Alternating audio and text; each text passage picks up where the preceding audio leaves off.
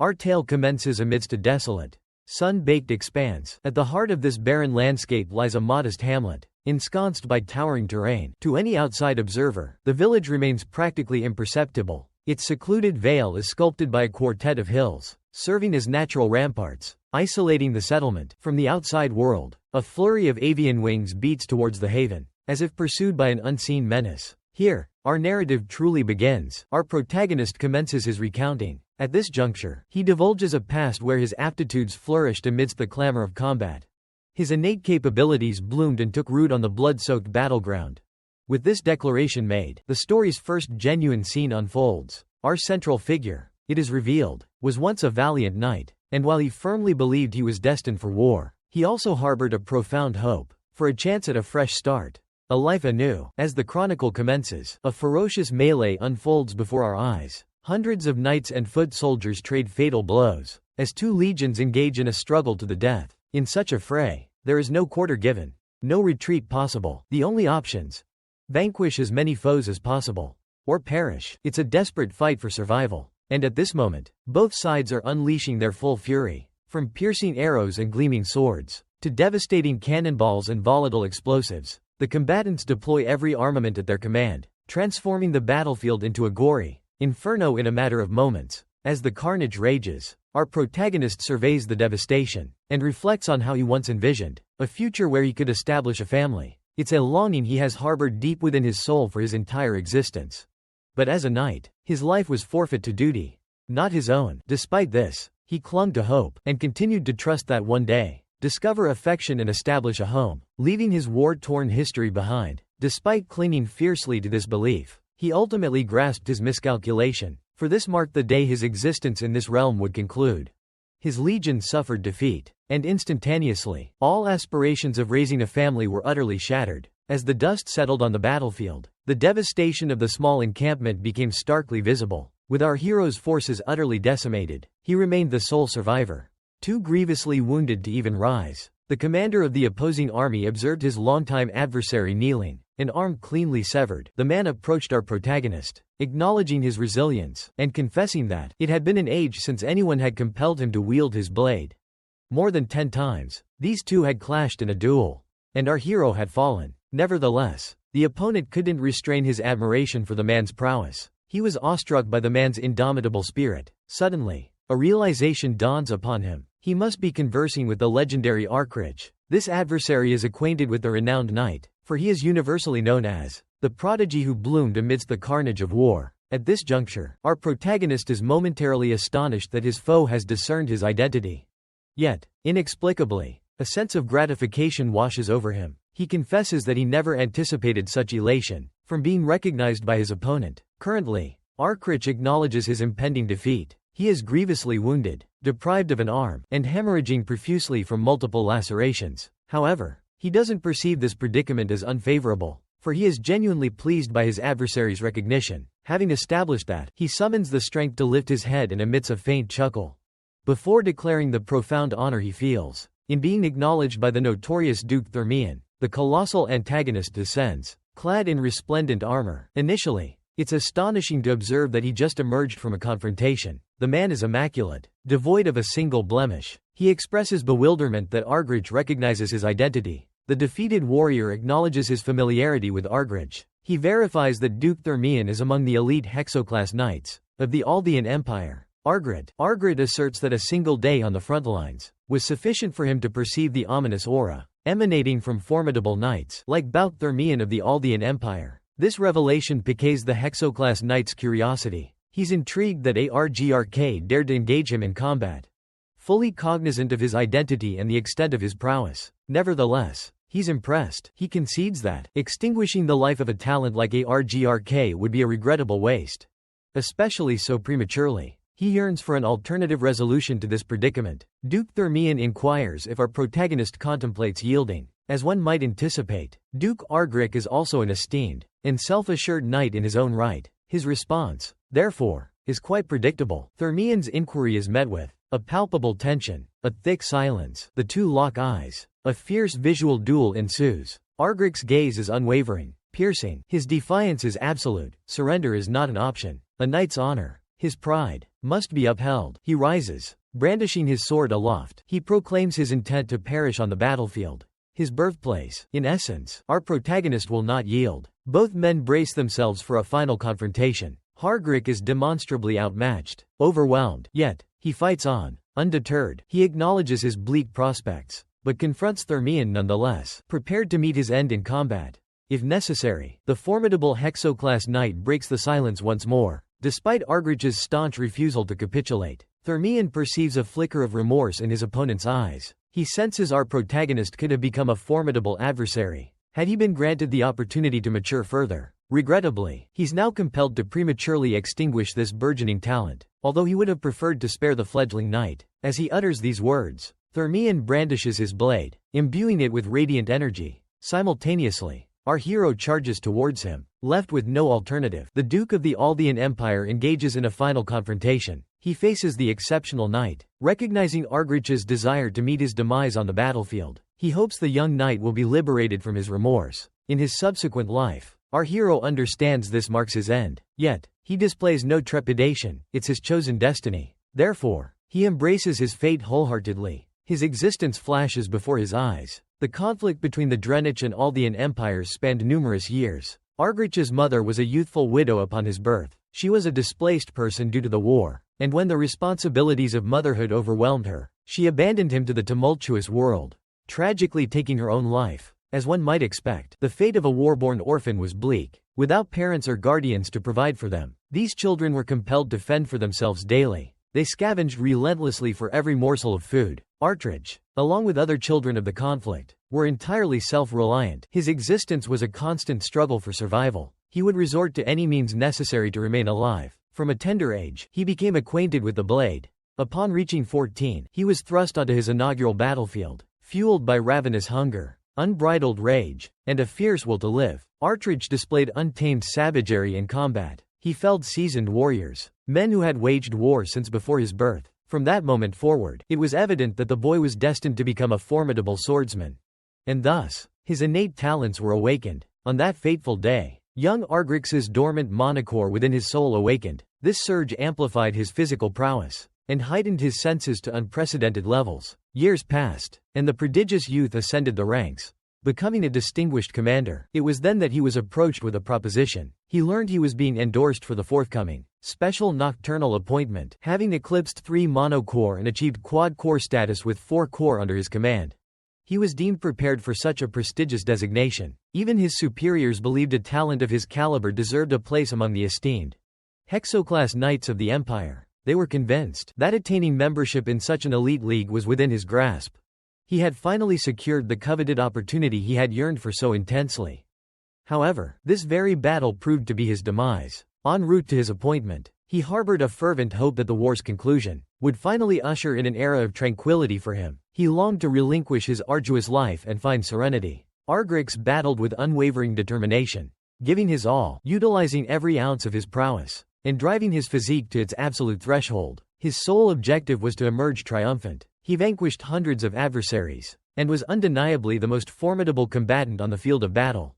This stemmed from the fact that he was on the cusp of realizing every aspiration he had harbored. For countless years, he was tantalizingly close to his ambition when, abruptly, it all crumbled. In a fleeting instant, a potent surge of energy erupted amidst the carnage, propelling all the knights skyward, save for the individual responsible for the detonation. Naturally, this marked our hero's inaugural encounter with Duke Theran, and it was unequivocally not an auspicious introduction. The explosion left him grievously injured, and his left arm was even severed in the process. As if this weren't sufficiently calamitous, his blade was shattered by one of the blows. At that juncture, it was evident that Argrich's struggle was in vain. A profound tragedy, indeed, for our protagonist yearned to achieve loftier ambitions, to ascend to greater heights. Alas, his journey was prematurely curtailed. His aspirations met with an untimely demise. Life's trajectory rarely conforms to our desires. Such was the cruel twist of fate that befell Argrich. Above all else, he craved to conclude this turbulent chapter and embark on the joys of family life.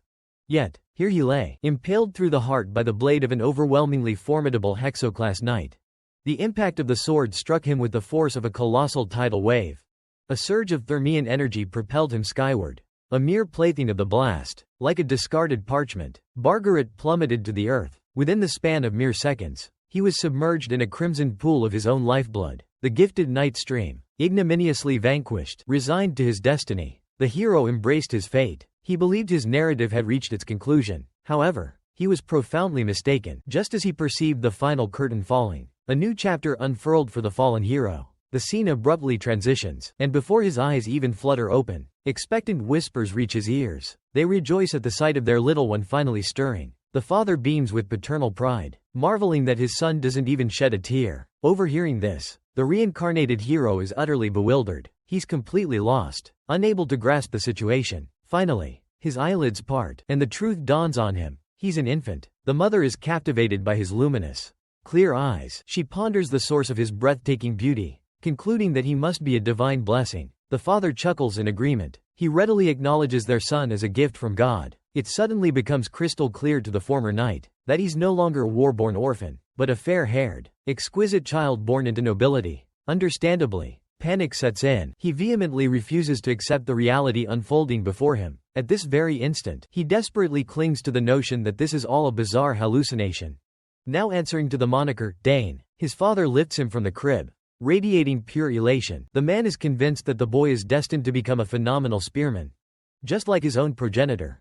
Upon hearing this, our protagonist is astonished to learn of his father's existence. The nobleman declares himself to be Arkan Sagers. Mid-sentence, his wife, Lily Sagers, abruptly interjects. She snatches the infant and reprimands her spouse, adamantly proclaiming that their son will become an exceptional assassin. Mere moments into this new existence, and his new parents are already embroiled in a dispute over his future. He is apparently their youngest offspring. Consequently, the father rejects the notion of him becoming a contract killer. He deems such a path to be utterly appalling, because, in his conviction, a true man wields a spear. He firmly believes spear mastery is the pinnacle of all martial disciplines. Before he can elaborate, his spouse interjects once more. She contends that an assassin surpasses a spearman in every way. From her perspective, their child could discreetly lurk in shadows, eliminating targets with stealth. Should he embrace the path of an assassin, she finds it infinitely more appealing. He could even vanish without a trace after completing missions. Indeed, our protagonist anticipated meeting his demise on the battlefield, only to be reborn anew. Moreover, his reincarnation occurred within the Aldean Empire, his former adversary's territory. Now, he finds himself the youngest offspring of. The parents are practically wrestling over the infant. They place the child in a carriage, and after a heated debate, the father proposes they jointly instruct him. Lily expresses confidence that their son will become a remarkable assassin. Arkan, however, insists the boy should prioritize spearmanship, firmly believing spearmen to be superior warriors. Despite the count's pronouncements, she completely disregards him, and adamantly insists that Dane is destined to be an assassin. The fervent dispute regarding his future persists, while our protagonist deduces this stems from Dane being born during their twilight years.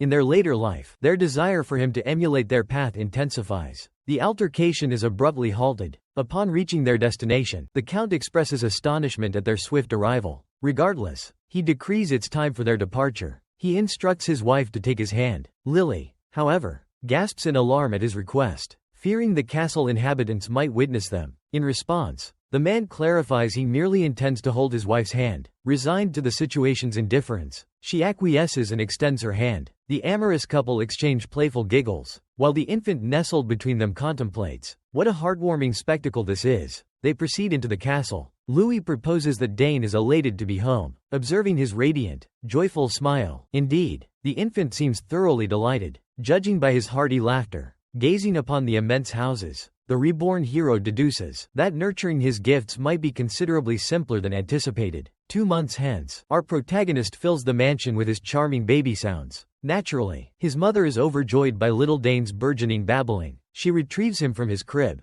and upon hearing her words, a flicker of surprise crosses his face. It's a novel encounter for both, though he yearns to articulate himself fully. A boo-boo is the extent of his current vocabulary. Speaking of novel encounters, his mind wanders to his past life, where interactions with young children were scarce. Due to his years traversing the war-torn landscapes, the rare children he encountered were swathed in bandages. Their only utterances were piercing wails, for they were bereft of refuge. Many yearned for their parents, as they gradually succumbed to the relentless pangs of hunger, until, Amidst such brutal circumstances, they withered away. Hal Saugers is a prosperous and affluent domain. Thus, Dane is quite confident he won't face starvation within these castle walls while his mother still dotes on him. Arkin bursts in, eager to present something to the infant. McCown is thrilled to display the spear he has brought. And, predictably, Lily is instantly enraged. He brandishes it, attempting to capture the baby's attention. Aware of a child's fascination with shiny objects, his tactic appears successful, as Dane seems utterly mesmerized by the weapon. He recognizes it, yet he's more captivated by the realization that this man is his father. In this lifetime, it has so transpired that Arkansas reigns supreme as the most formidable hexaclass spearman in the entire realm.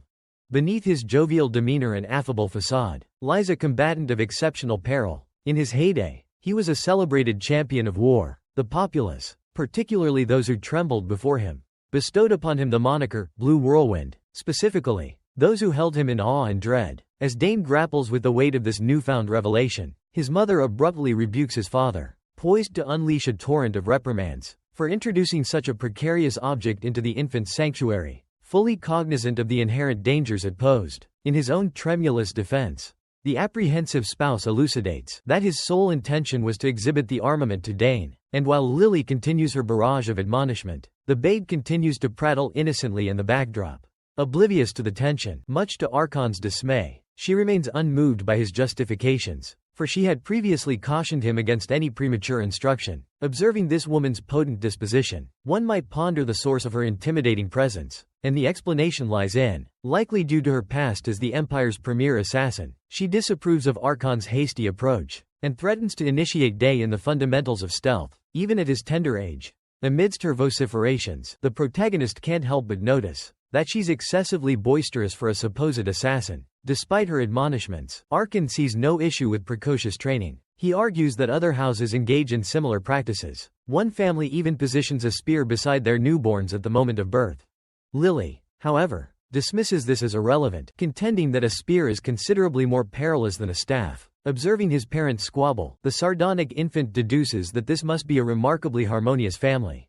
Their concern for his future is understandable, though their meticulous planning stems from the fact that his older sisters pursued professions unrelated to either spear combat or assassination. Consequently, his parents yearned to impart their expertise to him. Moments later, we're introduced to his two elder sisters. They appear to have embraced magic and summoning as their disciplines. Evidently, they're currently conjuring spells to playfully distort his cheeks. Player Anna and Arabella are the offspring of the Saugers household. As expected, they're elated to welcome a new sibling. Their excitement compels them to experiment with their baby brother. After inflating his cheeks, they deem him even more adorable, oblivious to the fact that our young protagonist feels as if his head might burst. Due to her innate magical aptitude, Arabella embarked on this path since childhood. By the age of 12, she had already attained the rank of a 3-chain mage. This confirmed her prodigious talent, considering that the pinnacle for a mage is 9-chain. Currently, she's urging Dane to join her in the study of magic. She's grown weary of practicing alone. At this juncture, Claire intervenes, imploring her sister to cease tormenting the infant's cheeks. Claire is the gifted conjurer of the family, and she would have preferred Dane inherit her aptitude. Successfully summoning at the tender age of 7, she can now command 2 summons concurrently. Arabella enthusiastically urges Claire to touch the infant, deeming him irresistibly adorable and delicate. His cheeks are now delightfully plump. Regrettably, Claire appears disinclined to engage. Dane once believed she harbored animosity towards him, until he recognized it as the typical envy experienced. Upon the arrival of a new sibling, Claire tentatively grazes his nose, and is instantly captivated by his velvety softness. At this juncture, Dane perceives her apprehension towards him has diminished. As she tenderly strokes his face, she contemplates the prospect of him mastering the art of summoning. Thus, she pledges to impart her knowledge to him eventually. Overhearing this, the innocent babe realizes he's destined for an extraordinary journey, with each family member eager to bestow their unique expertise upon him. His father, a hexaclass spearman, renowned for his prowess. His mother, a retired assassin with a shadowy past, one even audacious enough to have attempted an assassination on the emperor himself. His eldest sister, a prodigious mage, gifted in the arcane arts. His younger sister, a brilliant summoner, commanding otherworldly entities. Considering all this, it's safe to conclude that the House of Count Saugers epitomizes the perfect noble lineage. A family of unparalleled distinction, precisely the idyllic family he envisioned for himself. Dane contemplates the purpose of vengeance in this newfound existence. Despite the lamentable circumstances of his demise, he recalls that arena as a theater of war. In his perspective, it's ludicrous to harbor resentment towards a man who bested him honorably in combat. Lost in these contemplations, the fervent members of House Saugers persist in their heated debate over which skills Dane should acquire. Undeniably a boisterous bunch, yet, our protagonist feels fortunate to be embraced by such a passionate family. Their incessant bickering drives him to the brink of madness. He scoffs at the mere suggestion that the Saugers are a harmonious clan. It's revealed that the family observes a unique ritual, known as the choosing ceremony. When an infant reaches their first birthday, a variety of items are placed before them. Attendees attempt to foresee the child's destiny, based on the object the baby selects. Today marks young Master Dane's first birthday. As word spreads throughout the town, people marvel at the boy's rapid growth. Everyone is eager to discover his chosen path. Anticipation fills the air. At the choosing ceremony, guests from far and wide converge upon the castle for the momentous occasion. 4 objects rest upon the table, 2 provided by his parents, and 2 by his sisters. Onlookers are astonished by the girl's maturity, deeming them capable of guiding their brother, their area of expertise. With every attendee present, all eyes are on the 1-year-old. Anticipating his selection, Lily positions the child on the table. Explaining the simple task, Dane senses the collective hope that he'll choose their respective offerings. And he's spot on. Arkin wears a knowing smile, confident that Dane will gravitate towards Dragontail. Dragontail, a spearhead forged from the exceptionally rare Orducran, becomes imbued with immense power when infused with mana. It transforms into an otherworldly, enchanted spear, its sharpness and weight dictated by the mana channeled into it. The Count yearns for his son to select the spear, a weapon that was his lifelong companion. Conversely, Lily believes Dane will opt for the dagger she placed among the choices, though she muses that he's too aesthetically pleasing for a life of assassination. The dagger, Nighthorn, is crafted from ether ore, capable of containing all known elements. It possesses the unique ability to simultaneously store and synthesize a multitude of toxins. Arabella envisions her baby brother as a formidable mage, and thus hopes he'll choose her subspace pouch, a relic usable only by sorcerers or magic wielders. Naturally, Claire desires to instruct him in the art of conjuration. She vows to grant him a flight upon deck Aaron, should he select her summoning insignia. This emblem bestows upon summoners unique codes reflecting their innate abilities. Observing the quartet of artifacts arrayed before him, the little one begins to perspire profusely. Overwhelmed by anxiety, he imagines he can perceive his family's unspoken thoughts. The task before him is undeniably daunting, yet, he understands that evasion is impossible. Dane is utterly conflicted, paralyzed by indecision. As he grapples with this internal struggle, the eager onlookers beam with anticipation. They impatiently await his momentous decision. Uncertain how to proceed, he resolves to let the throng determine his fate. He intends to decipher their reactions as guidance. He commences his crawl towards the various objects. At this juncture, his parents and siblings erupt in a cacophony of shouts, each desperately striving to sway his choice. As he struggles to drown out the cacophony, the table abruptly erupts in a brilliant glow. Dane and his family are utterly bewildered. It appears all 4 artifacts have responded to Thane's presence. Witnessing this spectacle, the guests deduce the child as a once-in-a-generation prodigy.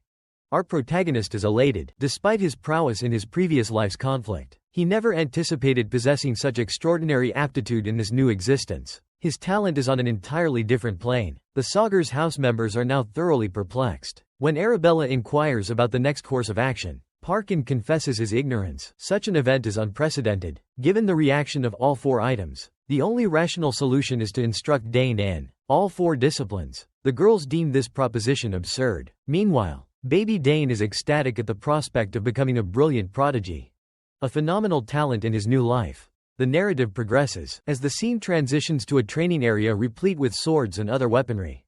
Various instruments of combat training for fledgling warriors. Resounding bellows permeate the atmosphere. The clamor suggests a rigorous training regimen is in progress. Indeed, as the haze dissipates, our youthful protagonist is revealed, engaged in a spirited sparring match with his paternal figure. It hasn't been long since Argrich was reborn, inhabiting the corporeal form of a high-born infant. Christened Dane, he's already resumed martial preparation, mirroring his prior existence. The primary distinction between then and presently is the presence of a devoted father to guide and hone his skills.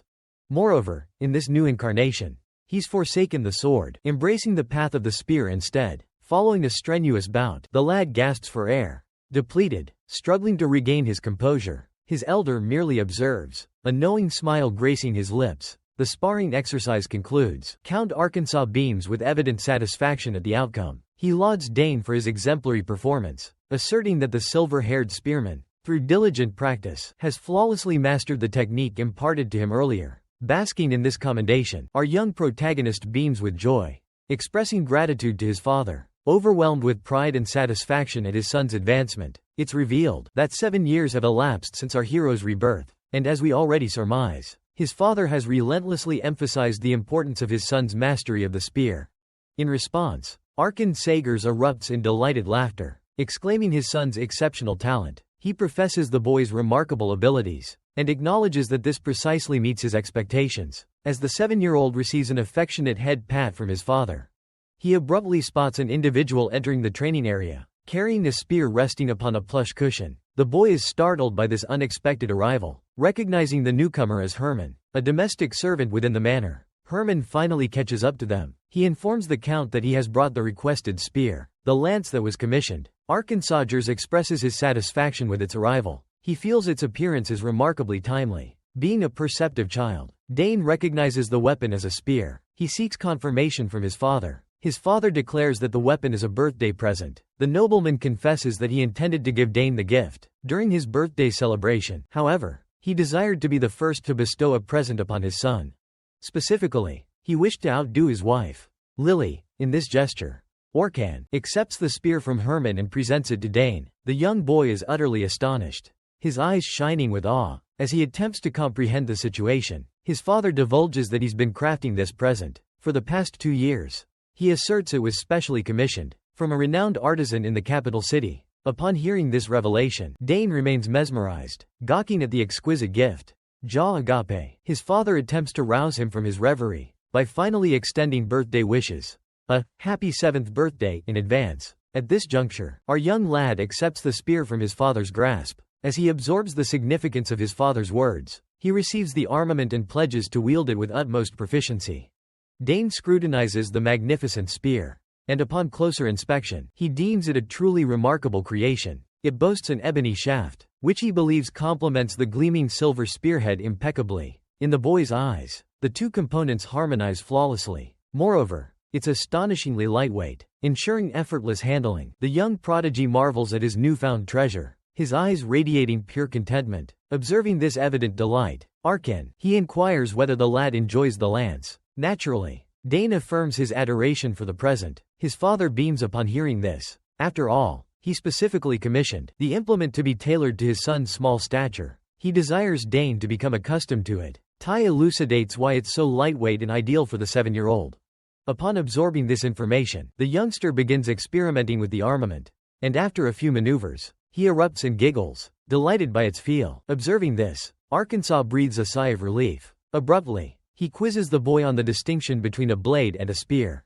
Dane ponders the query. He rummages through his memory for the solution. Finally, he declares that one can effectively maintain distance from an adversary by utilizing the spear's reach. He adds that the elegant weapon possesses a concentrated point of impact, resulting in heightened offensive potency. The Count is pleased with his son's accurate response. Despite his praise, he cautions Dane, revealing that the spear's wieldiness will diminish compared to the sword. As his training progresses to higher echelons, the man confesses this is the spear's inherent drawback. To engage an adversary, a minimum spatial distance is imperative. Even while delivering this stark reality, he heartens the young prodigy, advising him against undue concern, as every armament possesses inherent advantages and disadvantages. After all, even blades, often deemed paragons of weaponry, falter under specific circumstances. Absorbing this knowledge, Dane feels gratitude rather than disillusionment. He vows to retain this wisdom. Observing their shared understanding, Arkansas brandishes his spear, showcasing his prowess. He declares his intent to demonstrate a remarkable technique for Dane to hone.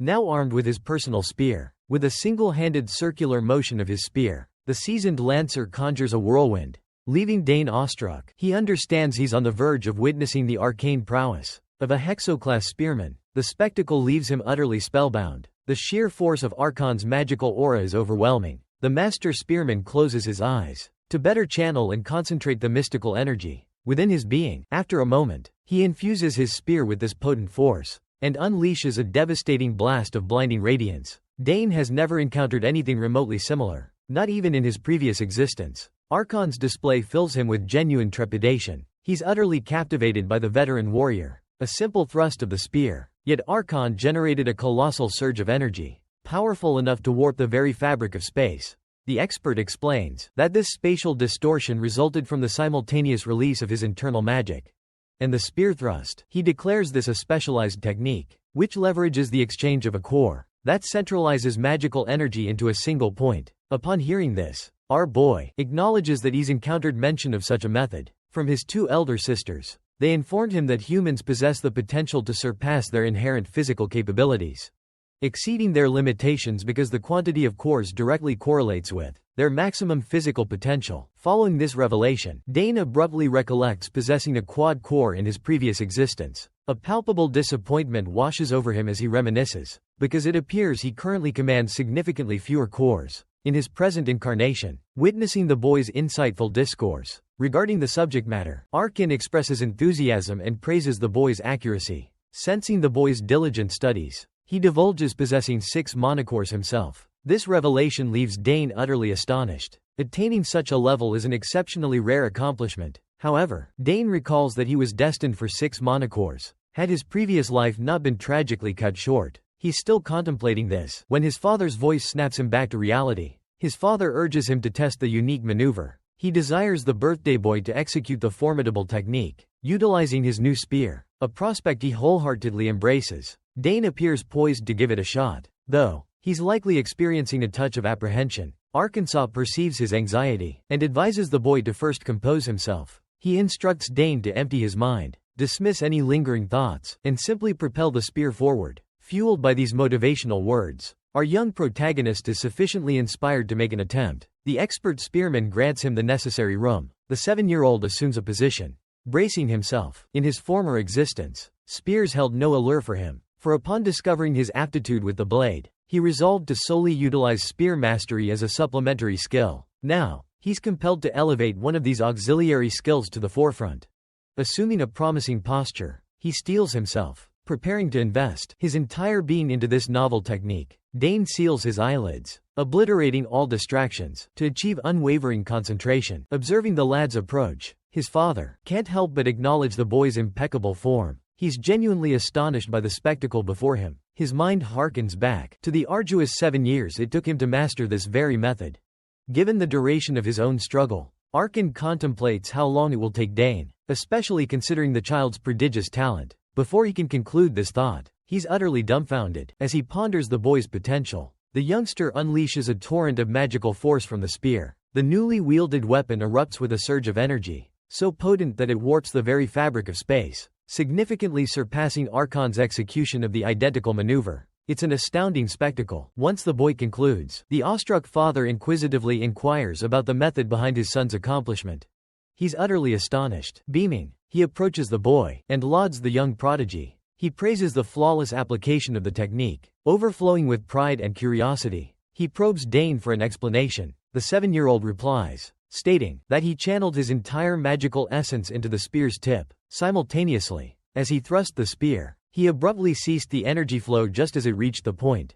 Dane delivers this explanation with a completely solemn expression, oblivious to the extraordinary nature of his feat. Arkin is utterly dumbfounded by the realization that his son, at the tender age of 7, just interrupted the flow of magic after imbuing a weapon. It sounds utterly preposterous. He inquires if the child has manifested a manacore. Dane reveals that he has.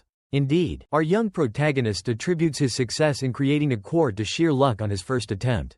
After perusing a book about manacores, that's the narrative he presents to his father. However, the reality is he achieved it during mana breathing exercises. Upon hearing that his son formed a manacore while reading, Arkin concludes that a prodigy has graced the Sakura household. As a result, he believes Dane possesses exceptional qualities beyond their initial comprehension. The Count confesses to sensing something extraordinary about the boy since birth.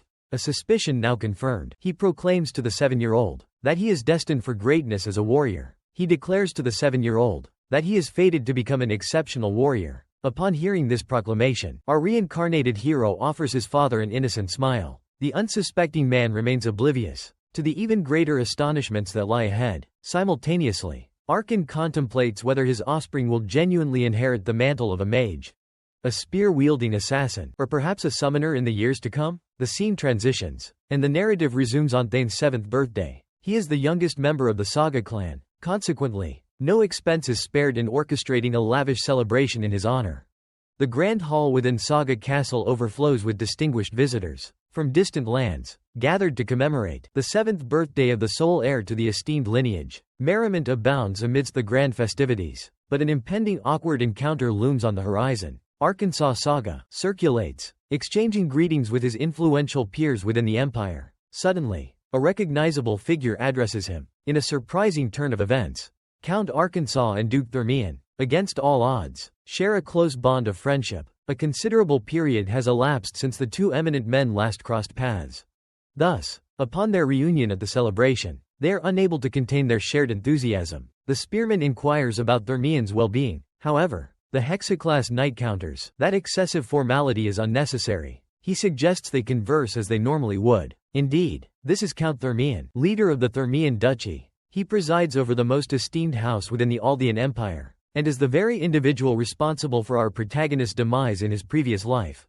Furthermore, he is a close confidant of Arkan. Despite the knight's desire for a casual exchange, Sagers interjects, reminding him that decorum must be maintained. He explains that they are under constant observation. He assures Theran that formalities will be relaxed later. Theran simply chuckles at this, encouraging Sagers to act as he sees fit. After all, Sagers is the current host. At this juncture, the Count notices the birthday celebrant's absence. He beckons Dane to approach, desiring to introduce him to the esteemed Duke Theran. As one might anticipate, the mere utterance of that name is sufficient to trigger a traumatic flashback in our protagonist. Vivid memories of that fateful day on the battlefield flood his consciousness, and he recalls his own demise. He perished at the hands of the very man he's now expected to greet.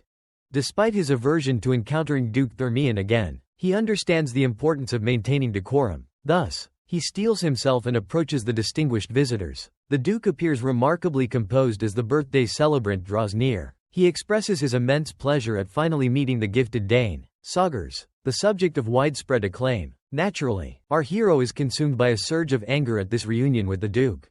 However, he regains his composure and offers a courteous greeting, professing that it's a privilege to make his acquaintance. Upon hearing this, the enthusiastic, hexaclass knight lauds Sagres for raising such a respectable son. He assures the Count that he need not harbor any concerns about his heir. Duke Theran then inquires whether the young man is pursuing the art of the spear, like his father before him. And, of course, Sagas proudly shares this news with his old comrade. The intimate gathering is abruptly disrupted, as another voice interjects, extending greetings to the Count. Upon turning, Arkan recognizes the newcomer as Layla Theran. She is the youngest offspring of the Theran Duchy. Layla offers the Count a courteous greeting, and confesses the honor she feels in finally making his acquaintance. Considerable time has elapsed since a meeting between the Theran and Saga families. The striking auburn-haired maiden exudes an aura of amiable warmth. She appears to be of an age suitable for participating in the upcoming dances. Presently, the moment for the guests to commence dancing arrives. The majority hasten onto the dance floor, eagerly embracing the activity. The musicians provide a delightful melodic accompaniment. Amidst the revelry, Arkan and Theran secure a moment of privacy, free from the observation of the other attendees. They can dispense with formalities. The Count inquires about the well-being of Countess Dowie, the Baroness's spouse. It is revealed that Theran's wife is gravely ill. They have exhausted all available avenues in their quest to restore her health, but all attempts to remedy the situation have proven futile. The formidable woman remains gravely ill. Sagres is overcome with empathy for his companion upon hearing this news. 4. It's abundantly clear that Theran is enduring a severe hardship. Despite the seemingly insurmountable odds, Sagres retains unwavering faith in the Baroness's imminent recovery. In response, the despondent Duke implores the Count for understanding. Should he abruptly vanish from the festivities, such a departure would signify his utilization of the scroll for a swift return to the capital. There, his ailing wife anxiously awaits. Although his spirits are dampened, he refuses to taint the birthday celebration with his melancholic aura. Composing himself, he redirects his attention to the birthday celebrant. The Duke ponders Dane's whereabouts, desiring further conversation with the insightful youth. The boy possesses a remarkably keen wit. Suddenly, Sagres perceives his son's absence, and simultaneously notes Miss Layla's disappearance as well. Around the same moment, Theran glances out the window, and spots the two youngsters meandering in the garden. Observing them outside unattended, the Duke surmises that the festivities might be a tad tedious for the children. Outside, the two youngsters continue their conversation. Layla confesses she doesn't particularly relish trailing her father everywhere. However, she quickly adds that she's grateful she accompanied her father this evening. Unsurprisingly, the young lady seems to harbor a nascent infatuation with our youthful prodigy. She's already captivated by Dane's appearance, and how the moonlight enhances his handsomeness. Overhearing her remarks, the birthday boy beams with delight. He reassures her, describing his family's domain as tranquil and serene. Layla concurs, then contrasts it with her own life, where there's always some predicament demanding attention. In Thermian territory, nobles constantly arrive to pay homage to her father. Occasionally, even members of the imperial family grace them with their presence. Each time this occurs, she's obligated to greet visitors in a formal gown, and she detests this monotonous ritual. She much prefers the simplicity of casual attire and the thrill of wielding her blade. Upon hearing this, Dane's eyes light up with fascination as he comprehends her swordsmanship. After clarifying this point, she inquires about his preferences, and Dane confesses his fondness for both. He remarks that his hometown lacks the vibrancy of the capital city. Nevertheless, he anticipates his daily spear practice with great enthusiasm. Layla is taken aback by the revelation of his spear training. She abruptly recalls that Count Sagers is, in fact, the legendary Blue Whirlwind, a renowned spear wielder. Her father has frequently extolled the virtues of this celebrated spearman. Armed with the knowledge of Dane's spear training, she inquires if he aspires to join the academy. In reply, he clarifies that his training has different motivations. Perplexed, she questions his reasoning, since, to her understanding, enrolling in the academy should be the self-evident course of action. For someone dedicated to spear training, securing admission is exceedingly challenging at present. Dane abruptly declares he's training rigorously to excel upon entering the academy. This revelation astonishes the girl once more. She inquires about his plan if enrollment proves unsuccessful. With unwavering confidence, he replies that he'll persevere and try again, even if subsequent attempts result in failure. He asserts that his resolve will remain unshaken. He proclaims that spearmanship is his destined vocation. Layla frankly expresses her disbelief. She believes he should harbor a fear of disappointing his household members. However, Dane professes a lack of concern regarding such disapproval. Upon hearing this, Layla confesses her envy. In her household, failure is utterly intolerable. Recognizing her candidness, she anxiously urges Dane to disregard her statement. After considering her words, he discloses his previous ignorance of her situation. The aristocracy fretted over such matters. He also pondered her fear of failure. When she already appeared to be excelling, the young woman beamed at the accolade. His words acted as a surge of self-assurance. Emboldened, she requested he appraise her swordplay. She implored him to critique her technique, leaving Dane momentarily stunned. But witnessing her eagerness, a smile touched his lips. He consented to assist, but only briefly. The jubilant girl inquired about the training area's location. He led the way, internally hoping their time there would be short-lived. Within the practice grounds, the crimson-haired maiden exhibited exceptional swordsmanship. The former knight was thoroughly astonished. He observed her seamless transitions between offense and defense. Moreover, her attack timing was impeccable. However, a single flaw marred her technique. She gradually lost her rhythm after an extended period. Having showcased her prowess, Layla, with palpable anxiety, inquired about his opinion. He responded genuinely, praising it as magnificent. He added that it was a sheer joy to behold. The apprehensive girl was visibly elated by his heartfelt compliment. Her expression was so pure and innocent that Dane almost hesitated to mention the minor imperfection he'd observed. Recognizing the futility of withholding his feedback, he decided to share his insight. He carefully explained that she seemed to be taking an extra half step, commencing with her third stance. At least, that was his perception. The third form appeared slightly disjointed. He elaborated, it was merely well-intentioned, constructive critique. However, Layla seemed unexpectedly sensitive. Dane worried he might have been excessively frank. He quickly apologized for any unintentional offense. He was still attempting to console her, when she abruptly retrieved her sword. She promptly began refining her technique. She diligently applied Dane's guidance. In a matter of moments, she pinpoints the flaw in her technique. Just like that, she unlocks the final piece of the enigma and perfects her execution.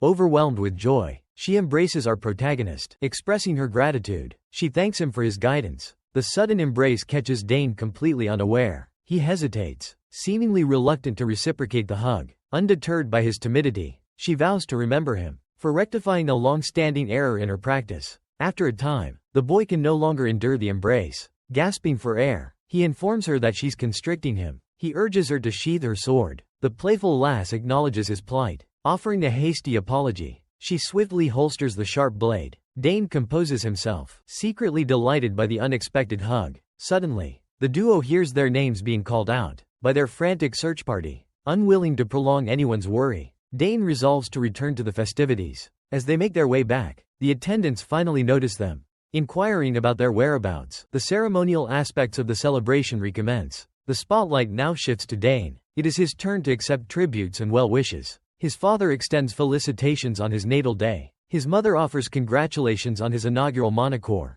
The young Dane expresses gratitude for their kind sentiments. He promptly uncovers the box presented to him by Lily. Unveiling the gift within, he is filled with astonishment. Before him lies a brooch adorned with the familial insignia. It resembles the ones his sisters had proudly displayed. As he absorbs the significance of the present, his mother advises him to cherish the brooch. Henceforth, this emblem will symbolize his standing and prestige as a scion of House Saugers.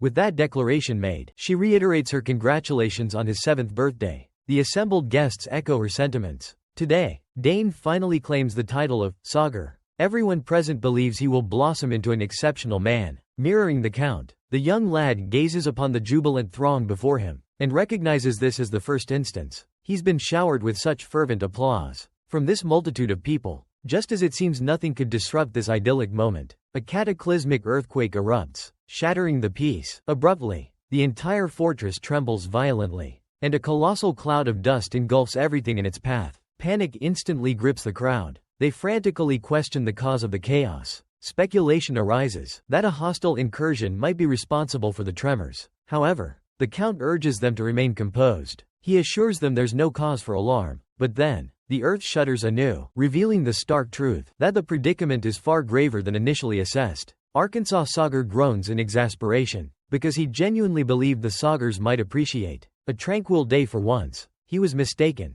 and now chaos reigns, thanks to the individual plummeting through the ceiling into the hall. Observing the enigmatic figure above, Lily inquires if Dane can surmise the culprit's identity. The young boy glances upwards, and is utterly astounded by the menacing figure's aura. This uninvited guest is crashing his celebration. He's in disbelief, as are all the attendees present. The perpetrator behind the quakes finally erupts from the ceiling, landing squarely amidst the hall. Everyone observes in hushed silence, eagerly awaiting the unveiling of their identity. The potent being possesses flowing golden locks, and as she lifts her head, it's revealed to be Arabella.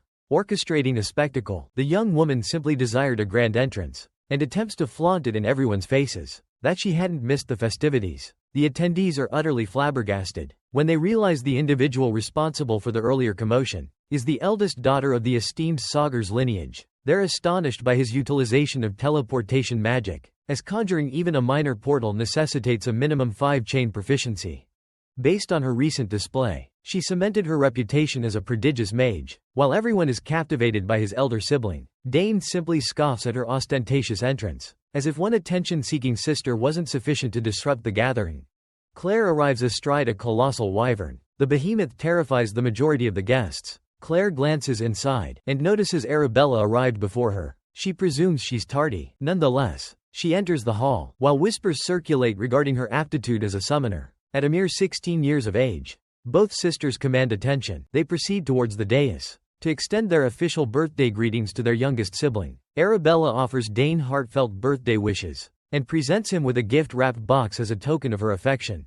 Naturally, Claire refuses to be the only one empty-handed, so she reveals her own carefully selected present for him. Overwhelmed by the gesture, the birthday boy expresses his gratitude for their presence. He thanks his older sisters for traveling the distance to celebrate his special day. Arabella insists their presence was a given, and eagerly urges him to unwrap the presents, confident he'll adore their chosen gifts. Observing the sisters showering Dane with affection, Arkin is consumed by a pang of envy. He recalls receiving only a letter from them on his own birthday. It was the best they could offer at the time. Yet now, their younger brother receives lavishly wrapped gifts. Of course, men aren't supposed to shed tears. However, observing this spectacle evokes a pang of envy within him. Dane unveils the contents of the first box within this unexpected gift.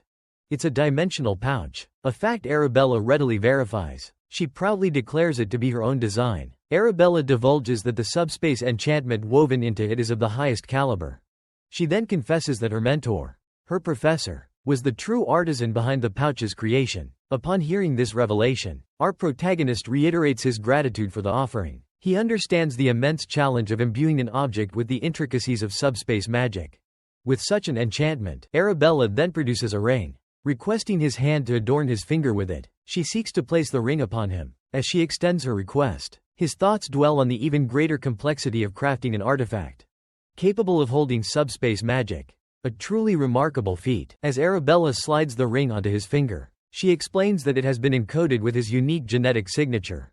This ensures its exclusivity, rendering it unusable by anyone else. Simply put, this ring is a singular artifact, unparalleled in the entire world. Lily examines the present, detecting a faint ripple of mana. She speculates that it must contain top-tier magic stones. In answer, Arabella explains that by channeling a small amount of mana into the ring, it will spontaneously generate a subspace. This eliminates the inconvenience for Dane of constantly opening and closing a pouch. Dane suddenly grasps the true worth of the gift. Overwhelmed with gratitude, he expresses his thanks for such a magnificent present. It's an item exclusively utilized by affluent individuals on the battlefield, such as high-born commanders or powerful mages. Dane never envisioned possessing such a luxury. Yet, here he is, a mere 7-year-old, adorned with the ring. Unexpectedly, in his newfound existence, the ring's power starts to materialize. As Arabella continues explaining that the item will grow alongside him, a potent surge of energy erupts, stunning the Count. He's astounded that Dane is already capable of accessing the subspace. Arabella, equally amazed, finds it incredible that her younger sibling unlocked a subspace at an earlier age than she herself accomplished. They already suspected this boy possessed extraordinary abilities, but witnessing such feats repeatedly solidified their belief.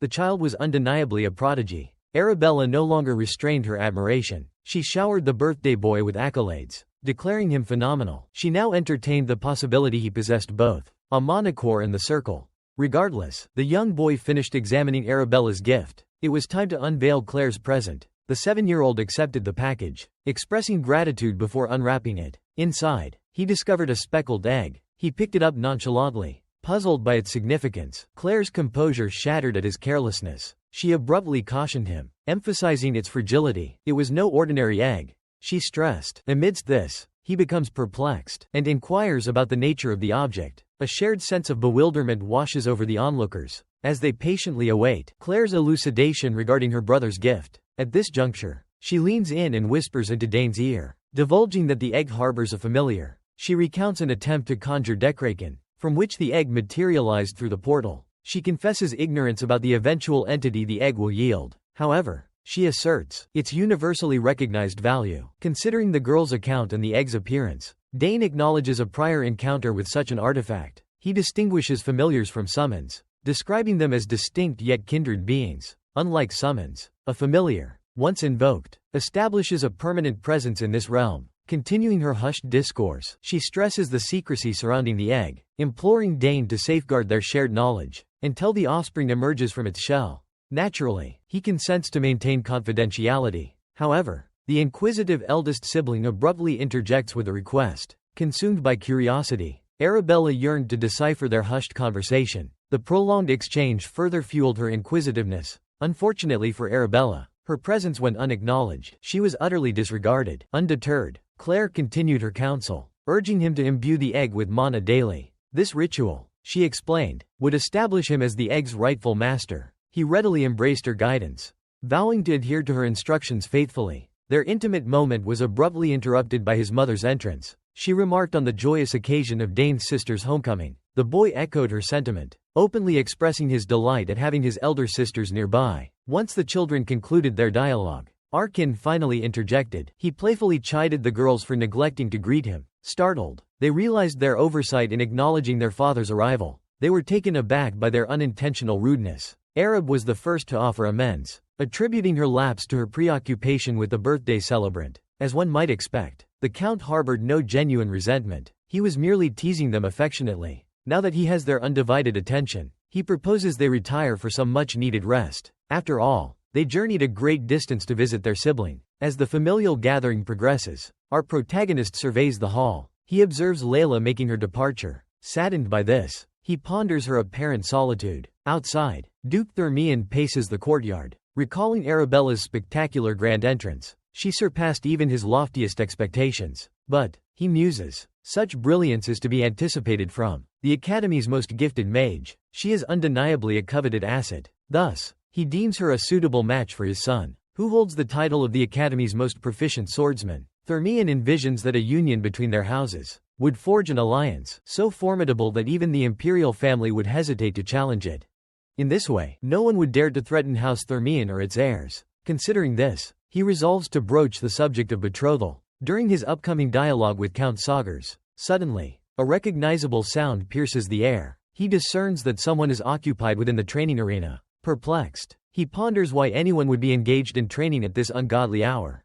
It transpires that our young protagonist is engrossed in a rigorous solitary training regimen. The Duke approaches to observe, astonishment washing over him as he witnesses. It's Dane, but even more astounding is the phenomenal agility displayed by the 7-year-old. Even his rudimentary thrusts exhibit a level of finesse that eludes even seasoned lancers. Theran is utterly baffled, unable to comprehend how such a youthful boy could command such advanced techniques. He had encountered whispers of the prodigious child born to House Sagers, but dismissed them as mere folklore. Until this very moment, as he scrutinizes the boy, he recognizes a striking familiarity in Dane's footwork and posture, reminiscent of a skilled swordsman. At this juncture, he speculates that the lad might have even acquired swordsmanship skills. Suddenly, Dane abruptly ceases his practice. He perceives a clandestine observer. He offers clemency to the lurker if they reveal themselves immediately. Further concealment is futile. Theran recognizes his discovery as imminent. He emerges from his hiding place. A startling realization dawns upon him.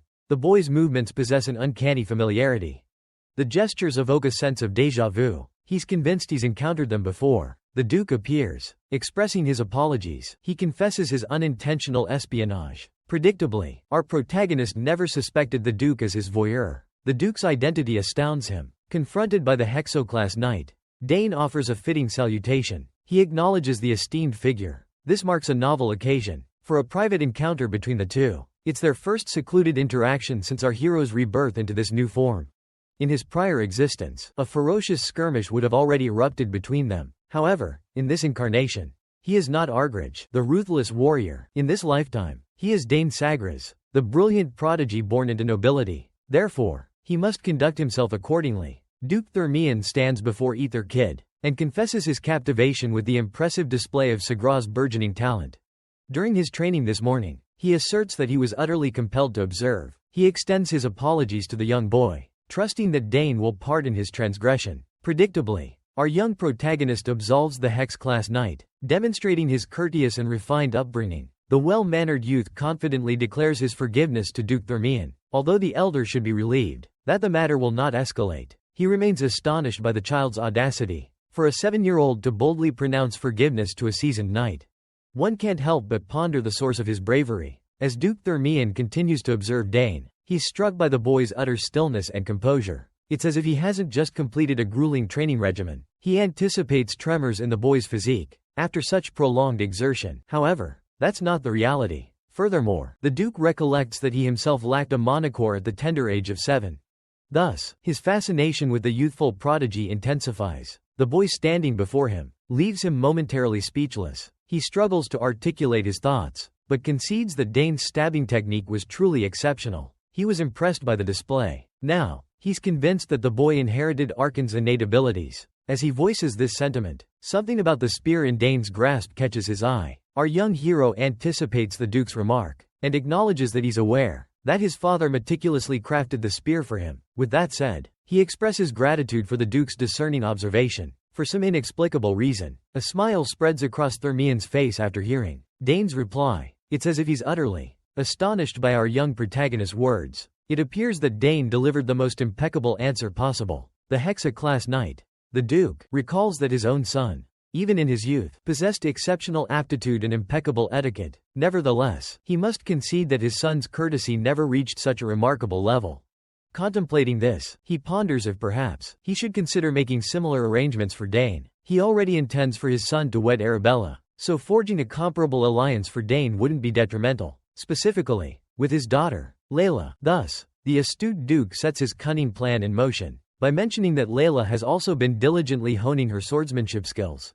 He highlights their similar ages, and proposes that they could become close companions. Upon entering the academy, upon hearing this, a genuine smile graces our young protagonist's face. He vows to befriend the adorable, crimson-haired girl. Upon their encounter at the academy, predictably, the Duke is elated by this declaration. He expresses admiration for Dane's candid nature. Now that the lad is in agreement with him, he deems it time to dismiss Dane. He has already imposed upon the boy's training time sufficiently. Unwilling to further squander his time, Thermion readies his departure. However, before doing so, a sudden urge to quell his inquisitiveness arises. Moments prior, he observed the striking resemblance between Dane's posture and that of a swordsman.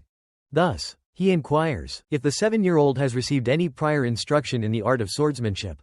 At this juncture, our young hero recognizes the unconscious resurgence of his past habits. Truthfully, he is not astonished. A seasoned individual like Thermion would undoubtedly discern it with a single glance. To appease the inquisitive man, he professes to have only perused introductory swordsmanship texts. He asserts that he's never undergone formal training in the discipline. Upon hearing this, the Hexoclass knight remains dubious. He could swear he dispatched kin to the brutal front lines against this fledgling spearman in training. For a fleeting moment, Thermion's intuition eclipses any fondness he holds for the lad. Then, abruptly, tranquility washes over him once more. He recollects that Dane is merely a youth. Reconsidering, he deduces that the boy couldn't possibly be some clandestine knight. With this resolved, he swiftly diverts the conversation. He remarks on the duration of their casual exchange. Thus, he bids the young man farewell. He states they shall converse again at a later juncture. Dane wishes the elder a safe return journey. Before departing, Thermion encourages the boy to seek him out. Should he ever visit the capital city, he desires to reciprocate the generous hospitality he enjoyed at the Count's estate. Moreover, he confesses a burgeoning personal fascination with Dane. Upon hearing this, our protagonist discerns that his narrative is once more interwoven with the Duke's. Consequently, he pledges to visit Thermion. The Duke's intrigue with our hero leads him to ponder if the Hexa Knight recognizes him from his prior existence. His past life, the prospect of vanquishing the very man who terminated his previous life, invigorates Dane, setting his blood ablaze. Therefore, he's convinced he can achieve victory with meticulous preparation. Methodically, step by step, he envisions his triumph. A confident smile graces our hero's face. He's assured he will undoubtedly overcome Thermion in this lifetime. Later, we observe Herman informing the young master that it's time for his departure. He's astonished that the attendant has been awaiting him. Herman reminds him that his role is to serve discreetly. From the shadows, he offers Dane a cloth to wipe away his perspiration. Then, he inquires about the current widespread activity. Herman discloses that everyone is occupied with arrangements for the upcoming gala. The other dignitaries have commenced arriving. After all, coordinating the arrival of over 30 noble households on the same day would prove challenging.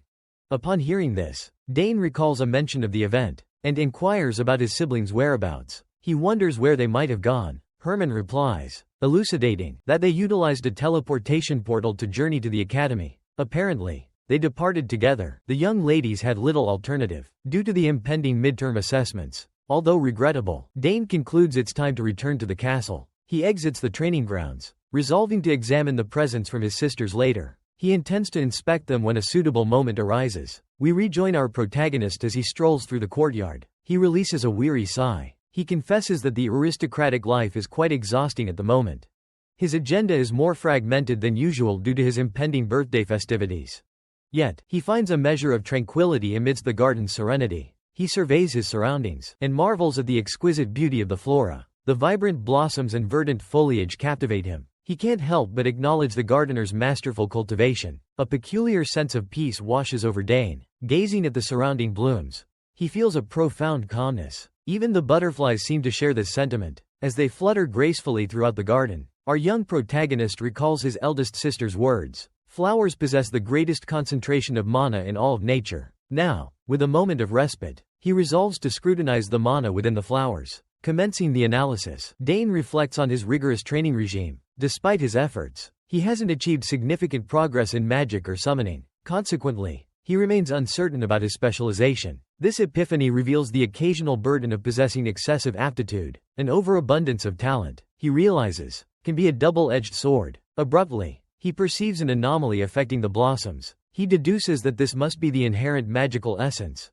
the mana, Residing within the petals, astonishment washes over him. He contemplates how such diminutive flora could harbor such a potent torrent of mana. If one could sense and harness this ethereal current, it could then coalesce within the body, manifesting as a magic circle. As his fingers graze a flower, he's struck by the sheer immensity of the body's mana capacity, its boundless potential.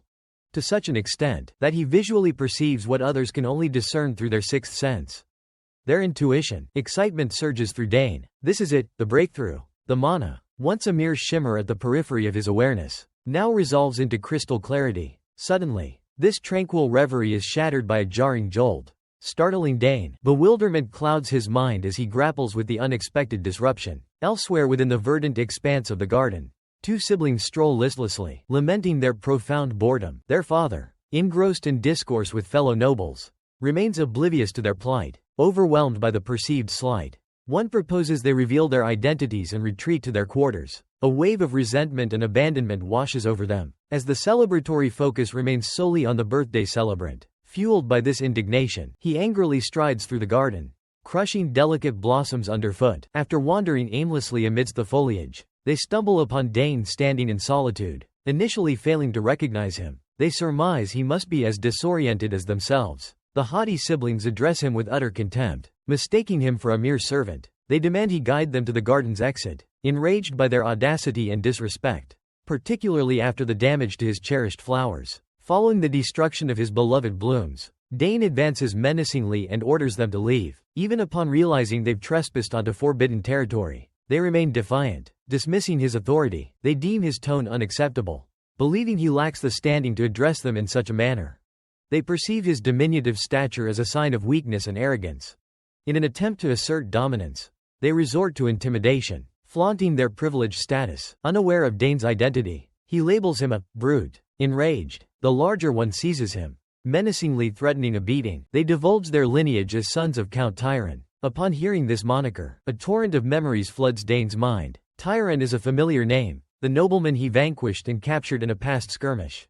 Having defeated him in his previous existence, the Count was an exceptionally irritating adversary. It's unsurprising, then, that his offspring exhibit a similar vexing demeanor. The elder brother anticipates Dane's familiarity with House Tyrant, given its renown throughout the capital. However, the birthday celebrant retorts sharply, cautioning him to choose his words carefully. He asserts that House Saugers possesses the power to make them vanish without a whisper. Dane discerns that mere words won't sway this individual. As the troublemaker continues his verbal assault, Dane delivers a swift headbutt, fracturing his nose in the impact. The younger brother recoils in horror at the sight of his siblings' blood-soaked visage. As one might expect, this only intensifies the bully's rage. Enraged, he threatens Dane's life. He hurls insults, calling him a bastard. Our protagonist, upon hearing this menace, simply scoffs, daring the aggressors to make a move. The bully's nose is brutally fractured. Crimson blood erupts, flowing freely. He curses Dane, accusing him of lunacy. Consumed by fury, he's driven by a thirst for vengeance. Without hesitation, he rises and lunges at our hero. He's intent on delivering a merciless beating. Amidst this onslaught, his younger brother's voice rings out from behind. The younger brother suggests prioritizing, attending to his broken nose before pursuing retribution. However, the enraged bully disregards his sibling's plea. Currently, he's blinded by wrath. Oblivious to his own injury, he commands his brother to remain stationary. Dane observes the reckless youth charging towards him, fueled by blind anger, likely sympathizing with the fellow. Knowing he's destined for another thrashing, the bloodied, rat-faced antagonist lunges at Dane, and upon closing the distance, he unleashes a hefty blow.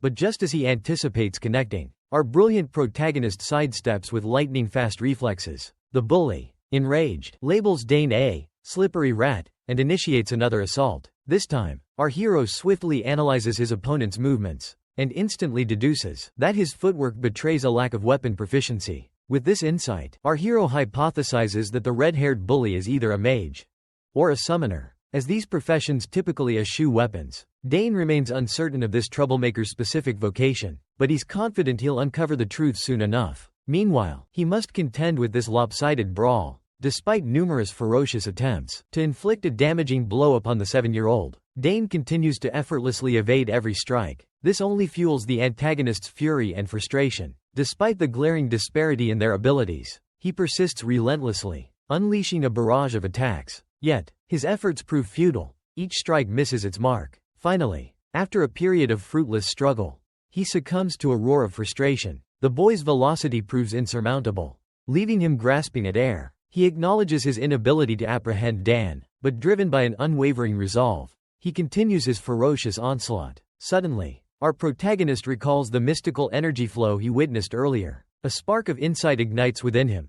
Perhaps this could be his ace in the hole.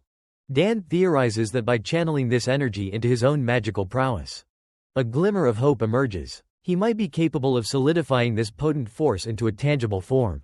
Compelled by this notion, he decides to conduct an impromptu experiment. Acting upon his impulse, he initiates his trial run. The outcome is a spectacular detonation. Unleashing a radiant flash of light, he directs this energy beam towards the red-haired adversary, launching him skyward with tremendous force. The foe plummets earthward, impacting the ground with meteoric force. A shriek of pain erupts from the defeated troublemaker, as his back scrapes agonizingly against the rough ground. Moreover, the force of the explosion likely inflicted significant internal injuries. Witnessing this brutality, his younger sibling is on the verge of tears. Yet, he's utterly powerless to intervene. Neither of them possesses the strength to challenge the gifted adversary. The crimson-haired prodigy crashes into the very same garden that previously sparked Dane's ire. As he writhes in pain, his little brother rushes to his aid. In this moment, our protagonist comprehends the consequences of his actions. His recklessness has utterly decimated the flowerbed. Remorse washes over Dane. Harming the delicate flora was never his objective. But as he laments the ruined plans, the relentless tormentor rises once more. The bully disregards his younger brother entirely, and continues to berate our hero with cruel taunts. Astonished that the seemingly weak boy wields magic, he finally demands to know Dane's identity. The younger sibling is paralyzed with fear by the unfolding events. Thus far, he implores his companion to de-escalate the situation. He senses it's crucial they cease provoking the outsider. He foresees dire consequences if they persist. Regrettably, the obstinate aggressor disregards his sibling's plea once more. His pride prevents any form of retreat. He likely fears appearing cowardly.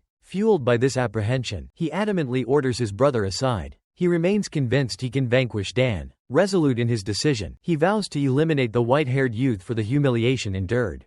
After suffering repeated, mortifying defeats, the ginger-haired antagonist unleashes his ultimate weapon. He aims to reveal his true capabilities to Dane. In a flash, he activates his arcane abilities. With a cry, he summons a mysterious entity. Observing this, Dane instantly discerns the impending invocation. A surge of apprehension grips him. He's apprehensive, fully aware of a summoner's immense potential. He's never encountered one in combat before. But if this adversary possesses even a fraction of his sister Claire's prowess, then our protagonist fears a grueling confrontation. The arrogant smirk vanishes from Dane's face. As a menacing portal materializes, he understands that whatever emerges from it will pose a significant challenge. And sure enough, a spectral wolf bursts forth from the gateway. Judging by its ferocious demeanor, our young hero is in for a formidable struggle. Suddenly, the tide turns. The ginger-haired bully now holds the advantage. He unleashes a confident laugh as his massive wolf appears. He reveals his summoned entity, Genpu. Victory now seems assured. He boasts to Dan, preparing to demonstrate the consequences of crossing Digran Tyran. Indeed, that's our troublemaker's moniker. With introductions concluded, Digran commands his GENPU to shred the silver-haired youth to ribbons. Despite this, the arrogant antagonist remains utterly confident that his clandestine weapon will ensure victory. Dane appears remarkably unfazed. Initially apprehensive, he braced himself for the emergence of something overwhelmingly formidable and truly terrifying from the portal. However, upon closer scrutiny, he discerns that it's merely a werewolf-esque conjuration. This, to him, is utterly underwhelming compared to his sibling, Claire, who possesses the ability to summon a majestic wyvern. Overhearing such a disdainful remark, Digran becomes further incensed. He's reached his limit of Dane's condescending attitude. Thus, he unleashes the lupine entity upon the boy, directing it to target Dane's jugular. The imposing canine seems poised to strike our hero, but as Dane fixes it with an intrepid stare, a startling transformation occurs. The supposedly menacing beast begins to tremble, its tail wagging frantically in abject fear. Unexpectedly, and without warning, it bolts and cowers behind Dane like a frightened kitten. As one might expect, the brothers are astonished by the lupine summon's behavior. Observing the creature's sheer terror, the imposing bully is perplexed. He's completely baffled by the creature's actions, as it should be tearing Dane to pieces. not cowering. At this precise moment, the younger brother notices the wolf's tail wagging excitedly. Both siblings begin to ponder what the white-haired boy could have possibly done to trigger such peculiar behavior from the wolf. Realizing he's lost control, panic sets in, and he frantically calls out to the wolf. He desperately hopes to regain its attention. Meanwhile, the creature simply ambles in front of Dane. Anticipating a pet, our young protagonist is utterly bewildered. He's clueless as to why the wolf is fawning over him. However, he possesses sufficient knowledge about such summons. Understanding that the wolf desires affection, emboldened by this realization, he suppresses his anxieties and extends a hand to caress the massive, canine creature, praising it as a good boy. Understandably, he's incredibly apprehensive. Yet, he composes himself and contemplates the sheer improbability of the situation. Upon reflection, he abruptly recalls how even his sister's summoned creatures, Claire's in particular, were consistently amicable. He reminisces about petting wyverns without facing hostility. However, he previously attributed their docility to his familial connection with the summoner. This hypothesis seemed plausible until this encounter. This wolf-like entity remains remarkably tranquil in his presence, despite lacking any kinship with its summoner. Consequently, Dane surmises that the explanation must lie in possessing an exceptionally high affinity. Simultaneously, he suspects it might also be due to the arrogant antagonist's exceptionally low approval rating with the summoned entity. Speaking of the crimson-haired scoundrel, he's currently in a state of utter panic. He's baffled by the concept of a summoned being defying its conjurer. This sends him into a fit of rage, because, essentially, Dane has been humiliating him since their initial encounter. Observing Digron's loss of control over his supposed ace in the hole, our protagonist boldly inquires if he wishes to continue the engagement. Dane poses this question with an infuriatingly smug grin, fully aware that the bully has exhausted his options. And, predictably, the redhead erupts in a frustrated shriek. The futility of further combat is now glaringly apparent. Consequently, the younger brother practically implores Digron to concede defeat. Their loss is undeniable. Regrettably, the obtuse older brother disregards him once more. His inflated ego prevents him from acknowledging his failure. He orders the younger boy to be silent, threatening that Hest is on the verge of revoking his summoning. The little boy is now sobbing uncontrollably. Desperate to persuade his older brother to withdraw, he pleads for a simple retreat. Overwhelmed by terror, he wets himself. Upon witnessing this, the older brother is consumed by fury and humiliation. He berates the child for such a disgraceful act. Naturally, this only intensifies the boy's weeping. As the bully continues his tirade, Dane observes with a perplexed expression. He notes the spreading puddle of urine, and feels a pang of sympathy for the brothers. He promptly informs them of the bathhouse location, basement level 1 of the central keep. This effectively concludes the altercation, as Digron hastily escorts his brother away for cleanup. Before departing, Digron instructs Dane to remain, promising a swift return. He assures Dane he will be back shortly. Our protagonist observes them in stunned silence, until they vanish from sight. Only moments later does he recall the wolf, still at his side, prompting him to anxiously call out to Digron. He requests that Digron retrieve his summoned creature. At a later time, preferably that evening, as dusk settles, we find our hero still in the garden, honing his magical abilities. A realization dawns upon him. The technique he's been practicing is remarkably straightforward. It feels eerily reminiscent of his sister's teachings. Suddenly, it all makes sense. He comprehends the tenuous connection between the bully and Genpu. By meticulously supplanting that magic with his own, he inadvertently forged a link with Genpu instead. This revelation astonishes him. He never performed a proper summoning ritual. His exceptionally high favorability rating was the sole reason for his effortless summoning success. Dane's contemplation is abruptly interrupted by a voice emanating from behind him. The man demands to know who harassed his sons. As our protagonist pivots, he's unsurprised to find Digron standing there. Theran, accompanied by his father, has returned. This time, our hero observes the corpulent man beside his son. Without hesitation, Dane deduces the fool has escalated the situation. Digron immediately launches into accusations, alleging Dane not only tormented him and his brother, but also severed his connection with Genpu. Upon hearing this, the imposing man declares his identity. He reveals himself as Magard Theran. He is the patriarch of the Theran Count family, and a prominent nobleman within the capital. He has listened to his son's account, and now inquires if Dane is the miscreant responsible for breaking Digron's nose. He questions if Dane disfigured his son's face. He further accuses Dane of forcibly seizing his summon. Dane begins to exhibit signs of unease. However, he concedes that he is indeed the individual they seek. Regardless, scrutinizing the man more closely, Our protagonist observes that the man appears more corpulent than when he apprehended him. As a captive, this epiphany underscores the genuine value of tranquility. Mogard approaches our young hero for a confrontation. He confesses his intention to disregard the matter, if feasible, given the boy's status as an invited guest within the castle walls. He asserts his preference to dismiss the incident. But alas, this transgression is simply unpardonable. The portly man begins interrogating the youth, inquiring about his solitary presence in such a location. Suspicious, he demands the boy divulge his true identity. Upon hearing the query, our hero hesitates to respond. Initially, he remains silent for a moment, before finally declaring himself as Dane Saugers, the youngest scion of Arkansas, who also holds the prestigious title of Lord of the South, and patriarch of the esteemed Saugers County clan. Both father and son are utterly aghast upon hearing the revelation. They were completely oblivious to the fact that the child they dismissed as a mere nuisance is, in actuality, the brilliant prodigy, Dane. Upon grasping that the boy is the youngest offspring of House Saugers, Duke Theran senses a dramatic shift in the unfolding events. He recalls his capture by ARGC forces, despite achieving no notable victories during the conflict. Considering this, the cunning individual resolves to extricate himself from this predicament. Regardless, Mogard believes he can manipulate the circumstances to his advantage, so that the Count bears the brunt of the responsibility. Furthermore, he intends to utilize this as leverage to secure mining privileges. Should he succeed in this endeavor, the nobles who once scorned him will be compelled to pay him homage.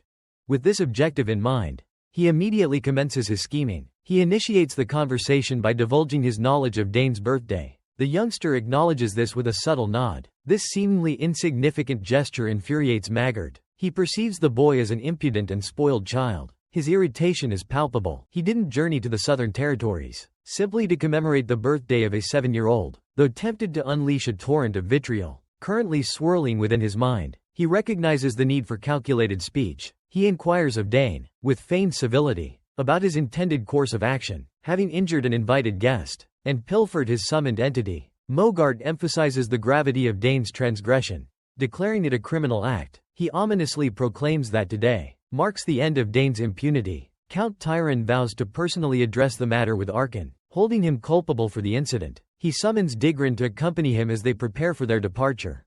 The corpulent man smugly believes his scheme to be ingenious, adequate to deceive our protagonist. However, he's oblivious to Dane's ability to perceive his true intentions. The gifted prodigy discerns Mogard's scheme. Consequently, he opts to feign compliance. He initiates by acknowledging his comprehension of the circumstances. Subsequently, he requests an apology from them. Prior to any dialogue with his father, the corpulent father and his insolent offspring are astonished by Dane's declaration. They're incredulous that the 7-year-old possesses the audacity to utter such a statement. Thus, Digran again labels him a bastard. They're enraged by the mere suggestion of such a notion. Yet, he firmly asserts his correctness. He confesses to striking Digran and inflicting harm, but clarifies that he acted purely in self-defense. He justifies his actions by citing the threats he received. Moreover, he emphasizes to the father and son that he didn't purloin the bully's summon. Genpu simply opted to accompany him. As one might anticipate, Digran vehemently denies this, asserting that Genpu would never commit such an act. The crimson-haired tormentor witnessed firsthand the lupine summon's betrayal, yet he persists in his denial, accusing Dane of fabrication. After listening to Dane's account, Mogard has a sudden epiphany. The Sagara family's second daughter is a prodigious summoner. This realization provides him with a clearer understanding of the predicament. Contemplating this new information, he deduces that Claire likely instructed Dane on the technique of severing a summon link by force. The corpulent man interjects, offering his perspective that mourning the loss of a stolen summon is a natural response, even if Dane's allegations hold merit. However, Mogard's current preoccupation lies elsewhere, as he remains utterly bewildered by the 7-year-old's demand for an apology. The boy reiterates his request for an apology. This audacity both astounds and infuriates Mogard. The corpulent man snorts in exasperation. He inwardly questions who Dane believes himself to be. Behaving so audaciously, he deems the boy utterly presumptuous to retort while his superiors are still holding forth. In an instant, his blood begins to simmer. Mogard's eyes suddenly blaze with fury. The mere act of engaging with the child sets his teeth on edge. He has grown weary of the bickering. Thus, he informs Dane that the reprimand is over, because now he intends to seek Count Sagra's judgment on the matter. Upon hearing this, the boy discerns the man's eagerness to tattle. Abruptly, Count Sagras arrives on the scene. Accompanied by Duke Theran, Arkin is unaware of the reason for his summons, yet appears remarkably poised for whatever awaits. Bane is astonished by his father's unexpected emergence. Even Count Tyran expresses surprise at the host's premature arrival. The ginger-haired tormentor and his father are gobsmacked to be in the presence of Count Sagar, especially accompanied by the formidable Hexa-class knight. Both men wear austere expressions, causing a sudden wave of anxiety to wash over the Tyran men.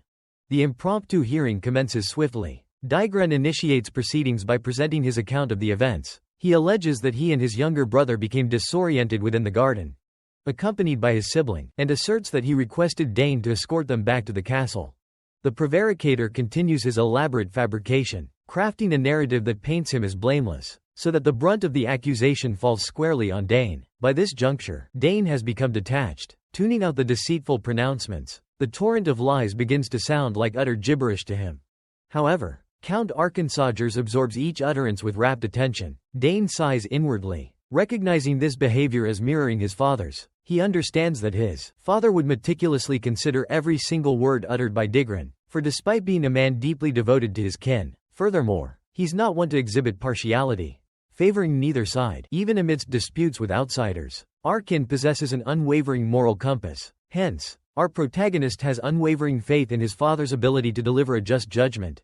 Moments later, Dane continues to absorb Digron's fabrications, attentively listening to the portion where he alleges that our young hero abruptly headbutted him, unprovoked and without any discernible reason. He asserts that Dane proceeded to taunt him, employing a truly peculiar method. Digren contends that he merely summoned his creature, with the sole intention of frightening the child. However, unfortunately, he ultimately forfeited the being as Dane pilfered it. With his narrative complete, the tormentor concludes his fabricated tale by stating that our protagonist attempted to assault him. After hearing Digron's account in its entirety, Dane finds it quite comical that the boy can lie with such unwavering composure, leaving him brimming with anticipation for the deceitful braggart's comeuppance once Digren unveils his fabrications.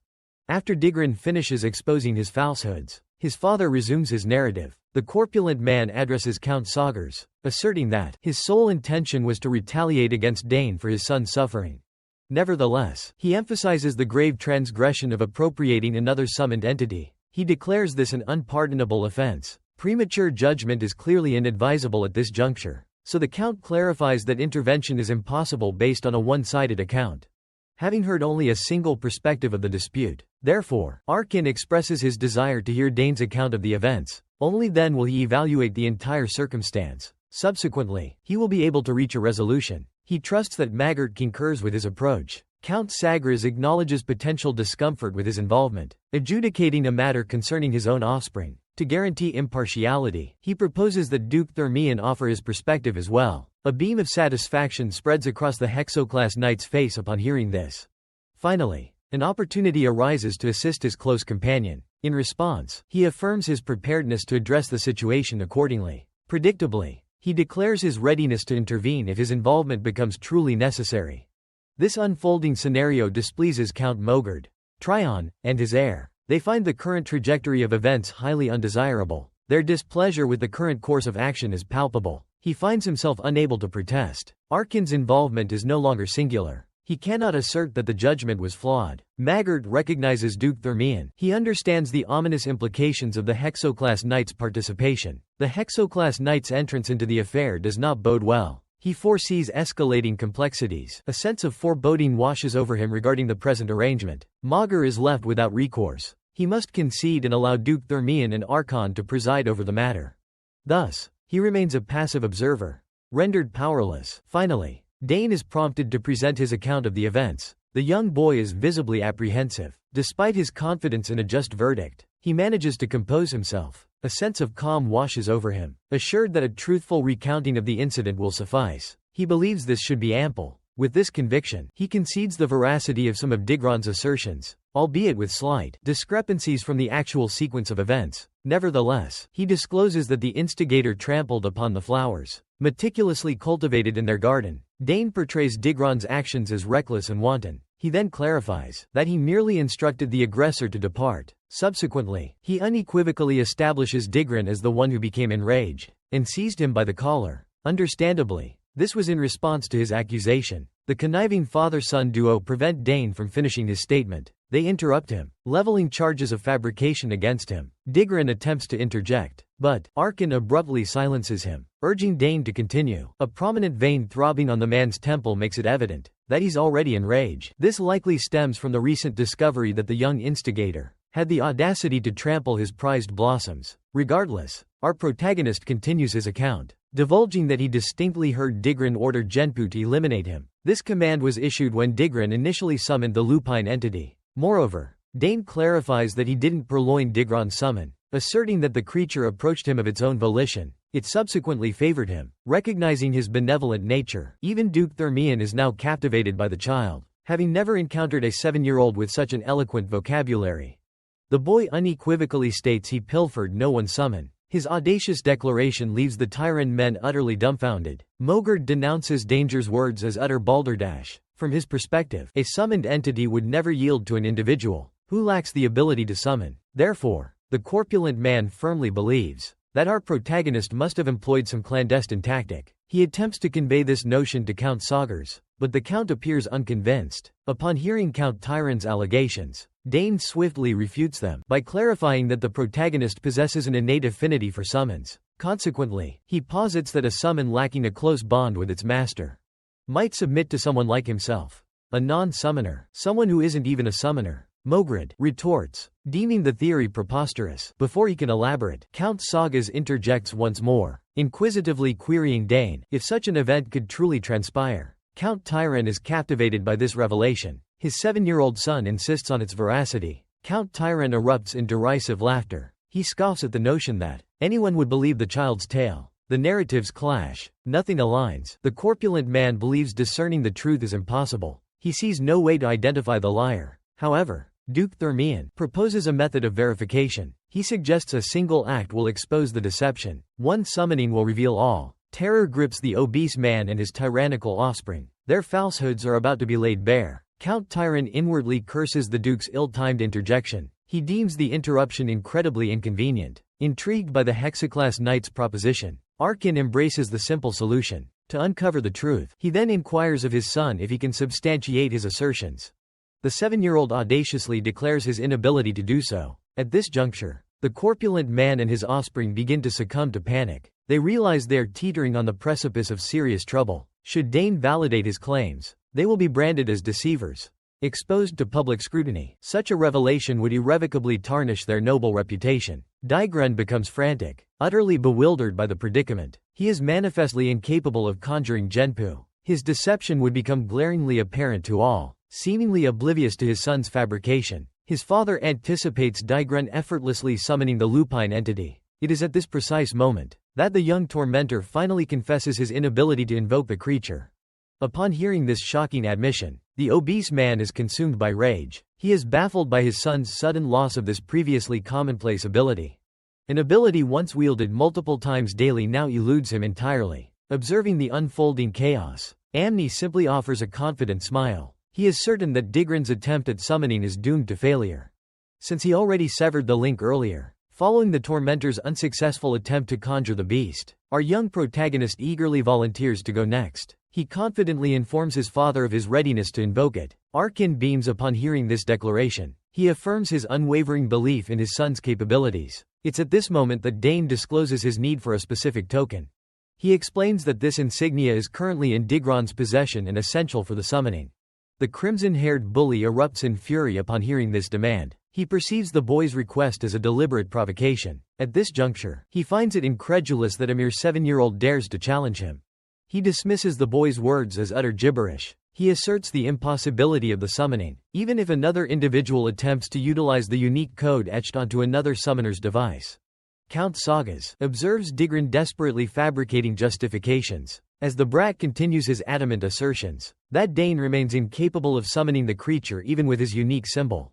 After employing his distinctive mark, the Count proposes there's no detriment in attempting. After all, Dane's inability to do so would be the simplest method to verify Digran's honesty. At this juncture, Mogard recognizes he's unable to refuse this proposition. Because Count Sagars is correct, the corpulent man is visibly apprehensive, but declining to evaluate the hypothesis would imply they have something to conceal. Thus, He instructs his son to momentarily relinquish the sign to Dane. The ginger-haired tormentor nearly bursts into tears at his father's command, knowing he's essentially sabotaging himself. Regrettably, with this choice, the obese man's ego is on the line, so he urges his spoiled offspring to make haste. Inevitably, the youth has no recourse but to surrender the sign. Just like that, our protagonist commences the brief ceremony. As a summoning sign bears the summoner's distinct inscription, it's typically unusable by others. However, the Genpu Digran conjured was imbued with Thane's magical essence. Consequently, the summoned entity is now merely a vessel. Given that the lupine apparition has previously interacted with our protagonist, based on this hypothesis, the young prodigy is confident the Genpu will heed his summons. He thus seizes the cyan and initiates the invocation. He trusts his connection will suffice. Indeed, Dane's gambit triumphs within mere seconds. The nebulous, wolf-like manifestation materializes, appearing as though acquainted with the child for years. To the uninformed, they would presume Dane to be the Genpu's lifelong master. The creature's affability towards him is remarkable. It's fawning over him, frolicking like a newborn pup. This display underscores the sheer astonishment of the situation. Even Archon and Duke Theran are stunned by the rapport between the entity and the 7-year-old. Count Sagers undoubtedly trusted his son's veracity. However, the intensity of the bond was beyond his wildest imaginings. It's utterly astounding, considering the boy lacks the abilities of a summoner. This serves as yet another potent reminder of the extraordinary nature of this white-haired prodigy. Once more, Digran is subjected to the humiliating spectacle of his General Puss fawning over Dane. His presence seems utterly disregarded for inexplicable reasons. The man appears taken aback by this unexpected betrayal from his own summoned creature. The irony is rather comical, given the creature's previous display of similar disloyalty. As for the corpulent gentleman, he's utterly dumbstruck. He's bearing witness to the seemingly impossible unfolding before his very eyes. Duke Theran was already favorably disposed towards the birthday celebrant, but this latest event leaves him utterly astonished. He cannot contain his amazement. This spectacle holds profound significance for him, because his last recollection involved the youth's training in the art of spearmanship, not summoning. To quell any lingering doubts, he seeks confirmation from Arkin. The boy's father simply states his bewilderment, confessing ignorance regarding the origin of this newfound summoning ability. A stunned silence blankets the room, as everyone observes Dane interacting with the lupine entity. Meanwhile, our young protagonist softly apologizes to the Genpu for its unexpected arrival, a gesture intended to underscore his subsequent actions. He gently strokes the colossal canine beast, expressing gratitude for its appearance. Comprehending the weight of the unfolding events, Count Theran erupts in a shriek of terror. The stark realization dawns upon him that his meticulously crafted scheme has spiraled into utter catastrophe. The outlook for House Theran appears bleak. Their reputation lies in tatters, their integrity shattered. They are now universally branded as deceivers. Inevitably, the hour of reckoning arrives. Both factions have presented their allegations and substantiating proof. They have proffered their claims and supporting verification. With Dane's summoning prowess confirmed by first-hand observation, Count Sagres addresses the accusers, inquiring about the appropriate course of action. Upholding his esteemed nobility, Arkin maintains his composure, and continues addressing the troublemakers with utmost civility. Despite their obvious deception, he inquires if they acknowledge the events they just witnessed, implying his son's veracity. By now, the corpulent man realizes the game is over. Further resistance is futile. Unlike his offspring, he recognizes defeat. Thus, he concurs with Count Sagers, confessing their error. They claim their summons was pilfered. Despite their partial confession, some truths remain concealed. For instance, Digran's attempted murder of Dane. Mogart prompts his son to explain that he merely intended to frighten the 7-year-old. Dane simply glares at their blatant lies as they continue their deceitful charade. Following Digran's statement, Count Theran attempts to dismiss the situation with laughter, feigning innocence. Regrettably, Arkin and Duke Theran appear skeptical of the account. They find it difficult to accept that Digran's sole objective for summoning a Genpu was merely this. Our protagonist becomes increasingly agitated as the corpulent man persists in his fabrications. Currently, Dane is exerting every effort to restrain himself from striking the mendacious noble. Just as he's on the verge of losing his composure, a voice pierces the tension. It proclaims that Count Theran is being dishonest. Everyone swivels to identify the source of the recognizable voice. To their astonishment, it's Layla Theran bursting onto the scene. The Duke is taken aback by his daughter's arrival. Amidst such a grave proceeding, he inquires as to her purpose. In response, the audacious, lavender-haired maiden promptly divulges that she overheard their conversation while strolling through the garden. Intrigued, she decided to investigate the commotion. Upon arrival, she extends greetings to the two counts present. The portly man reciprocates with a conspicuously insincere smile. Inwardly, he's taken aback. He's never laid eyes on the Duke's daughter before. Count Theran attempts to divert attention by fixating on the violet-haired girl. However, his efforts are thwarted, as Count Sagas is already hot on his heels. Arkan hasn't dismissed Layla's initial statement. Therefore, he's determined to uncover the crimson-haired Brad's fabrication. Abruptly, the Tyran men are back under scrutiny. Layla is pressed to divulge her current knowledge. The young maiden discloses that she inadvertently eavesdropped on Dane's and Digron's exchange. She happened upon their conversation during a stroll. This revelation begs the question, just how long has this young lady been wandering the castle grounds? Digron is aghast, realizing there's an eyewitness who overheard his entire exchange with the birthday celebrant. Panic sets in. He's certain Layla will divulge everything and expose his treachery to everyone. Now that she's voiced such a remark, everyone, especially Count Sagas, is intensely curious about what she heard. The Count urges her to promptly recount the events. Predictably, Dane's newfound companion eagerly reveals all the incriminating details. Her testimony validates our hero's account. Driven by a desire to expose the tormentor, she elaborates, meticulously narrating the incident to Count Sagas. Dane observes, a satisfied grin spreading across his face. This unexpected turn of events delights him. He's grateful for her intervention. Thanks to her, everything is proceeding flawlessly. By the time her account concludes, Digron's culpability becomes glaringly apparent to all present. Consequently, his father, in a display of utter shame, insists that Digron offer immediate reparations to Count Sagas. As expected, the mortified tormentor hastily extends an apology to Arkan. He confesses the error of his ways, acknowledging the injustice of his actions. In response, Arkan calmly articulates his desire for Digron to direct his apology towards his son, Dane, rather than himself. Contrary to expectations, the spoiled child initially resists this request. However, his father promptly propels him forward, asserting that he was on the verge of instructing Digron to do precisely that. The imposing bully finds himself treated like a coward. Being unceremoniously shoved about, he's compelled to express remorse. Despite his lack of genuine contrition, he grumbles under his father's pressure, but swiftly recognizes his lack of alternatives. He advances towards Dane, his countenance devoid of any remorse. Upon reaching proximity, he halts and embarks on a woefully inadequate attempt at an apology. Digron struggles to articulate his regret, but ultimately succeeds in uttering the words. As this unfolds, our protagonist fixes him with an icy glare. He's visibly perturbed, because this supposed apology feels more like an affront. The surrounding crowd observes the drama unfold, clearly irritated by Digron's conduct. Even Dane appears reluctant to acknowledge the apology, as it lacks any semblance of sincerity. It rings hollow, forced upon the boy, compelling him to lower his head. This display of contrition only materialized after a third party intervened, leaving him with no alternative. Frankly, our hero feels little inclination to accept this gesture. However, drawing from past encounters, he deduces that magnanimity would prove more advantageous than stubbornness. Instead of rigidity, he chooses diplomacy. After considerable contemplation, Dane finally speaks, accepting the perfunctory apology. His sole intention, to restore tranquility and allow everyone to resume their activities. Upon hearing Dane's words, Digron erupts in jubilation. A sense of relief washes over him.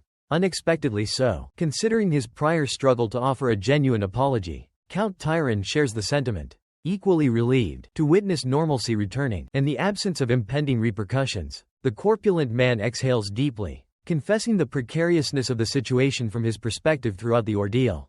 From start to finish, Duke Theran remains taciturn, his gaze fixed on the exceptional youth. Upon Dane's acceptance of the apology, the Hexoclass Knight recollects the source of the child's perceived uniqueness. The boy could have opted for obstinance, recognizing the other party's culpability. Yet, despite the preceding events, he prioritized harmony. Count Sagas escorts his son away, declaring the dispute resolved. In light of Dane's acceptance of the apology, despite the apparent conclusion, Arkan discloses his refusal to disregard the transgression, citing Digron's attempt to utilize his summoned entity for the boy's demise.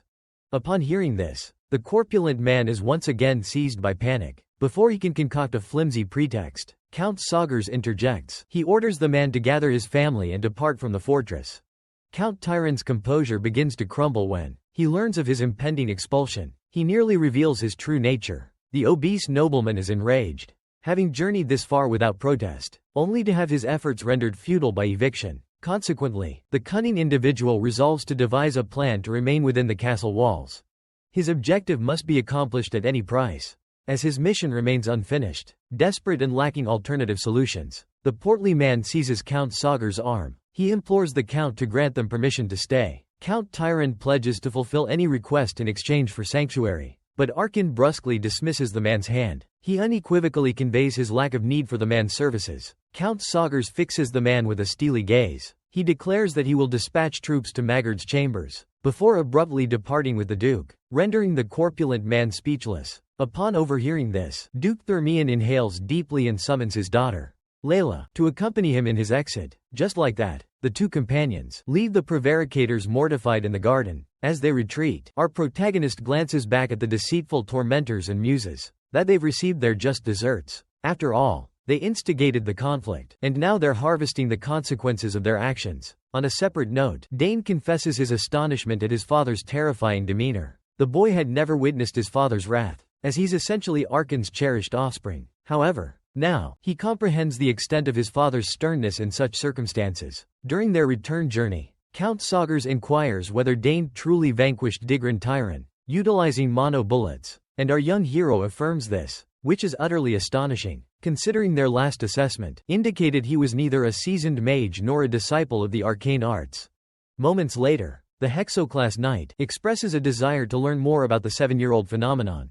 This prodigious child leaves the knight openly expressing his profound admiration for the boy. To Thermian's knowledge, history has yet to witness an individual trained in spearmanship, summoning, and now magic, at such a tender age. In reply, Arkan beams with pride, acknowledging his exceptional son. Layla is stunned by this revelation about her newfound companion, while Dane remains humbly quiet. Thermian confesses his admiration for Dane's composure as well, noting that children in disputes often become agitated and vehemently defend their position. However, Dane remains serene throughout the entire ordeal. Therefore, the Hexoclass Knight is certain that Dane will blossom into an exceptional man. Upon hearing this, Count Sagars also adopts a facade of humility, implying it's premature to draw conclusions, and asserting they must simply bide their time until young Wayne matures.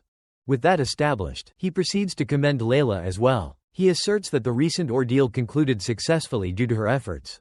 Were it not for the young lady's account, the situation could have deteriorated significantly. Upon hearing this, her father exhibits a sly grin. Ermin is delighted by the revelation. Arkan perceives his daughter in this favorable perspective, and deems it the opportune moment to broach the subject of matrimony.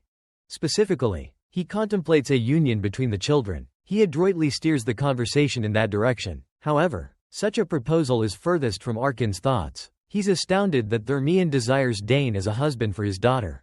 Oblivious to Arkan's desire to circumvent the topic, he opportunely notes the sunset. He announces the imminent commencement of the banquet. He hastily departs, but Thermian is not easily deterred. He strategically leaves the youngsters together. He advises Layla to be patient with Dane, then pursues his old companion for a serious conversation. Our protagonist and the violet-haired maiden are utterly perplexed by their father's childish behavior. Layla is deeply mortified, recognizing her powerlessness to prevent her father from achieving his desires. To alleviate the growing discomfort, she redirects the discussion, inquiring if the summoned entity truly defied its master, and selected him instead. The young woman confesses to witnessing countless summoning duels in the capital, yet never encountering such an anomaly. In response, our hero states that he, too, is uncertain if it was merely a random occurrence. Layla suspects he is concealing information, becoming irritated by his lack of transparency. Considering her assistance, he counters by reminding her of his contribution to her swordsmanship training. Recalling their time on the practice field, she acknowledges the validity of his point. Dane acknowledges her significant contribution earlier. Therefore, he proposes a mutually beneficial agreement, one last exchange of favors. Now that they are both indebted to each other, Layla declares her intention to call in her favor immediately. Dane perceives her eagerness as impatience, and ponders her urgent need. What could she possibly want so desperately? Layla's request: instruction in the art of mono bullet. Intrigued, he inquires about her motivation for acquiring this skill. She explains her desire for accelerated advancement. The young woman divulges her ambition to generate at least 2 monocodes prior to entering the academy. Dane questions the reason for her haste. She confesses her longing for rapid progress, to bring joy to her mother. Time is of the essence. She yearns to bring happiness to her ailing mother.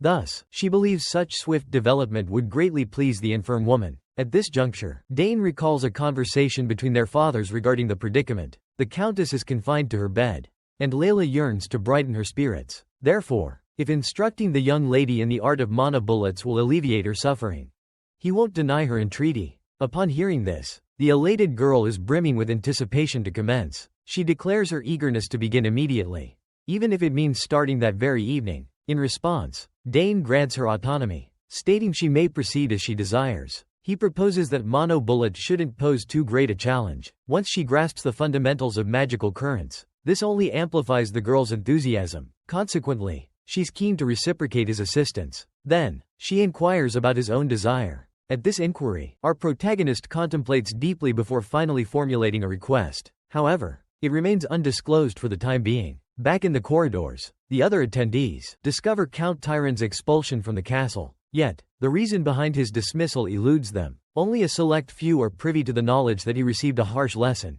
after provoking young Master Dane. But, it's merely a matter of time before the news disseminates throughout the castle. Those who hear the tale are utterly disenchanted that the nobleman journeyed so far only to humiliate himself. Meanwhile, whispers of our young protagonist's prowess as a summoner are already circulating, and those who catch wind of this are instantly captivated, for they swiftly discover the lad is not merely a spearman, but also wields magic beyond their comprehension. Such a feat is deemed impossible, defying all known logic. Yet, it's now undeniable that this particular 7-year-old is shattering their preconceived notions. Amidst the festivities, a lavender-haired gentleman approaches the young lord, introducing himself as Baron Open, hailing from the expansive eastern territories. Our boy acknowledges familiarity with the region, renowned for its delectable grilled trout and exquisite sapphires. Upon hearing this, the Baron is immensely pleased, and deduces that Dane possesses remarkable intelligence. Subsequently, he boasts of possessing the finest trout and sapphires in the entire continent.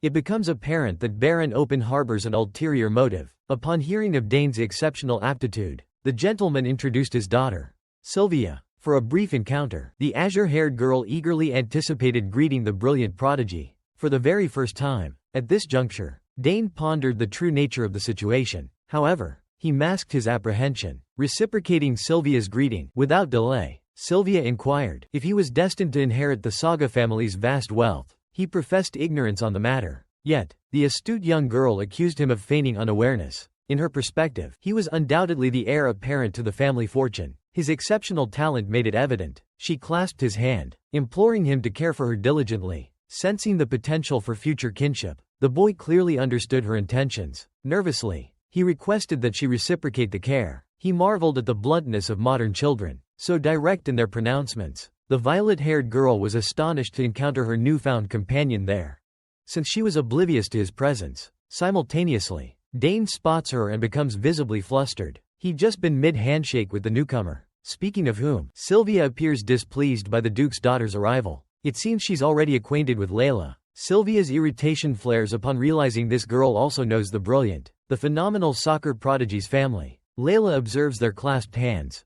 and becomes noticeably agitated. She demands to know the other girl's identity. Dane's anxiety intensifies, and he stammers. Before he can utter a word, the girl interjects, introducing herself as Sylvia, the Baron's eldest daughter. No less, her expression reveals a clear readiness to vie for Dane's affections. These two ladies appear to be adversaries. Layla's own countenance darkens upon hearing this. A surge of fury consumes her, and though the words seemingly pain her to utter, she professes it's a pleasure making the Baron's daughter's acquaintance. Both young women radiate an aura of mutual animosity, poised to tear each other to shreds if given the slightest opportunity. Yet, to the unobservant, they merely appear as two amicable companions exchanging pleasantries. Fortunately, Dane recognizes the precariousness of their shared proximity. He discerns a palpable murderous intent emanating from the pair, a sensation all too familiar. This unsettling familiarity stems from his upbringing alongside two elder sisters prone to discord. Apparently, Arabella experienced similar sibling rivalry,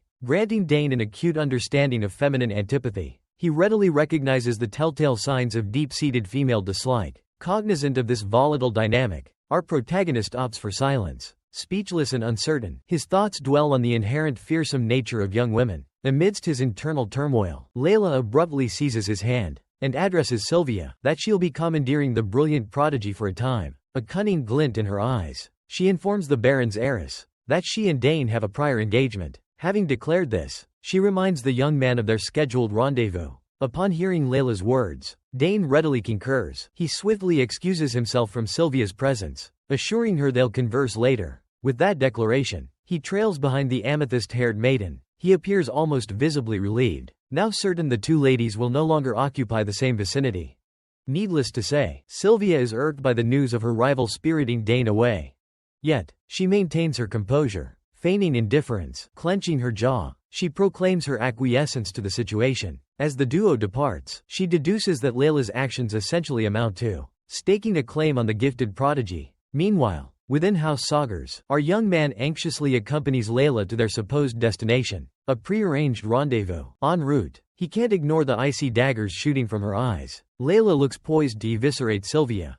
Given the slightest opportunity, she's incredulous that the girl would have the audacity to try and steal Dane away. Simultaneously, our protagonist is slightly bewildered that the cherished offspring of the Duke, who wields the most authority in the capital, second only to the Emperor himself, is confronting the young maiden of the Eastern Baron. Frankly, he fears Sylvia is no match for the amethyst-haired swordswoman. As dusk settles, Dane and Layla embark on a leisurely promenade. During their brief saunter, she begins grilling him about the Baron's daughter. He's intrigued by how they became acquainted, and ponders if she's someone Dane might be betrothed to. Upon hearing this, our hero swiftly dispels any notion of marital plans. He clarifies that they were merely exchanging greetings. Layla's face lights up when she hears this. It's as if a wave of relief washes over her, confirming nothing transpired between them. Seeing her exhilaration, Dane reiterates his statement. He noticed her expression instantly brighten. Moments later, the pair ventures towards a deserted area nearby, overgrown with vines and grime. The location exudes an aura of long-term neglect. Apparently, this forgotten spot serves as their rendezvous point. Upon arrival,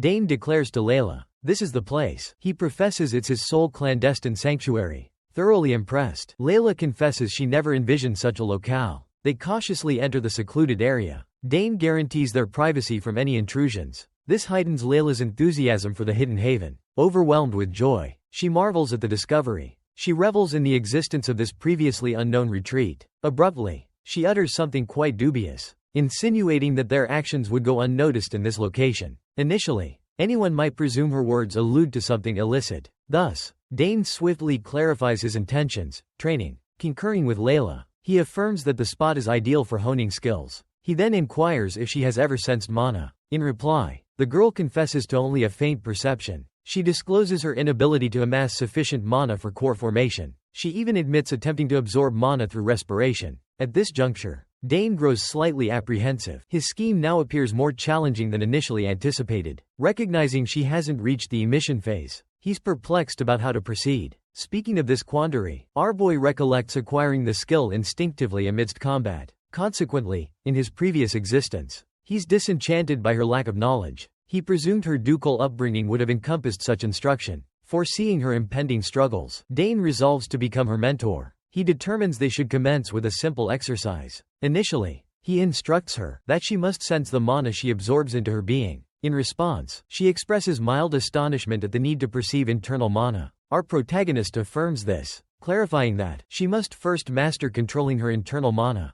before contemplating its expulsion. Dane elucidates this concept and then informs her that the paramount element in this process is visualization. Naturally, this leaves the young woman somewhat perplexed. However, she grasps the fundamental principle. Our hero instructs her to close her eyes and envision mana swirling throughout her being. Within her body, Dane desires Layla to picture it akin to blood, coursing through her veins. As it churns within her, resolute in mastering this technique, the girl promptly shuts her eyes and begins experimenting with Dane's recent instruction. She desperately craves mastery over mana and vows to comply with any directive from the gifted prodigy. Layla shuts her eyes and concentrates intensely, but her efforts appear futile. Judging by her expression, Dane discerns that she hasn't grasped his explanation. Therefore, he endeavors to provide further elucidation. He emphasizes that this impending action forms the cornerstone of all future mana manipulation. It's the bedrock of her potential with mana. From Dane's perspective, this is the fundamental principle of utilizing mana. Left with no alternative but to master this skill, he persists in assisting her. He reassures her, expressing confidence in her eventual success. Miraculously, his words seem to have a profound effect. It begins to work. Layla finally relaxes and concentrates more deeply.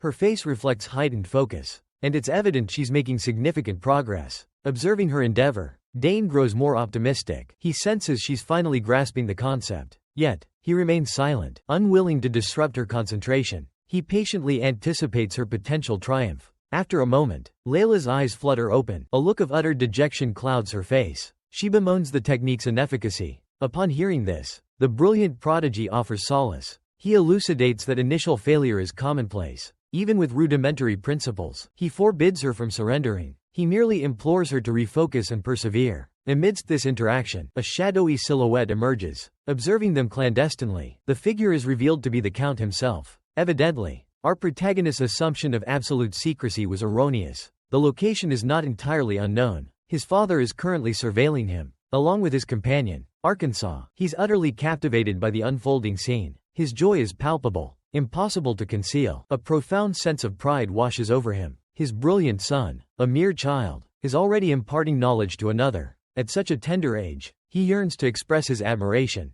to tell the boy how incredibly proud he is, but he dares not disrupt the impromptu lesson. Therefore, he remains concealed behind the foliage. Observing them clandestinely, the beaming father stays hidden, his heart swelling with affection for his blossoming son, just as he believes he's the sole discoverer of this secluded vantage point.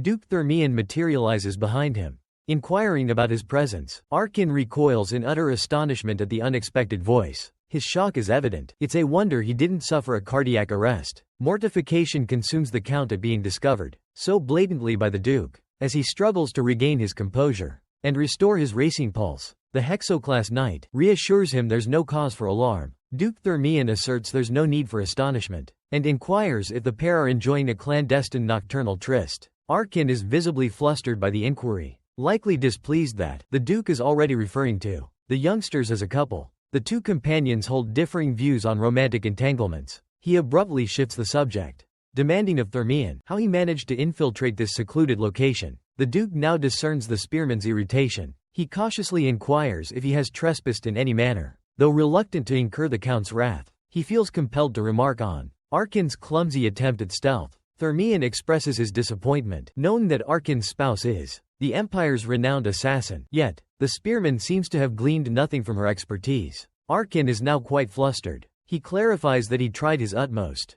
in his own unique manner. Upon hearing this, the Duke cautions his companion that his clandestine activities are rather perilous, especially with such inept concealment skills. If the manor's lord is caught meddling in others' business, gossip mongers will undoubtedly spread malicious rumors. Such behavior would be unbecoming of his station. The Count swiftly retorts, asserting that he was merely tailing his offspring. He vehemently denies any voyeuristic intentions. The Duke erupts into a hearty guffaw. He confesses that he, too, was simply tracking his daughter. Layla and Arkin find little humor in being ridiculed. Arkin accuses Theran of being a woefully incompetent guardian, though he himself is hardly a paragon of parenting. The two friends engage in playful banter. Then, they collaborate to surreptitiously observe the youngsters. They conceal themselves behind foliage and stones to ascertain our protagonist's recent endeavors. And that's the moment they witness the extraordinary Sigil. He seemingly materializes from thin air, employing his arcane abilities. She expresses astonishment at the sight of his dimensional satchel. He clarifies that his elder sister, Arabella, personally crafted it and recently bestowed it upon him as a gift. Upon hearing this revelation, the young woman is filled with both awe and a tinge of envy. While Dane's older siblings present him with remarkable enchanted presents for his natal celebration, her own brothers ceased acknowledging her after their departure from home and subsequent acceptance into the prestigious academy. As she contemplates the fortunate circumstances of our protagonist, he abruptly produces a looking glass and angles it towards Layla. She reacts with bewilderment upon observing this action, and inquires about the mirror's purpose. He elucidates that he brought it along, on the off chance that it might prove beneficial to her. Upon hearing this explanation, the girl gazes intently at her reflection within the glass. Her astonishment is palpable upon learning the artifact could potentially aid her, especially at this critical juncture. The brilliant, young Prodigy elucidates that visualization is enhanced by observing a mirror's reflection, rather than relying solely on mental imagery. Instead of depending entirely on the power of imagination, Layla is utterly captivated by this novel concept. Determined to grasp his teachings, she embraces any method available, maintaining an receptive attitude. Dane instructs her to position herself before the mirror. until her reflection is completely visible. Complying without delay, she declares her willingness to attempt the exercise. The young woman faces the mirror,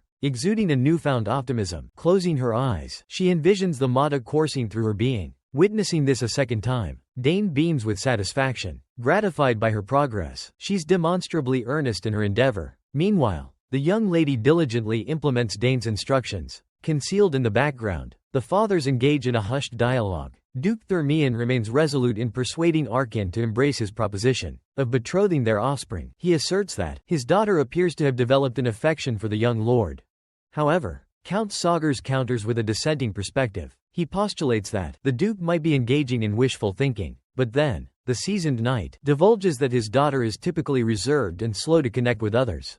Yet, she interacts with Dane in a manner quite uncharacteristic of her. The Duke remains convinced that Layla harbors genuine fondness for Arkin's son. At this juncture, a palpable concern for the girl washes over the Count. The revelation of her introverted nature unsettles him. He contemplates whether some unforeseen event has befallen her. His observations paint a picture of a remarkably intelligent and vibrant young lady.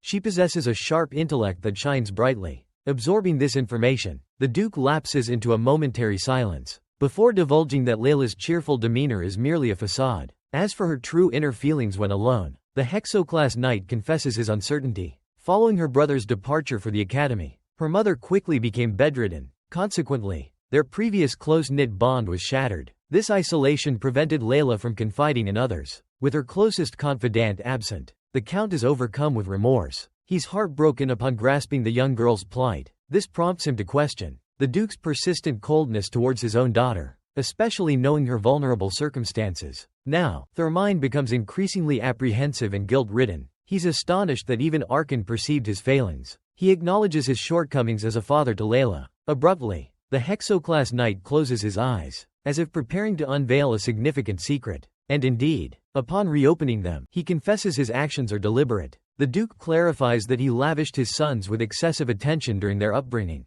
He inundated them with affection, which regrettably resulted in them becoming entitled and corrupt. Evidently, he's exhibiting coldness towards Layla, to prevent her from developing similar traits. However, Count Sagers cautions him against prematurely assuming the young lady will follow the same path. He foresees her suffering if this behavior persists. And Arkin finally comprehends why Layla prefers seeking Dane's counsel, despite her own father being a seasoned blademaster. Currently, the Count is deeply infuriated with his companion, and appears poised to reprimand the Duke severely for his treatment of his daughter. Although Theran regrets his actions, he's not receptive to criticism. He retorts sharply to the spearman, accusing him of still nagging as he did in the past. This accusation deeply offends Arkin. He promptly defends himself, retorting to the Duke that he doesn't engage in such frivolous behavior. Theran, reluctant to prolong the dispute, swiftly diverts the conversation. He inquires of the Count whether he intends to enroll his son in the capital's academy. The Duke's query stems from his desire for Dane to remain at the ducal estate, should House Sagers permit their gifted progeny to attend the academy. Arkin's disposition abruptly shifts. Uncertainty clouds his mind regarding his son's future. Contrary to his daughters, he likely prefers his boy close by at the castle. He contemplates Theran's words. Amidst his reflection, Layla erupts in a jubilant shriek, brimming with self-satisfaction. She believes she has finally mastered the skill Dane endeavored to impart. The boy affirms her success. Her elation intensifies. Overcome with emotion, she swiftly embraces him in a heartfelt hug. After contemplating the Duke's proposition, the Count ultimately declares he will acquiesce to Dane's every desire. He will treat Dane as he did Arabella and Claire. Nevertheless, he pledges to honor Duke Theran's petition, should his son opt to journey to the capital. Upon hearing this, the Hexoclass Knight beams with satisfaction. He confesses that Arkin's presence in the capital would be most welcome. During his own stay there, the Count expresses astonishment at this sentiment, suspecting Theran desires endless sparring matches. Throughout his visit to the ducal castle, this leads him to surmise that the Duke has become more formidable. He eagerly anticipates the prospective challenge. As the two elder statesmen share a jovial exchange, the Mistress of the Shadows emerges from her concealment amidst the foliage and stones.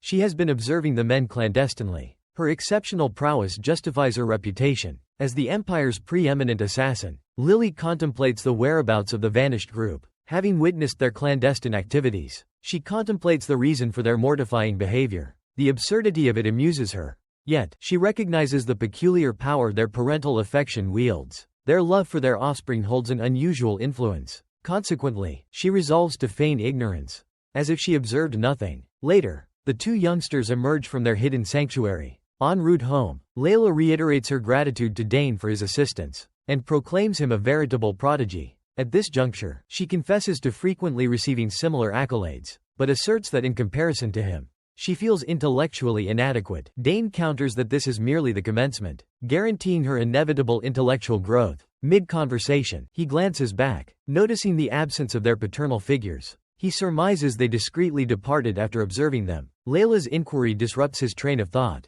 As she questions his intentions regarding the academy, she reveals to him that the academy is a congregation of the Empire's brightest minds. Her eagerness for his affirmation is palpable. In response, our protagonist professes uncertainty about venturing to the capital. He remains undecided about his future course of action. He questions the necessity of his presence there. Dane feels no particular compulsion to attend. From his perspective, solitary training suffices for achieving substantial strength. Upon hearing this, Layla becomes slightly perturbed by his perceived prevarication. She stamps her foot emphatically. She reminds him that scholarly pursuits aren't paramount. The girl unequivocally states that the academy is the birthplace of noble factions. Therefore, attendance is crucial for establishing vital connections. Young Dane inwardly chuckles at her declaration. He deems her remarkably well informed, and elucidates the world's workings from a 7-year-old's perspective. Our young protagonist acknowledges her accuracy and concedes the point. However, he clarifies his lack of interest in attending the academy, at least, not in the immediate future. He believes there's still much to be learned independently. A vast collection of unread books awaits him in his family's library. Moreover, he recognizes the wealth of knowledge his parents can still impart. Layla comprehends his reasoning completely, yet persists in her attempt to sway him. She inquires if he wouldn't enjoy interacting with other children. At times, Layla, clearly, remains oblivious to the fact that her conversation partner isn't truly a 7-year-old boy. Instead, he is a former knight reborn through reincarnation. She's also unaware of his disinterest in childish games. Beyond that, she's aware of his elder sister's enrollment at the academy. Thus, she questions his reluctance to join them. Having presented her arguments, she awaits his response. Dane recognizes the girl's unwavering determination. Her efforts to persuade him are relentless. Weary of the prolonged discussion, he opts to appease her. He suggests he might consider attending the academy someday, only if the mood strikes him, of course. In response, she insists he inform her if he decides to enroll. Dane readily consents. Moreover, she extends an invitation to her home should he visit the capital. She eagerly awaits the opportunity to showcase her progress. Our protagonist pledges to do so. He even vows to send a letter beforehand, should a trip to the capital ever be in his plans. This triggers a realization.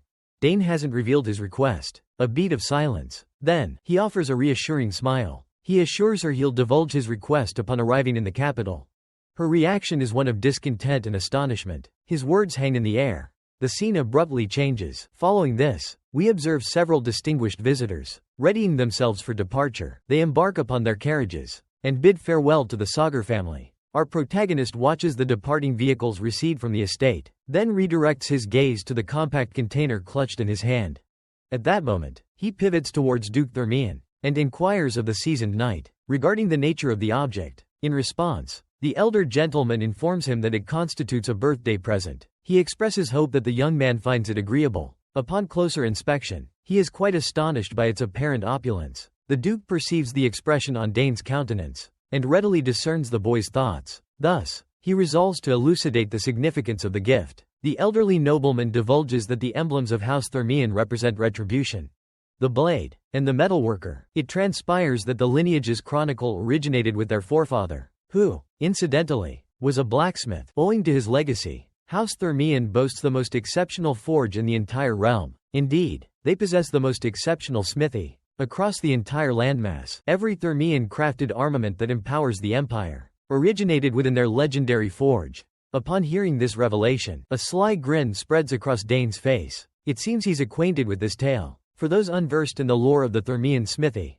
it is said that every conceivable ore resides within their domain. From these materials, an array of enchanted weaponry and extraordinary artifacts are forged within the continent's most renowned foundry. The Duke informs Dane that presenting a specific emblem, upon arrival at the forge, will grant him the privilege of commissioning a custom-made weapon. This insignia essentially serves as a blank check. It validates the prowess and distinction of its bearer. In this instance, the brilliant prodigy of House Sagars possesses this prestigious token. Even Arkin is astonished to discover that Thermion bestowed upon his son such a valuable symbol. He worries that this present might be excessively extravagant, considering even the royal lineage deeply covets it. The Duke hardly considers it an extravagant bestowal. He simply bestows a gentle pat upon Dane's head, advising the lad to flourish and provide support to his father. In response, the boy expresses heartfelt gratitude to Thermion. Later, as the Duke and his daughter prepare for their departure, Lily perceives her father's melancholic mood. She inquires if he's grieved by Layla's farewell. He readily confesses his profound sadness, noting that the young girl is essentially his inaugural companion. Upon hearing this, his mother offers solace, and assures him of a future reunion. Specifically, when he journeys to the royal city, filled with optimism for their eventual re-encounter, she encourages him to enhance his physical attractiveness, so as to astound her upon their next meeting. He falls silent at this suggestion, and recognizes the impermanence of his current situation. Consequently, he resolves to visit her during his trip to the capital. Until that moment arrives, he fervently prays for Layla's well-being. With this sentiment in mind, Dane offers his farewells to the Thermians. Subsequently, their carriages swiftly depart. The Duke, seated in the rear, contemplates a peculiar notion. It's rather curious that every glance at Dane evokes the memory of a particular individual. The Duke's mind conjures the image of the valiant warrior Arkridge, a prodigy who, at a tender age, displayed the prowess of a triple-class combatant. Duke Thermion recalls his fateful encounter with the exceptionally gifted knight, whom he vanquished. He muses that had Arkridge survived, he could have ascended to the ranks of the Hexo-class knights of the Drenic Empire. Lost in these thoughts, the Duke commences his journey homeward. He anticipates witnessing Dane's transformation upon reaching maturity. Mere days later, we rejoin our young protagonist within his chambers. The 7-year-old is positioned on the floor, accompanied by the summon egg bestowed upon him by his sister, Claire. On his birthday, he exercises patience with the egg, diligently providing it with mana each morning and evening, just as his sibling instructed. He understands it's premature for the egg to emerge. However, he's brimming with anticipation to discover its contents. The notion that the egg harbors an enigmatic familiar ignites his curiosity. Even for someone lacking summoning abilities, should one successfully infuse the egg with mana and establish themselves as its master prior to hatching, they would attain perpetual dominion over the summoned entity. Typically, such control remains ephemeral. Contemplating this, Dane reflects upon the predicament, and deduces that the caliber of his mana must inherently correspond with that of the familiar. Moreover, he recognizes the likely existence of numerous intricate prerequisites yet unmet. Dane has heard tales of eggs that remain eternally dormant, due to unfulfilled conditions. Consequently, he fervently hopes this fate won't befall his own egg. Bearing this in mind, he grazes the egg once more, continuing to imbue it with mana. He cradles it as the magical energies course into it. The egg begins to radiate a soft luminescence. Despite modulating the current and intensity of his mana, the egg remains unresponsive. At least, that's his perception after performing his customary daily ritual. He returns the egg to its elevated perch on the shelf, nestling it back within the very box Claire used for its presentation. This is evidently the egg's designated repository. This strategic placement allows for effortless observation and detection of any alterations. He acknowledges the prematurity of expecting a hatching, yet a tinge of disappointment lingers at the lack of progress, especially considering the mana he infused into it. He concludes that his anticipation of immediate success was perhaps avaricious. It was presumptuous to assume a single attempt would suffice. As he's securing the egg, a voice inquires about his readiness. It appears our protagonist has a scheduled engagement. It's time for his departure. The voice belongs to none other than Herman. Upon recognizing the speaker, he instantly comprehends the nature of the summons. Thus, he guarantees the attendant his imminent departure. He retrieves his lance and pivots to exit. Abruptly, the egg radiates a brilliant luminescence. He perceives this peculiar phenomenon. Dane hastens back to the egg to scrutinize it. He's utterly convinced he distinctly detected a fracture. He gazes intently at the egg for a thorough inspection. As he observes, Herman, growing apprehensive, inquires about the commotion. When Dane remains silent, he enters the chamber to check on the young lord. He then witnesses the boy meticulously examining the egg. Our protagonist requests the man's patience while he inspects the egg. After careful observation, he discerns nothing unusual. He begins to suspect he was mistaken. He releases a nervous chuckle. Disappointment washes over him for his needless excitement. Herman inquires if the egg exhibited any activity. Our young hero simply replies in the negative, claiming it was merely a figment of his imagination. With that settled, he instructs the attendant that they may depart. The scene transitions, and we're presented with our protagonist amidst another grueling training regimen. Such exercises are customary for him, but the astonishing element lies in his choice of weapon, a sword.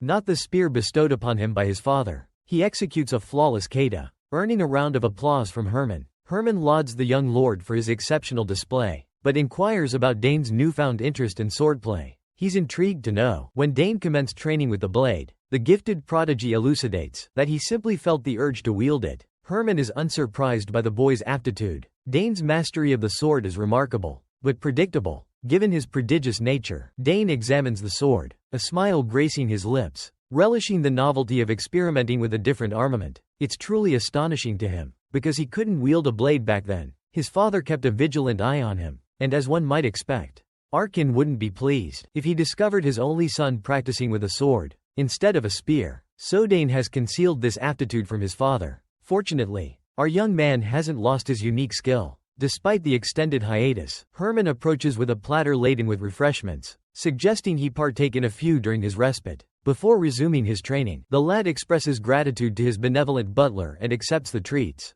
With a beaming grin, he grabs the first one and pops it into his mouth, pondering the merits of combining training with snacking. Later, we rejoin Count Arkansas, who is currently perturbed by something. The man sighs, lamenting the monotony of the same routine every year. It's become quite tedious and wearisome. This year, he yearns for a change of pace. However, he acknowledges significant gains from the previous year's feast, specifically from the celebration held last year. Consequently, he finds himself conflicted and unsure of his next course of action. His intelligence network validated that numerous aristocrats are focusing their attention on the southern region. Moreover, the majority of these nobles desire amicable relations with him and his entire lineage. Since the cessation of hostilities, the south, blessed with a favorable climate, possesses numerous resources that the aristocracy craves. Therefore, he believed their intentions should have been readily apparent. Yet, these aspirations paled in comparison to the notice his son, Dane, garnered during his birthday celebration. The unexpected dispute with Count Tyron's eldest son was a development entirely unforeseen. The altercation was utterly beyond his anticipations. However, the young man articulated the circumstances with composure and sound reasoning before the assembled adults. Furthermore, he proceeded to demonstrate his aptitudes with unwavering assurance. Reflecting upon this, leads Arkin to deduce that the boy possesses an exceptional level of maturity. And the elder occasionally yearns for Dane to exhibit even a sliver of childishness, like other children his age, a simple desire harbored by the spearman. But currently, this aspiration appears excessively demanding. Abruptly, his eyes drift towards the timepiece, and he discerns that his departure is imminent. His gaze subsequently settles upon Dragontail, his cherished spear. Long neglected, he resolves to grant his baby some exercise. Within the training arena today, a seasoned lancer enters the training grounds, and the moment his feet touch the earth, he's stunned by the spectacle before him. The elderly gentleman is utterly flabbergasted by the unfolding scene, and profoundly bewildered. Observing Dane rigorously wielding a blade, Arkin is incredulous. His expression betrays his profound heartbreak. He's astonished that his sole offspring would engage in swordplay, and attempts to rationalize the spectacle unfolding before him. The man remains rooted to the spot. Dumbfounded, he continues to observe the 7-year-old's display, his gaze unwavering. His eyes betray the imminent threat of tears welling up. He contemplates the inexplicable motivation behind his gifted son's embrace of swordsmanship. He recalls Duke Theran's distinct fascination with the boy during their time at the royal residence.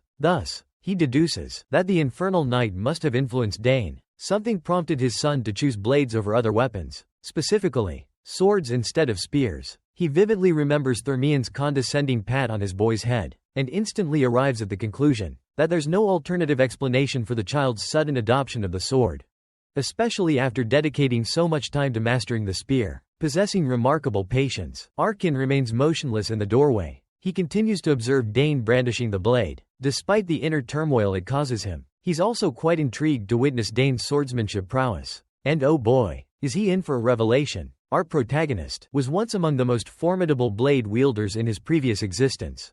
Therefore, his exceptional skill with a sword remains undeniable. Dane maneuvers across the training area with an ethereal grace and fluidity, leaving his father utterly astonished and perplexed. The elder gentleman is stunned to observe his 7-year-old son's remarkable proficiency with the blade. It's a baffling enigma. After all, he's never witnessed Dane so much as touch a sword before. Observing the boy's display, Arkin recognizes the raw power emanating from him, as a force that even lifelong swordsmen could never hope to replicate. It's an astounding spectacle. The old man can only ponder. When the boy found the opportunity to acquire such mastery, he's consumed by bewilderment and intrigue. He possesses one unwavering certainty. Dane wields exceptional talent with the blade, and, in a surprisingly short span, the spear as well. The Count has witnessed sufficient evidence. He abruptly halts the young boy's practice session, divulging his covert observation of the entire ordeal. And now, he demands to know when his 7-year-old son acquired such swordsmanship prowess.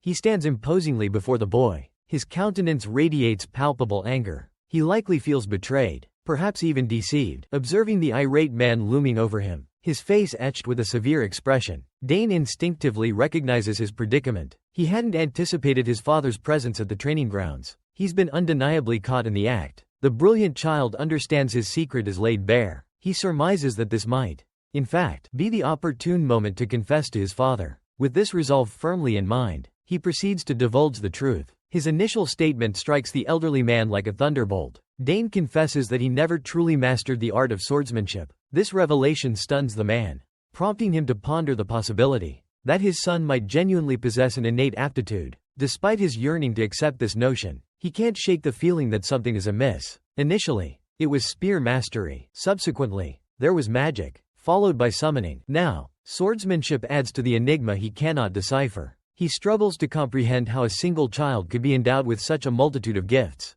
This perplexity deeply troubles him, causing Dane to grow apprehensive. Hearing the implausibility of his own claims unnerves him. The anxious patriarch admits that, were he an outsider, he would find such a scenario utterly unbelievable. He finds it improbable that a single child could exhibit proficiency in so many disciplines, let alone achieve mastery in each. With that declaration made, the Count abruptly inquires if the boy possesses a thirst for knowledge about the world. Our protagonist, bewildered by the question's implication, seeks clarification, and his father validates his suspicions. It appears that Arkin is inquiring whether Dane harbors curiosity about the world beyond the confines of their current existence. Considering all he's witnessed in recent years, the Count is beginning to suspect that their nation might be too limiting for his son's prodigious abilities. He believes Dane will ultimately be disadvantaged, should he choose to remain. At this juncture, the young man becomes utterly perplexed. This is a monumental decision he's being asked to contemplate, and he's uncertain how to proceed. Moreover, Dane gleans from this exchange the realization that his father acknowledges his inability to restrain him indefinitely. Contemplating this revelation, the gifted youth confesses his own curiosity about the outside world. The elder man simply offers a knowing smile in return. He deems this a positive development, and suggests they commence preparations, so Dane can be prepared to embark on his own journey. Events seem to be unfolding at an accelerated pace. The young man is astonished by the ease with which his father grants him this freedom. Arkin assures Dane of his sincerity, emphasizing the truth in his words. He acknowledges a tinge of remorse. However, he believes honoring his son's aspirations is the righteous path. Moreover, he unveils a special gift for Dane on this momentous occasion. With these words, he presents his cherished spear to the boy, the legendary dragontail. Dane instantly recognizes the magnificent weapon. His father anticipates this recognition, as it's the same spear that evoked a reaction from Dane on his first birthday. The lad concurs with his father's recollection. He affirms his memory of the spear's reaction to him on that day. Count Saugers then bestows the spear upon Dane. He encourages him to grasp the weapon and experience its weight. As Dane attempts to hoist the weapon, a peculiar phenomenon occurs. Dragontail erupts in a furious tremor. It takes a considerable moment for the vibrations to subside within Dane's grasp. Once stillness returns, he observes a radiant glow emanating from the spear. The 7-year-old is awestruck by the sheer potency residing within the weapon. While the boy grapples with comprehending the tool, his father beams, a broad grin illuminating his face. He's elated by the spear's intensified reaction compared to when Dane was merely one. This epiphany leads him to believe that no one can now question his judgment. He resolves to cultivate his son's spear prowess, ensuring its brilliance eclipses all others. With this newfound determination, he places a hand on Dane's shoulder. He divulges his intention to mold Dane into a spear master. He departs with a final declaration about Dane's future mastery. He emphasizes the importance of preparation for the trials ahead. He desires his son to be adequately equipped for impending challenges, and the young boy readily concurs. Arkin informs the lad that the spear will one day be his inheritance. However, Before that transpires, he desires him to attain sufficient strength to brandish it with honor.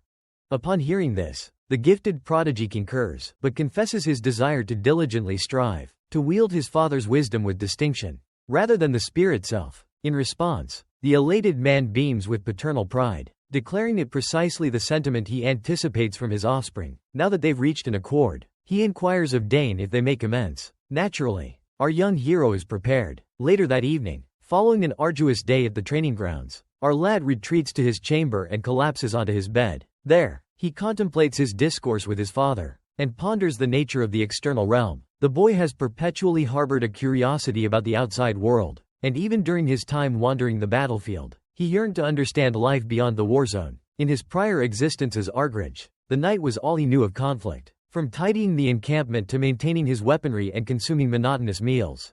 That constituted practically the entirety of his existence as a knight. Engaging in combat was the pinnacle of his life. Surpassing all else, the sole avenues of escape were the cessation of hostilities or perishing in the fray. Those two options represented the only means of extricating himself from the war's clutches. As Argrk, he couldn't fathom a life beyond the battlefield's embrace. However, as Dane, the circumstances are markedly different. The lad remains ignorant of how his aptitude will be employed, or how society will receive him. He's even uncertain of his potential contributions to the outside world. Yet now, a vista of opportunities unfolds before him, allowing him to journey extensively and achieve anything. For a fleeting moment, his sole desire was to linger and bask in the sanctuary's warmth. Nevertheless, his father's inquiry sparked a shift in his perspective. His mindset has undergone a transformation. Consequently, he's now poised to venture into the external realm. At that very juncture, an individual intrudes upon the chamber. Sensing the boy's resolute decision, the revelation jolts Dane awake, propelling him upright in bed. A wave of alarm washes over him. To his astonishment, he finds his mother standing in the doorway. Her presence is entirely unexpected. Still reeling, he inquires about her arrival time. His breath comes in ragged gasps as he struggles to compose himself. The fair-haired woman offers a gentle, reassuring smile. Her expression conveys a pride in him that mirrors his father's. Observing the stunned expression on his face, she calmly urges him to relax. She explains that his deep contemplation prevented him from hearing her knock. He was utterly engrossed in his thoughts. Dane experiences a mixture of surprise and quiet relief at her clarification. Affirming his suspicions, she reveals that she overheard his conversation with his father. Arkin had forewarned her of Dane's pensive state. Prompted by this, she decided to check on him. She inquires whether he truly harbors a curiosity about the outside world. He is questioned about his interest in the wider realm beyond their county. The silver-haired youth responds with a simple yes, disclosing his father's belief that remaining would be a squandering of his potential. After a period of contemplation, he confesses a similar curiosity about the world beyond. Thus, all signs point towards his departure. The young Dane expresses remorse to his mother, knowing her struggle with his impending absence. He is the last of her offspring at home, and his exit will leave her nest empty. Though she will deeply yearn for him, she prioritizes his well-being. Dismissing his apologies, she embraces him tightly. He laments his sister's absence, leaving Lily without companionship, but she allays his concerns. She assures him of her contentment, and acknowledges his exceptional gifts. With that affirmation, she professes her belief that the outside world would inevitably beckon him, regardless of his current choice. Therefore, she encourages him to seize this opportunity. She confesses that it would be wonderful if he could prolong his stay with her. However, she acknowledges that the world, due to this circumstance, wouldn't permit such an extended visit. She implores him to pursue his aspirations. They share a heartwarming exchange. The boy vows to return frequently, and regale her with tales of the outside world, even if he chooses to depart. She expresses gratitude for his promise. With his declaration made, she determines that she must make arrangements for his departure, just as his father did before him. But Dane is perplexed. Inquiring about the nature of these preparations, she divulges her initial plan to instruct him in tracking, and gradually expanding his skill set from there. But now, she feels compelled to accelerate his training in setting snares and evading traps. Dane deduces that he'll also receive specialized instruction from his mother. The mere thought of this rigorous training exhausts him. The woman mentions techniques for disposing of bodies, and intends to educate him on human anatomy. His deduction is that he'll be utterly spent before even setting foot beyond these walls. Overall, the woman is thrilled to impart her wisdom, and Dane pledges to absorb her teachings with diligence. He's on the cusp of receiving personalized instruction, imbued with parental affection, and to thrive in the external realm. He must brace himself for the impending challenges. The narrative progresses, and as the scenery transforms, we find ourselves in the southern reaches of the Aldean Dominion, Sagar's County. More specifically, Sagar's County, blessed with a balmy temperature and teeming with natural bounty. This locale became a fundamental pillar of the Aldean Empire. This also ensured their unwavering endurance throughout the conflict. Indeed, the county evolved into one of the realm's most invaluable assets, and owing to Count Arkansagar's benevolent governance, it remained a haven of tranquility and warmth for an extended period. Following the war's eventual conclusion, the remaining rebel factions were completely apprehended. An epoch of tranquility has dawned. A serenity that feels everlasting has graced the land once more. The inhabitants of Sagar's County are fortunate to revel in such halcyon days. Throughout the picturesque county's thoroughfares, citizens meander in peace. Whispers of recent hearsay begin to circulate amongst them. It seems young Master Dane has graced the local shops with his presence. This event is momentous for the townsfolk. After all, the lad isn't known for venturing beyond the boundaries of the Sagara estate. His youthful age only amplifies their astonishment at the news. Those previously unaware of this development are promptly informed of Dane's excursion. Allegedly, he even made a purchase from a local merchant. Dane's departure from the manor is such a rarity that tales are even spreading of the shopkeeper's eldest daughter swooning at the sight of the prodigious youth within their establishment. Now, these rumors are running rampant like a wildfire. A growing number of individuals are beginning to accept it as truth. Its peculiar nature continues to perplex them due to its sheer oddity. Two young women amidst the throng overhear this and commence discussing other circulating rumors concerning Dane. Specifically, whispers about Sagars had reached their ears. They were informed that the white-haired prodigy's attractiveness intensifies with each passing day. Consequently, they yearn for the fortunate opportunity to glimpse his visage even just once. Unsurprisingly, one of the maidens harbors romantic feelings for the Count's heir. Having received no news of a betrothal, she contemplates that there's no detriment in attempting to capture his affections. The girl proposes this idea to her companion, but is swiftly rebuked. Her friend questions her sanity and declares it a preposterous notion. After all, the brilliant prodigy is a mere 14 years of age. Indeed, our young protagonist has matured considerably. 7 years have elapsed since our last encounter with him. It sparks curiosity about Dane's current appearance. Returning to our narrative, the smitten girl remains undeterred by her companion's remarks, asserting that Dane doesn't resemble a 14-year-old in the slightest. Based on what she's gathered, her friend expresses astonishment, prompting the love-struck girl to divulge that Dane has already attained his father's stature. This revelation is quite remarkable. The girls deduce that the boy's impressive height stems from the Count's own considerable stature. They attribute this to hereditary factors. This only intensifies the infatuated girl's admiration for the gifted prodigy. Despite any uncertainties, one thing remains evident to her. Dane could easily pass for a 20-year-old. Given his current height, the girl eagerly anticipates encountering the brilliant prodigy and exudes confidence in meeting him someday. She starts to fantasize and confesses her heart would likely cease functioning the moment she finally gazes upon his silvery locks and captivating emerald eyes. By now, both girls are utterly smitten. The first girl resolves to encounter Dane during his next visit to the county. Her companion then divulges that she's learned he's been frequenting the town's shops more often. If this holds true, her odds of encountering this handsome lad increase exponentially. Pondering this further, she recalls hearing similar information from the forest warden. With this revelation, the infatuated maiden deduces that consulting the forest warden first would be prudent. Before proceeding further, her friend discerns the seriousness of her quest to capture Dane's affections. The scene abruptly transitions, and we're transported to the county's periphery, which is essentially a dense woodland. This locale is imbued with archaic enchantments and bears the moniker, the Forest of the Last Days. This is our protagonist's current location. He's amidst enacting the escape plan his mother, Lily Sagas, entrusted him with some time ago. Indeed, our young hero is diligently honing his skills to become a contract killer. Under the tutelage of his mother, 7 years have elapsed since his parents embarked on imparting their expertise.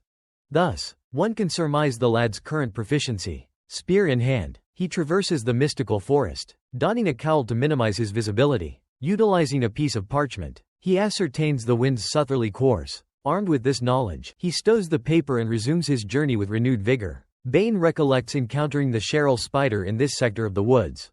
Therefore, he deduces he must proceed westward. Suddenly, a look of apprehension washes over his face. A realization dawns upon him. A mere 3 hours remain to accomplish his objective. His facial expression betrays him. It's evident that this is insufficient. Escape from the forest before dusk is paramount. Driven by this pressing urgency, he accelerates his pace, resuming his task with renewed vigor. His prowess is truly remarkable as the youth navigates the arboreal canopy with breathtaking agility. He leaps from limb to limb with astonishing velocity. Observing his aerial maneuvers, one could easily mistake him for a seasoned shinobi. His concentration is absolute. Each stride brings him nearer to his destination. He inches closer to his ambition with every movement. Dane is resolute in his commitment to finishing before nightfall. He understands the value of every fleeting moment. His haste is further fueled by the need for discretion. Remaining unseen is crucial. He is, after all, honing his skills in the art of assassination, and in this deadly profession, stealth is paramount. His primary objective is to evade detection by adversaries. With this in mind, he moves with lightning speed, rendering himself practically invisible. Within the allotted timeframe, our protagonist must circumvent the snares and pitfalls laid by his mother. He must successfully navigate all impediments placed in his path, lying in wait, and ultimately escape the treacherous forest, renowned for harboring a myriad of perils. After a breathtaking display of velocity, Dane finally arrives at a seemingly safer section of the woods, offering a momentary respite. He appears to have successfully evaded numerous traps thus far. Now, instead of haste, prudence dictates a cautious and deliberate approach, allowing him to meticulously survey his surroundings. Dane momentarily conceals himself behind a boulder. Scanning the vicinity, he recalls the necessity of respiration to absorb the ambient mana. Inhaling deeply, he suspends his breath, merging it with ambient mana before exhaling. This seemingly novel technique allows him to draw mana from his immediate environment, prioritizing concealment and melding with his surroundings. Dane is poised to conclude his task. He understands the pitfalls lie in wait, concealed in unorthodox locations. Abruptly, they commence their unveiling. A multitude of silken strands materialize. Camouflaged amidst the foliage, they crisscross haphazardly, and his ensnarement would have been inevitable had his newfound ability not granted him sight. Harmonized with his environment, he perceives the lurking snares laid in ambush. The youth is stunned by the revelation, never anticipating such a vast quantity. Countless, nearly invisible filaments pervade the entire expanse. Observing this spectacle, he deduces that the slightest contact will trigger the traps. Now cognizant of his mother's cunning stratagems, he's quite astonished because, despite being the most rudimentary type, this mechanism represents the most perilous method for constructing snares. Undeniably, this trap is exceptionally effective. However, simultaneously, he's reassured knowing its disarmament is relatively simple. At this juncture, the young man begins readying himself, preparing to confront the lethal snare before him. Just as he anticipates effortlessly disabling the trap, he's petrified by the sight that unfolds. His eyes dilate with alarm as colossal rodentine behemoths emerge from the woodland depths. These enraged beasts appear anything but playful. They materialize from the shadows like marauders. The instant our protagonist spots them, he recognizes his predicament. Our hero hadn't anticipated their presence. These creatures are the absolute last thing he expected to encounter in this sector of the forest. Meanwhile, the albino youth remains perplexed by the unfolding situation. Menacing, gargantuan rats suddenly lunge at him. Dane is utterly bewildered by their aggressive approach. As these colossal creatures advance, he instantly identifies them as a result pack. Apparently, this is the designation given to these enormous rodents, whose bodies are adorned with protruding quills. The gifted youngster confesses his astonishment at their presence. He anticipates that these beasts will present a significant obstacle. His dwindling time in the forest amplifies his concern. The mission's deadline is rapidly approaching. Their relentless charge at breakneck speed fills him with trepidation. These monstrous rats were unforeseen. He deduces that swift action is imperative. With this realization, he promptly seizes his spear, bracing for combat. However, as he readies his weapon, he recalls the perilous, minuscule threads encircling him. These treacherous filaments await the slightest provocation from his movements. Our protagonist deduces that accidental contact with the traps would amplify the danger, especially while engaged in combat with the monstrous creatures. Despite his best efforts to avoid triggering the traps, these crimson-eyed rodents seem to lack his strategic thinking. Thus, he recognizes the necessity of self-preservation. He's cornered, with no viable alternatives. His predicament is inescapable. Consequently, he's compelled to confront the rapidly approaching horde. The incredibly swift beings close in on him relentlessly. At this juncture, he concludes that a tactical retreat is the most prudent course of action. Escape is paramount, at least temporarily. The crimson-eyed monsters pursue him relentlessly through the sylvan terrain. Even after traversing a considerable distance, their pace remains undiminished. He glances back intermittently, a growing sense of unease washing over him. Their exceptional speed is not their only alarming attribute. Their numbers appear to multiply with each backward glance. He continues his desperate flight through the enchanted forest. Our protagonist meticulously avoids triggering the nearly invisible tripwires strewn across the area. The perilous snares remain poised, awaiting accidental activation. He understands the need for extreme caution, despite fleeing for his life. However, the ravenous rodents in hot pursuit appear oblivious to the danger. Suddenly, one creature inadvertently sprints through the web of wires. Predictably, the disturbed threads instantly spring the trap. Without warning, a barrage of spikes erupts, impaling the crimson-eyed behemoths. The monstrous rats are annihilated before comprehending their fate. Skewered by the projectiles, they collapse, writhing in torment as life ebbs away. Our hero pivots, a triumphant grin illuminating his face. He witnesses their demise, realizing they succumbed to his ruse. His flight was a calculated maneuver,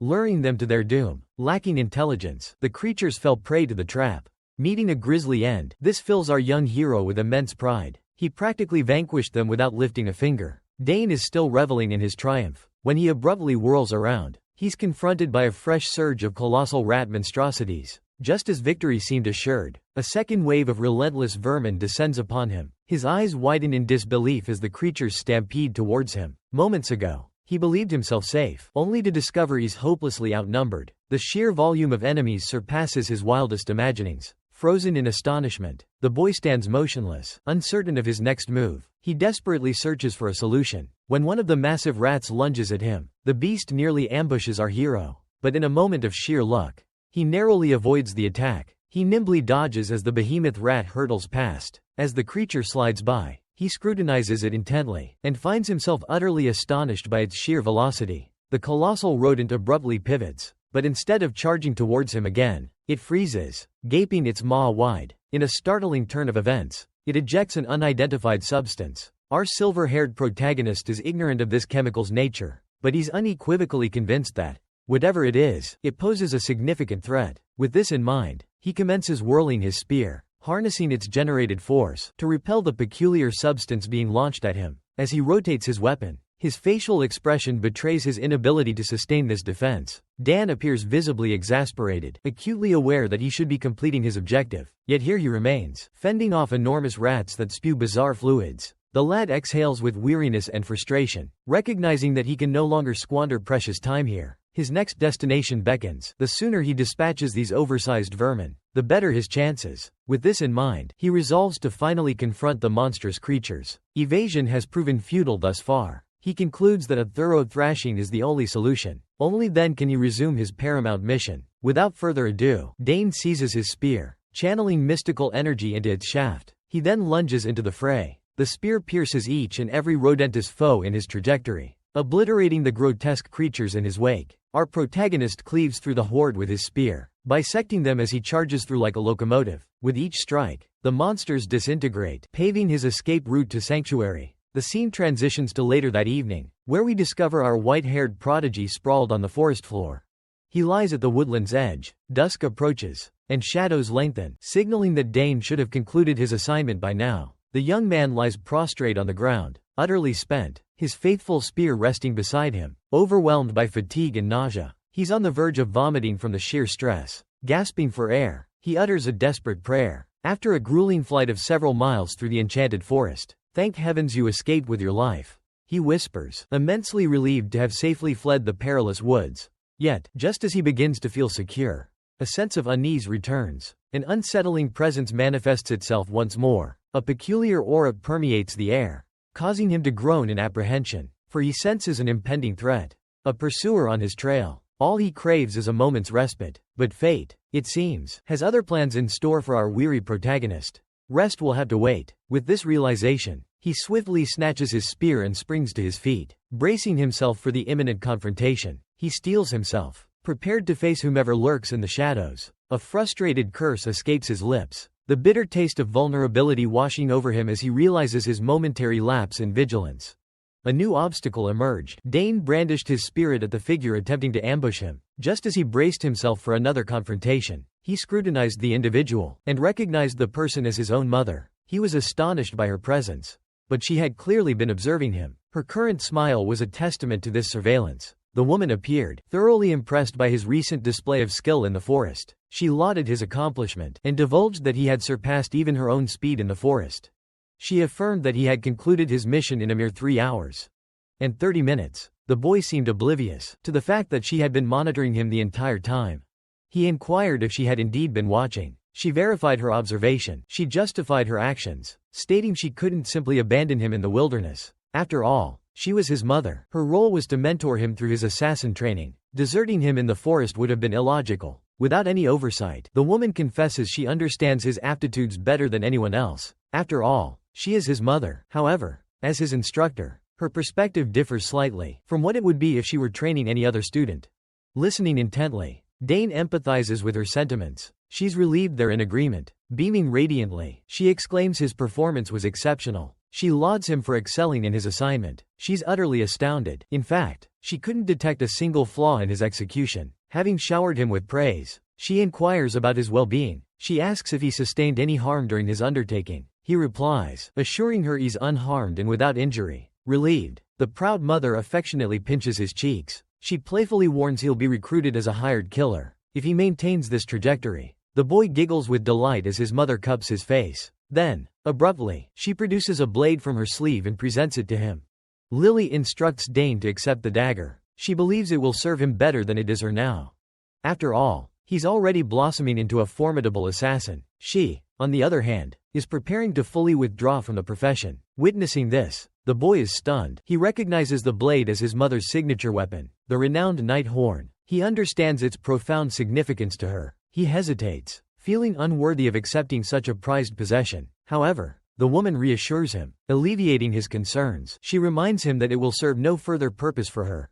With that said, he finally embraces the offering. As he unveils the blade, he's rendered speechless. Observing his astonishment, Lily decides to impart some knowledge about the extraordinary dagger. She explains that the night horn was forged from the enigmatic ether ore. This ore possesses the unique ability to absorb the essence of objects. She reveals that it can hold all the venoms in the world within the blade's confines, if he so desires. Our young protagonist gazes at his reflection in the polished steel, feeling a sense of bewilderment wash over him. He's not entirely astonished by his mother's revelation, for he understands the dagger possesses the capability to meld the assimilated toxins and manipulate them according to his will. Comprehending the implications, the boy expresses gratitude to his mother, vowing to cherish the blade. In return, she acknowledges her son's sentiment and proposes they return to their dwelling. Ain sheathes the knife, returning it to its designated place, and deduces his assassin training is nearing its culmination. From his perspective, this constitutes the entirety of his maternal tutelage. Abruptly, a cacophony erupts from the forest, shattering the tranquility. Startled birds take flight in panicked flocks. Mother and son exchange glances of astonishment and perplexity. Bewilderment hangs heavy in the air. Dane inquires if she, too, perceived the disturbance, and she affirms her actions, informing him of a presence lurking within the woods. She harbors no intention of investigating the mysterious figure, and thus urges a swift return home. The boy readily concurs. The scene transitions abruptly to the saga's county annex tower, where a violent coughing fit erupts from within a confined room. The man's groans and cries pierce the silence of his slumber, until finally, he jolts awake from his night terror. Launching himself out of bed, he appears utterly disoriented and bewildered, as if completely oblivious to recent events. The elderly gentleman is utterly lost, lacking any sense of location. His last recollection involves consuming fungi in the forest depths. While the old man grapples with his disorientation, a figure enters the room, seemingly startled by his awakening. It's revealed to be our young protagonist, who approaches bearing a tray laden with water to attend to the man's needs. Dane informs the bewildered man that he's undergoing detoxification. Search cautions the man to remain still. From the bed, the elderly man observes the youth approaching. Confusion washes over him. He has no recollection of the young man or the topic of conversation. The term, detoxification, eludes his understanding. He inquires if the boy rescued him from the woods. Dane confirms his role in the man's rescue, revealing the man ingested a toxic, red-nosed mushroom. Ordinarily, this would have proven fatal, but Dane and his mother discovered him in the nick of time. They were able to preserve his life. Astonishment grips the old man. Sudden clarity dawns upon him. He comprehends his displacement. Unaware of the mushroom's lethal nature, he now succumbs to escalating panic. The gravity of the situation overwhelms him. He understands the plant's deadly potency. Dane reiterates the mushroom's perilous nature, affirming that without intervention, the man would be deceased, had they arrived even a moment later. Following this explanation, the boy offered the man a glass of water. He understood this would accelerate the detoxification process. The elderly man remained in a state of utter disbelief. Yet, gratitude washed over him for his timely rescue. He gratefully accepted the water, expressing his thanks to the young boy. As the old man took a drink, Dane seized the opportunity to examine him more closely. Astonishment gripped the boy upon noticing the man's belt, which bore the emblem of the prestigious Nixon Magic Tower. This revelation confirmed that the stranger was no ordinary individual. Dane was certain of it. Dane's mind flashed back to the incident in the forest. He realized that without the Nighthorn's intervention, the old man's rescue would have been impossible. Having finished the water, the enigmatic old man returned the empty cup. Expressing his gratitude, he then inquired about their current location. The boy replied that they were at Sagres County's Annex Tower. This information clearly startled the old man, since he hadn't envisioned progressing this far. He brings a hand to his head, visibly agitated. The realization dawns on him that, not only did he become disoriented in the Southern Territories, but he also succumbed to fungal toxins and traversed the entire distance under their influence. Dane perceives the elder's distress. He gently suggests that the gentleman take a respite. He then divulges that he has notified his father, stating that his patriarch will soon arrive to meet the peculiar individual he rescued. The silver-haired stranger is bewildered by this news. He's likely perplexed as to why his father would be informed of this encounter. He inquires about the boy's identity. It is at this juncture that the gifted youth discloses he is Count Saga's youngest offspring. Dane presents himself to the man. After a fleeting moment of astonishment, the grizzled elder suddenly recognizes the youth before him as Arabella's younger sibling. His familiarity with Arabella stems from her reputation as a prodigious scholar within her academy. Her talents have captured the attention of numerous magical towers. Upon discerning Dane's identity, he inquires with piqued curiosity as to how the boy located him. The lad elucidates that he was merely engaging in training exercises with his mother within the woods.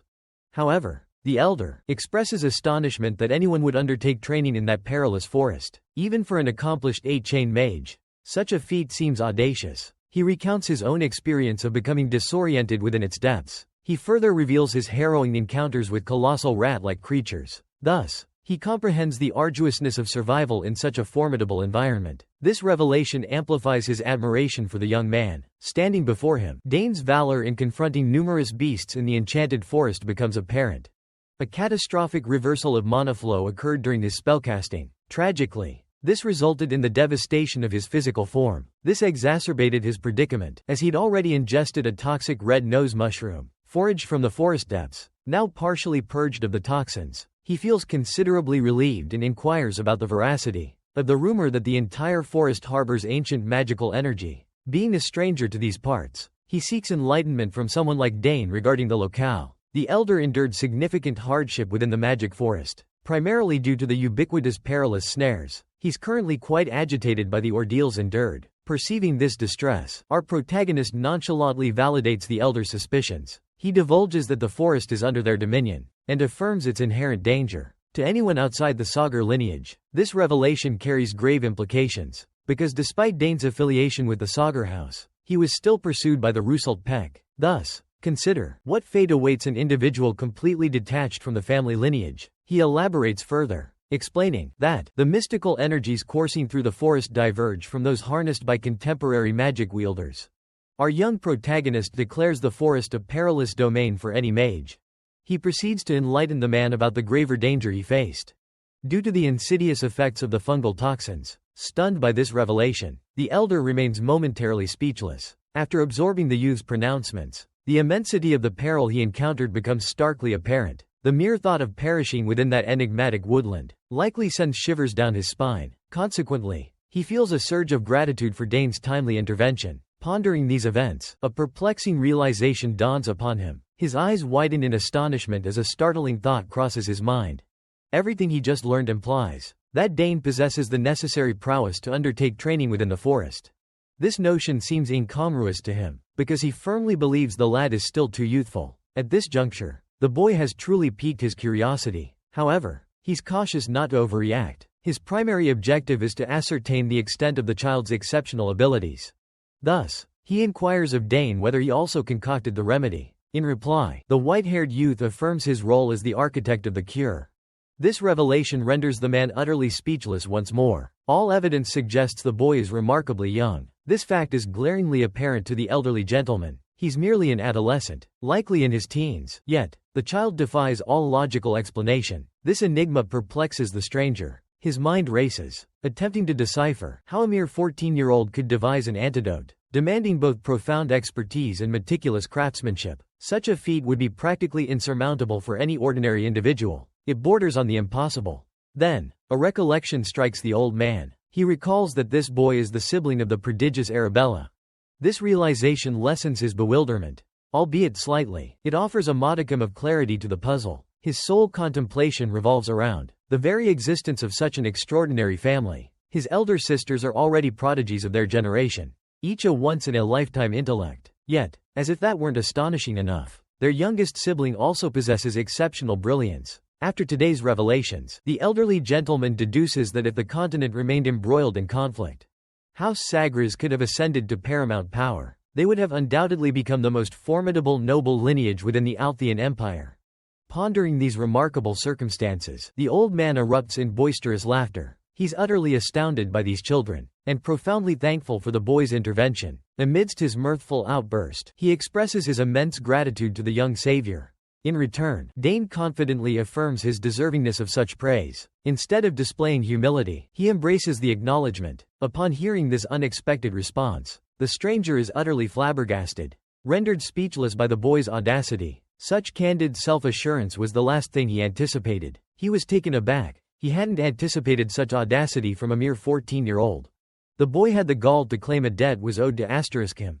Sidring concluded the youngster possessed remarkable nerve, bordering on impudence. Truth be told, it was rather irritating. A pregnant pause hung in the air, thick with awkward silence. The elder man cleared his throat. Breaking the tension, he proposed settling any incurred obligations from atop the annex tower.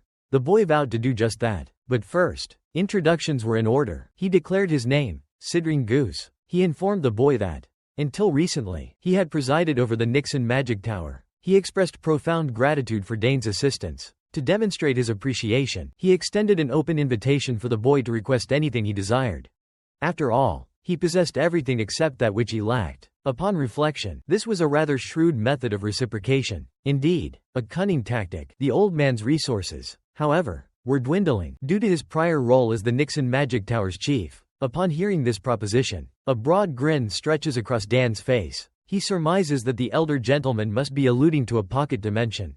Intrigued, he replies to the old man, displaying minimal enthusiasm for the revelation. Our protagonist understands that numerous mages endure without a permanent residence, storing their possessions within these subspaces. This is likely Sidrain's practice since his dismissal from his leadership position at the Nixon Tower. The sorcerer is taken aback by Dan's indifference. Typically, individuals, upon learning of one's authority over a mage tower, would be practically groveling at their feet. Most would react with astonishment or humility when encountering such a potent figure. Yet, this young man remains utterly unperturbed. This truly perplexes the aged magician. He anticipates the boy to be overwhelmed with exhilaration. However, he witnesses the complete contrary. Bewildered by the youth's apathy, he cautions the boy that such an opportunity is exceptionally rare. He senses a hint of shyness from the child, so he urges him to speak freely, to voice his desires without reservation. He yearns for the boy to be captivated, truly impressed. Thus, he invites him to articulate any wish he might harbor. Intrigued, the boy pauses, lost in contemplation. A thoughtful expression washes over his face, as if formulating a request for. The seasoned mage, Bland, observes the boy's deliberation, and a smile graces his lips. He anticipates Dane finally displaying some enthusiasm for his proposition. However, after a brief interlude, the boy simply advises the former Magic Tower leader to take his time considering the matter. This retort strikes a chord of audacity and disrespect. Indeed, he recognizes that countless individuals would forfeit their lives for such a chance.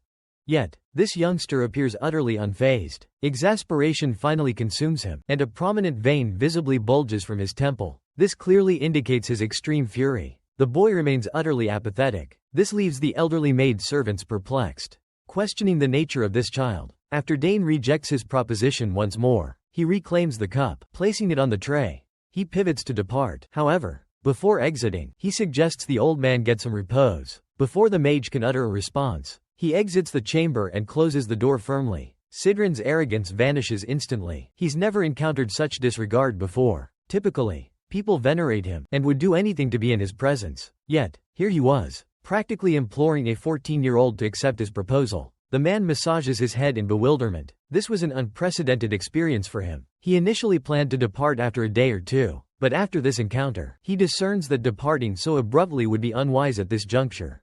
The seasoned mage is resolute in unraveling the enigma of this youthful, gifted prodigy's exceptional abilities. He now desires to prolong his stay, to scrutinize this intriguing individual who captivated his attention, and who was instrumental in preserving his life. While the elder meticulously concocts his plans within the confines of the room, Parboy ambles obliviously down the corridor, and resumes his previous engagements, utterly unaware of the mage's profound fascination with him. The narrative transitions, and as the tale unfolds, we are transported back to the bustling avenues of Sagres County. News rapidly disseminates regarding the rescue of a magic tower's leader, orchestrated by the extraordinary young prodigy. Within the castle walls, Dane is approached by Herman, who harbors a keen curiosity about the elderly mage. He surmises that the mage must possess exceptional magical prowess. His conviction stems from the rumors he's encountered, identifying Sidrain as an 8-chain mage, a testament to his formidable power. This revelation deeply fascinates him, as he's never encountered a mage surpassing Lady Arabella's prowess. Lady Arabella's power. Harboy affirms this, stating the elder gentleman possesses greater magical expertise than his elder sister. Herman responds by informing the young master that a formidable figure is now in their debt. He elaborates on the autonomous nature of magic towers, describing them as independent domains within the continent, akin to sovereign nations. Astonished, the boy admits his surprise, never having envisioned the seemingly moribund Moneysaver as such an influential individual. Moneysaver possessing such influence. Herman concurs, but also expresses curiosity, questioning the purpose of a magic tower leader's presence within the forest where the young boy currently trains. Despite his training, the boy engages Herman in conversation, informing the butler that the forest is no ordinary woodland. He reveals its status as a forbidden zone amongst mages. Its notoriety is such that it's been christened the Forest of the Last Days. Upon hearing this, Herman conjectures that the forest would indeed present a formidable obstacle, even for seasoned magic wielders. However, he adds that the elder is remarkably fortunate to have survived, all due to the young lord's intervention. At this juncture, Name momentarily ceases his training, detecting an imperfection on his current blade. The lad gazes at his reflection in the steel for a moment, then abruptly demands Herman procure him a new sword. The prodigious youth's request is delivered with an authoritative tone, declaring that the swords he's currently utilizing are all too diminutive and lacking in heft. Herman reacts with alarm, flustered about how to elucidate the fact that the available swords are exclusively war trophies acquired by the Count. There are unequivocally no alternative weapons. Consequently, the butler is currently at an impasse. Nevertheless, he vows to arrange for a longsword intended for the subsequent day's practice. Our protagonist expresses his gratitude and resolves to conclude his training regimen with the current blade he'd been utilizing. Suddenly, a recollection strikes him. He recalls a present bestowed upon him years prior. Dane reminisces about the occasion when Duke Theran presented him with a prestigious emblem. 7 years have elapsed since the Hexoclass Knight granted our young hero the unique insignia, granting him access to any weapon of his choosing from the realm's most renowned forge. Only now does he recollect possessing such a privilege. Such a valuable possession had slipped his mind. A subtle grin graces Dane's lips as he contemplates this. He then determines to pay the Duke a visit, should he journey to the capital. Our protagonist concludes his daily training. Departing the training grounds, he encounters his father, the Count. The Count observes his son's diligent and arduous training. In response, the young lord affirms his father's conjecture. He then conveys his astonishment at seeing his father. He presumed the Count had matters to address outside the castle walls. Thus, he didn't anticipate his father's premature return. Upon hearing this, Arkin simply offers a smile, and then divulges that matters concluded sooner than projected. He further elucidates that he possessed a compelling reason for hastening home. Before he can elaborate on the reason, the white-haired lad bestows a kiss. It must be due to the tidings of the mage he rescued. The Count doesn't refute this statement. He concedes that the elder mage could potentially assist Arabella. Arkin senses the man might be a suitable mentor for his daughter. Consequently, he's quite keen on conversing with his visitor. Dane remains unfazed by his father's declaration. He had already surmised that his father would desire the leader of a magic tower's aid for Arabella. Nonetheless, our young man is uncertain if he possesses the capability to manage. Given his elder sister's fiery disposition, One can hardly fault him for this assumption, especially considering Arabella once physically reprimanded an irritating upperclassman, within the academy walls, no less. Returning to the matter at hand, the Count had returned to confer with the headmaster of the magic tower. He affectionately clapped the boy's shoulder, commending him for his valor in rescuing another soul. The Count beamed with paternal pride, making no attempt to conceal it. In response, the boy humbly stated he merely performed his duty. However, his father countered this sentiment, elucidating that such actions are not within everyone's capabilities. Upon hearing this, the gifted youth smiled, feeling deeply honored by his father's praise. Arkin emphasized that his deed was extraordinary, far surpassing the ordinary. Father and son strolled back towards the castle, and en route, Dane inquired whether his sisters remained unable to return home. This time, a hint of vexation colored the man's expression. He ponders why it's become so challenging to even catch a fleeting glimpse of his daughter's faces these days. Regrettably, this signifies that the girls won't be returning home anytime soon. Arabella has just concluded her prolonged semester, and is embarking on a quest to join a magic tower. As for Claire, she's received an invitation from her professor to accept an appointment as an assistant professor. Upon hearing this news, the young man swells with pride for his accomplished sisters. He marvels at how remarkable they both are. His father concurs, affirming the girls' exceptional achievements. However, he reminds Dane of the lofty expectations he holds for him. He jests, wondering how the world will cope with a son possessing such a multitude of talents. At this point, Dane can only contemplate as well, which prompts his father to erupt in a hearty chuckle. The mere thought of his son surpassing his old friend, the Duke of Guard, fills him with amusement. The Duke's name evokes a sense of mirth. Upon the utterance of the Duke's name, a subtle scent wafts towards Dane's face, triggering a recollection of the Hexor-class warrior who terminated his previous existence. His thirst for vengeance has subsided, yet, he yearns to cross swords with that seasoned combatant once more. Someday, inevitably. Do you have any news regarding Layla's well-being? Her last correspondence arrived nearly a year ago, and I haven't laid eyes on her for an extended period. Pondering this, he concludes he can easily inquire. Upon reaching the capital, he resolves to do just that. Several days later, we return to the Annex Tower, where Sidrain is engaged in a heated dispute with a servant. He defies the elderly maid's directives. Upon being informed he hasn't fully recuperated, he proclaims he's on the verge of madness from prolonged confinement. In response, the obstinate servant cautions him against straying too far, and explicitly prohibits any further magic use within the tower. This new edict astounds the old man. However, the attendant implores him to refrain from utilizing magic, because his magical reflux remains unpurified. In other words, the toxins within his system haven't been completely neutralized. Consequently, he must remain within the tower for a while longer. Upon hearing this, the former Tower Lord deduces that his options are limited. He resigns himself to his fate, accepting his temporary magical impotence. While he's prepared to endure a period without his abilities, he cannot bear to be confined for another moment. He abruptly departs, leaving the attendant to observe his exit. The attendant reminds him that he's utterly unfamiliar with the surroundings. The attendant endeavors to dissuade the mage, but Sidrain is resolute, compelling the attendant to relent, despite knowing he will face repercussions should the mage incite any trouble. It appears this elderly gentleman has already captured the notice of several castle inhabitants.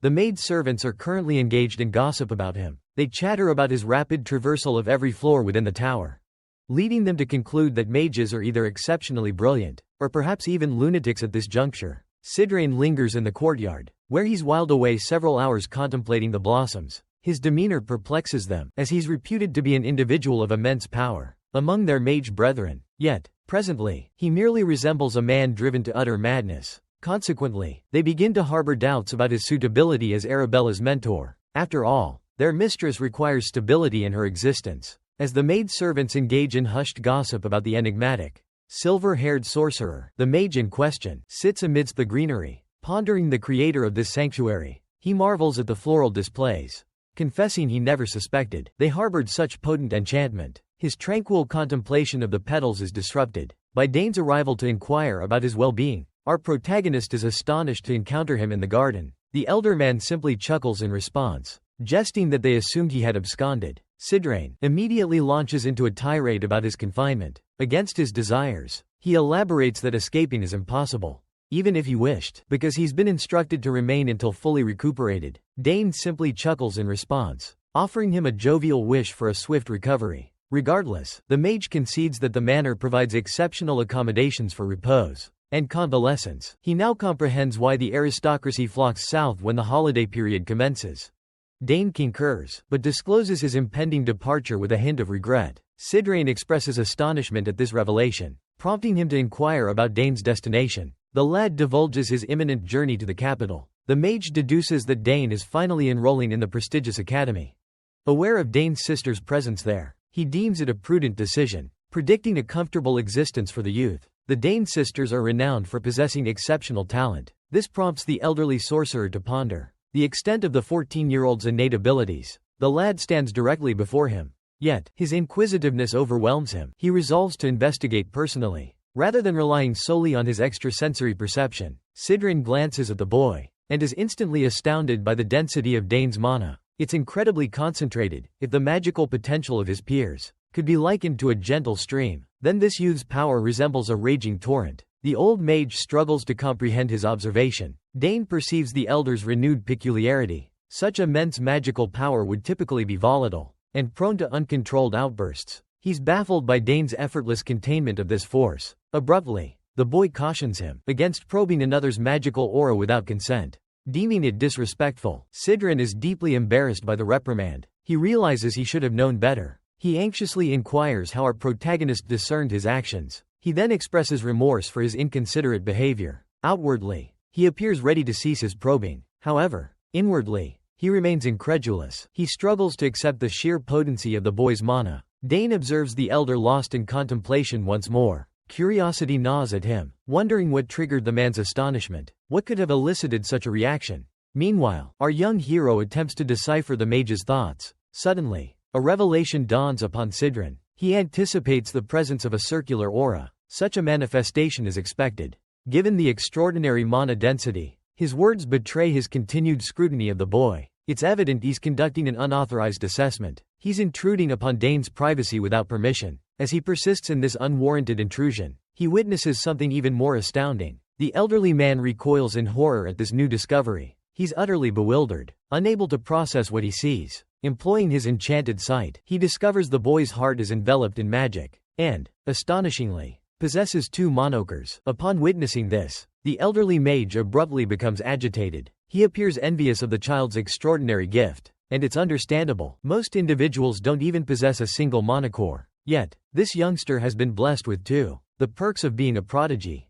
Perhaps, he abruptly starts muttering to himself, then angrily demands to know how the young master managed to cultivate two monokers. The boy, perplexed, remains silent. The old mage's outburst is met with a bewildered silence. Presumably, they saw nothing amiss with possessing two monokers. Mystified by the man's reaction, the 14-year-old inquires of the white-haired elder if there's an issue with forming two monokers. After all, he perceives no inherent problem. Sidrain reveals that there is indeed a significant issue. Evidently, he's baffled by how the boy intends to wield a spear with such an astounding concentration of mana. The prodigy is now thoroughly perplexed. Thus, the seasoned mage decides to elaborate. He informs them that the boy is squandering an unprecedented talent, a level of magical prowess never before witnessed, by relying solely on cores, foregoing any circles. Initially, our protagonist couldn't grasp the man's agitation, but upon hearing this revelation, he's stunned. His eyes widen in realization of the gravity of the situation. However, he believes both should be utilized. He sees no reason to exclude circles while employing cores. This statement infuriates Sidrain. His frustration erupts in a furious outburst. It seems the white-haired youth still fails to comprehend his point,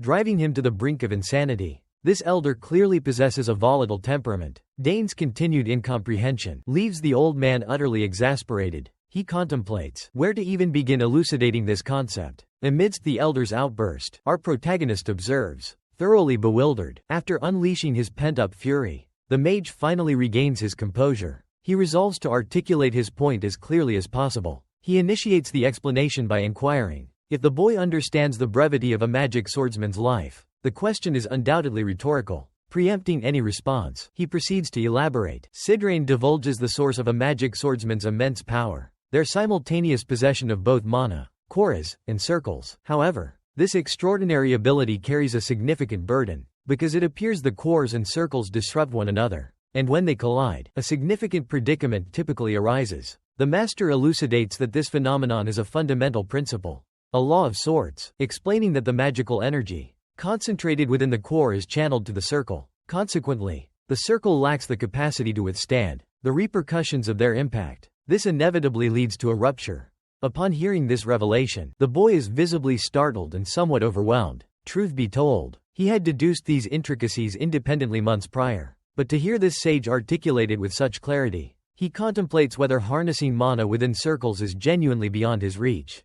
At this juncture, the mage simply shakes his head in dismay, lamenting the sheer squandering of potential in the boy's predicament. Still perplexed, Dane persists, inquiring once more if wielding magic without a circle is truly an impossibility. In response, the seasoned mage concedes that, while channeling magic without circles isn't entirely infeasible, the obstacle lies in the absence of a circle's refining influence. The practitioner will be unable to utilize incantations requiring refined magical essence. Moreover, it's not as if no one preceding this lad has conceived of this approach. However, the predicament lies in the fact that the vast majority of endeavors witnessed by the former Tower Master have culminated in utter disappointment. Undoubtedly, individuals have attempted to wield magic devoid of arcane circles, yet it appears they haven't quite attained triumph in their pursuits. Despite the disheartening implication, as dispiriting as it may resonate, the youth briefly hesitates, then abruptly proposes a personal trial. The elderly sorcerer is utterly astonished by the boy's audacious suggestion. He finds it utterly incredulous. It's a feat many mages wouldn't even contemplate attempting, let alone witnessing. Observing the stunned expression on Sidrain's countenance, Dane hastily clarifies that he's never personally undertaken such a feat, but posits its attainability for himself. The old codger is once again exasperated. Judging by the fierce scowl etched upon his visage, it's evident his temper is nearing a boiling point. The man clenches his jaw in frustration, baffled by this audacious boy's pronouncements. He just elucidated how every magician who attempts to conquer magic without circles inevitably meets with failure. So, Dane's persistence with the notion infuriates him. The youth's hubris and presumptuousness are palpable. Dane is acutely aware that his declarations are agitating the former Tower Master. He hastily clarifies his intent to restructure the magical code itself. Our protagonist is assured he can achieve a pivotal advancement in overcoming this minor impediment if he succeeds. With this resolve, he sets to work immediately. He unleashes a surge of mana, and as it engulfs him in a swirling vortex, he methodically reconfigures the magic code. Mere seconds later, he achieves his breakthrough. Suddenly, a blaze of fire ignites within his palms, leaving the elder utterly astonished. Frankly, even the young nobleman is taken aback, observing that his modest trial bore fruit. Against all odds, the lad's scheme triumphed. By manipulating the arcane runes, he conjured a spell deemed unattainable for one of his skill level. For him, this was a feat. Despite his quiet pride in this minor accomplishment, he acknowledges its rudimentary nature, a mere single-link incantation. His journey towards mastery remains extensive. He still has much to learn. Leon Mustard understands the peril of hubris, of becoming complacent, as he reminds himself of the spell's elementary status. The seasoned mage before him is utterly dumbfounded. Sidrian's jaw plummets in disbelief at the boy's deed. He grossly misjudged the young prodigy. Now, he recognizes the magnitude of his error. He never envisioned Dane capable of such a feat. His mindset is understandable. After all, every other mage who attempted this met with utter failure. But witnessing this spectacle, the old sage likely grasps that the youth before him is unlike anyone he's encountered. His eyes widen in astonishment and dread as he observes the inferno blaze before him. It's inconceivable, as the boy clearly lacks a magic circle. Thus, the elder cannot comprehend how the lad wields magic. It's utterly astounding. His effortless mastery, his bewilderment is palpable. He informs our protagonist that utilizing raw magic requires refinement through a circle. It's a fundamental principle of magic. Yet, this young Sagar has defied it. He manipulated the magic codes, conjuring the spell without a magic circle. He further exhibits his newfound prowess, and reminisces about his sister. Arabella once proclaimed his magical aptitude to be exceptional. He never dismissed that statement. And now, he proposes that perhaps this inherent gift explains his magical prowess. Even though he wasn't destined for the mage's path, the boy conjures a luminous sphere around himself, resembling a protective energy barrier. This serves as an experiment, testing newfound abilities he's only just discovered. Simultaneously, the bewildered elder mage beside him struggles to comprehend the spectacle unfolding. From his perspective, Dane, possessing exceptional magical potential, shouldn't grant him such mastery over incantations. Such command seems unjustifiable, considering he's not a legitimate mage. He's an anomaly. Defying established magical norms, Sidrain attempts to counter this reality, searching for reasons to discredit the boy's extraordinary talents. But suddenly, it dawns on him. Dane's abilities are undeniable, might be the essence of what the common folk imply when describing abilities that defy imitation. Currently, the mage is compelled to disregard everything he understands about magic, incantations and established principles alike. He's left with no alternative but to acknowledge that the young lord before him possesses what's commonly referred to as an inherent aptitude. By now, astonishment at this boy's accomplishments should be unwarranted. His actions should no longer elicit surprise. He's already proven himself a veritable prodigy in every endeavor he undertakes. Witnessing such bewildered reactions to his prowess is becoming rather tiresome. However, their amazement is somewhat understandable, considering they've encountered no one comparable. As the cantankerous elder grapples with comprehending the unfolding events, our protagonist persists in exploring his newfound gift. Even he is genuinely astonished by its successful manifestation, since he, too, was succumbing to the notion that magic was intrinsically linked to circles. Employing sorcery without a designated circle seemed inconceivable. However, he's now privy to a groundbreaking revelation. This assumption is false. This constitutes a monumental epiphany for the youngster, a significant leap forward. A feat deserving of jubilation. Wouldn't you concur? Regrettably, the elder is profoundly stunned, unable to perceive the silver lining. Presently, the gravity of the situation eclipses any glimmer of optimism. At this precise juncture, trepidation overshadows awe. Instead of revelry, he quivers, hands clasped upon his knees. He's evidently never encountered an individual possessing innate mana affinity. Acclimating to this unprecedented phenomenon will undoubtedly require time. He gazes upon the boy as if he were a deity incarnate. Dane's inherent gifts and aptitudes evoke profound unease within him. The lad not only possesses mana, but his mana surpasses all others in purity and density. A global anomaly. Furthermore, he wields the extraordinary ability to transcend the established laws of magic. In Sidrain's eyes, this boy is the genuine article, a force to be reckoned with. The irony is, our protagonist is completely oblivious to his own extraordinary potential. He possesses once-in-a-generation brilliance, yet remains utterly unaware. As the lad experiments with his newfound abilities, suddenly, the elder approaches. He inquires whether the boy would contemplate becoming his pupil. Naturally, this deviates entirely from the young master's agenda. He simply departs, trusting the old man will reconsider if ignored long enough. The elder likely comprehends the weight of his request. Observing the youth's hasty retreat, he pursues. He implores the boy to pause, to grant him a single moment of audience. Regrettably, his pleas fall on deaf ears. The young master continues his exodus. The irascible maids quickly grow exasperated. Once again, he desires a dialogue with our protagonist, believing a discussion about the boy's talents is imperative. From Sidrain's perspective, to disregard such exceptional talent like Dane's would be a disgrace. Therefore, he's determined to make this prodigy his pupil. The former tower leader recognizes immense potential within the boy, and he's prepared to go to any lengths to cultivate these gifts. When Dane continues to evade him, he intercepts him, halting him mid-stride. Our young protagonist already appears wearied by the interaction. He looks as though he'd prefer to be anywhere but here. Yet, the elder disregards his expression, and inquires if he happens to know how to utilize dual-chain magic.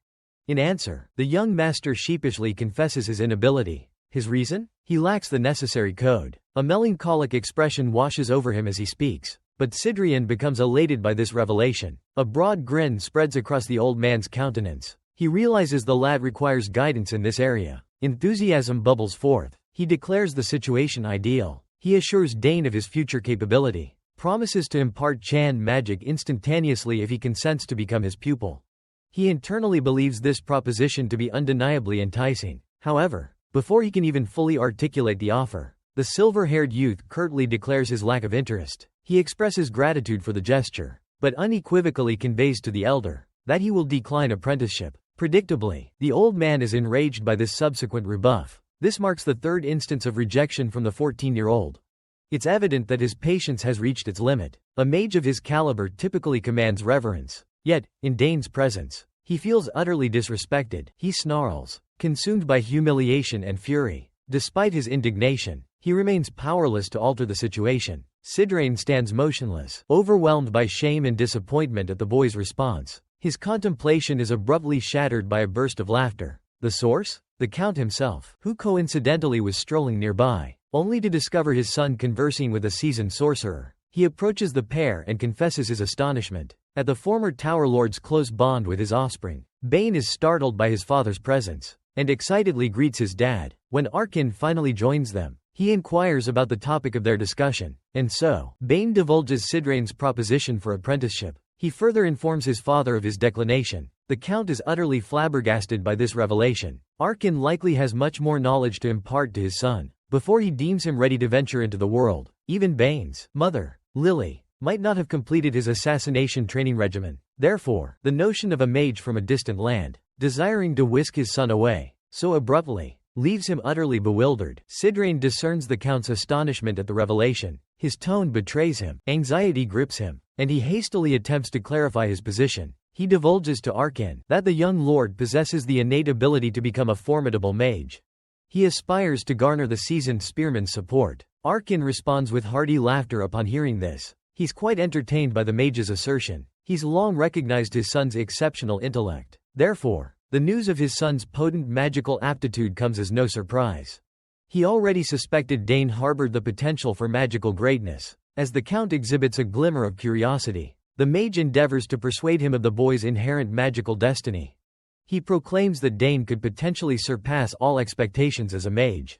He envisions Dane eclipsing even their wildest imaginations in magical prowess. He gestures, drawing the boy nearer as he speaks. He then proceeds to disclose a remarkable feat. The young master successfully executed chain-level magic, without the aid of a magical circle. Such a feat defies all known magical principles. But Dane accomplished it. A look of astonishment begins to creep across the Count's face. He understands that such magic is impossible to perform without a designated circle. Sidrain's declaration seems illogical, defying all understanding. Unable to readily accept this extraordinary feat, he inquires of his son. Seeking confirmation, the youthful prodigy unequivocally affirms the truth. Overwhelmed with admiration, Arkin erupts in a hearty laugh. Yet, a sense of composure remains. He's learned to anticipate the unexpected from this remarkable boy. The Count was already aware of Dane's groundbreaking achievement, achieved without any foundational magical knowledge. Sidrain shares this understanding. He deduces that this lack of formal training amplifies the boy's innate brilliance. A shared realization dawns upon them. Their mutual mirth abruptly ceases, as the Count acknowledges Sidrain's perspicacity in recognizing his son's extraordinary aptitude, instantly conceding that he anticipates nothing short of excellence from the former archmage. In retort, the elder clarifies that mere aptitude is insufficient. Based on his brief observation of Dane, he asserts that the young lord is a prodigy, and he readily acknowledges this fact. Having stated that, he audaciously proposes that the boy could ascend to become an exceptional magic swordsman. Upon hearing this, our protagonist envisions himself in such a role, wielding a colossal blade, adorned in resplendent armor. The Count also contemplates the possibility of his heir becoming a magic spearman. It's evident he's displeased by this notion, as it would signify Dane choosing the sword over the spear. A fleeting image flashes through the spearman's mind, and we're met with a menacing scowl etched upon his face. He's deeply perturbed by both the mental image and Sidrain's proposition, making no attempt to conceal his displeasure. Dane observes the expression on his father's face, and discerns that the mage has just committed a grave error. His blunder? Mentioning swords instead of spears. Apparently, sword is a word strictly forbidden in Count Sagar's presence. However, Sidrain remains blissfully unaware of his transgression against the spearman. He mistakenly believes they're in agreement, and continues to prattle on about Dan one day becoming a magic swordsman. In his mind, he's delivered a persuasive argument, sufficient to pique the Count's interest. Unfortunately, he's achieved the precise opposite. He's clearly oblivious to the thunderous expression on Arkin's face. Sidrain pledges to assume complete responsibility for the 14-year-old, should he consent to become his apprentice. He further commits to nurturing the boy, until he ascends to the rank of the Empire's foremost magic swordsman. To most parents, such assurances would be compelling enough to sway their decision, and secure their acceptance of his proposition. However, fortune does not favor the mage, as he presents this notion to the absolute last individual he should. He ought to be addressing this to someone else. Encountering silence, he finally swivels to face the Count. Upon witnessing the menacing scowl etched upon Arkin's visage, a shiver of dread courses down his spine. Before the Count utters a single syllable, Sidrain instinctively recognizes his grave error. Overwhelmed by terror and bewilderment, the spearman finally responds in a voice thick with fury, leaving absolutely no room for doubt that Dane is unsuitable for the path of a magic swordsman. Though thoroughly intimidated by the nobleman's presence, The mage remains resolute in his desire to mentor Dane. He inquires of Archon, why not? He elaborates that the fusion of swordsmanship and magic is an aspiration for the vast majority. From his perspective, the young lord possesses unique qualities for such a vocation. He expresses bewilderment at the Count's disapproval. Exasperated, the Count finally elucidates the matter for the mage. He asserts that his son, Dane, is not destined to wield a magic sword, for he shall become a magic spearman instead. Enlightened, the former tower master relents. He comprehends the root of the misunderstanding. He was unaware of the Count's fervent desire for his son to follow a path exclusively dedicated to the spear. Now cognizant of this sensitivity, he will likely abstain from further suggestions. Throughout this exchange, the boy in question has been perspiring profusely due to anxiety. Now that the misunderstanding has been resolved, he feels a sense of relief wash over him. Although his father still appears quite displeased, Sidrain recognizes the need to be more perceptive of the atmosphere and exercise greater caution in future interactions. However, he can't shake the question from his mind. Why do all members of Saga's family share this peculiar line of thinking? For a mage, becoming a disciple holds profound significance. Mages typically nurture their successors through a process known as inheritance. This time-honored custom, originating in antiquity, persists even in the present day, despite the establishment of widespread magical instruction. Indeed, the leader of the magic tower seeks not merely a student, but an heir to carry on his legacy. Considering the presence of an 8-chain archmage attending to the 14-year-old young lord, it's evident that the boy possesses extraordinary potential. His aptitude for magic is truly exceptional. Returning to the narrative, Dane contemplates all that he's absorbed from the mage and others. After pondering the accolades, he concedes that he does indeed perceive a peculiar energy coursing through him. With this epiphany, he abruptly understands he possesses that thing. Currently, the nature of this thing remains enigmatic. However, clarification seems imminent, as the subsequent image is a retrospective sequence to his youth. In this reminiscence, Arabella bestows upon him an orbiculum. She instructs him to infuse it with mystical energy whenever he desires her presence. It becomes apparent that the orbiculum is the aforementioned thing. Upon returning to his quarters, he retrieves the crystalline sphere and resolves to solicit Arabella's counsel. Dane imbues the sphere with magic, initiating the incantation, enabling communication with her. She is presently engrossed in study at the Academy's library, but her concentration is abruptly shattered by the sound of her brother's voice. The flaxen-haired maiden is astonished by Dane's vocalization, but she's also overflowing with joy. It's been such a long while. Arabella is ecstatic at hearing from him, so much so that her pencil clatters to the floor as she inadvertently lets out a squeal of delight. Completely forgetting her library surroundings, Arabella rushes out of the library to answer her younger brother's call. The moment she connects, something immediately strikes her. He cast a single chain spell. She's utterly astonished, completely blindsided by his newfound ability. Last she knew, he lacked even a rudimentary magic circle. The fact that he wielded such potent magic leaves her utterly bewildered. The boy acknowledges his lack of a circle, but dismisses it as trivial, since it functioned flawlessly regardless. Upon hearing this, a proud smile graces the girl's face. She beams with pride for her brother. She always knew his mana affinity was exceptional, but this level of proficiency was beyond her wildest imaginings. She's still basking in the thrill of it all. Dane, perceptive as ever, likely discerns her thoughts. Thus, he opts to elucidate the situation. He commences by clarifying that the circle solely facilitates circulation and refinement. He acknowledges the possibility of his mana already possessing sufficient purity, but confesses his uncertainty. Arabella responds with enthusiasm, declaring it exhilarating. Now thoroughly captivated, she yearns to delve deeper. Therefore, she proposes conducting an experiment. She informs Dane that she will dispatch a mono stone to the transmission device in his quarters. Arabella requests that he infuse the stone with a modicum of his mana. He readily assents. Dane expresses gratitude for his elder sister, a veritable prodigy in her own domain. Desiring insight into his mana's nature, he feels no remorse for contacting her. After all, she is a formidable 6-chain mage. Her offer of assistance brings him solace. While still channeling mana into the orb, he carries on his dialogue with Arabella. Abruptly, his elder sister pivots the discourse, asserting that he'll garner significant notice at the Academy. Her reasoning: wielding chain-level magic at his tender age is exceptional.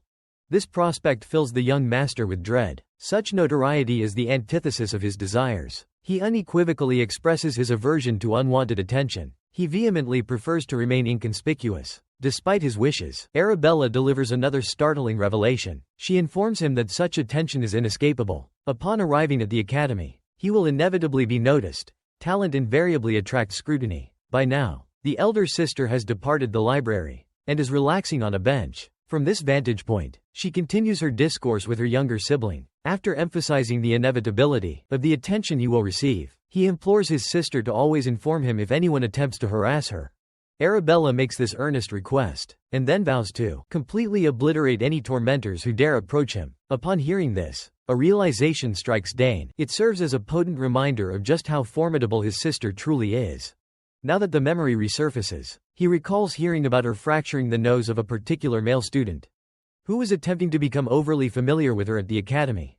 As it happens, the individual who suffered the broken nose is none other than the second son of the Dwell Duchy. The instant Dane broaches the subject, Arabella becomes incensed and promptly rebuffs him, vehemently cautioning her brother against speaking ill of the scoundrel. In her youthful fervor, she fails to realize she's shouting, until fellow students passing by begin casting curious glances her way. After receiving several disapproving stares, she composes herself, feeling quite mortified, and subsequently remains silent for a moment. Once her composure returns, she resumes the initial topic, inquiring if he believes his mana's purity will continually augment, given sufficient time. Despite lacking a magical circle, Dane concedes his ignorance on the matter. Observing his evident uncertainty, she proposes examining the hypothetical situation, just as she's about to concentrate. However, an interruption occurs. Someone announces the professor's summons. Without delay, she informs Dane of her necessary departure. Abruptly, their dialogue concludes, yet she pledges to connect with him later.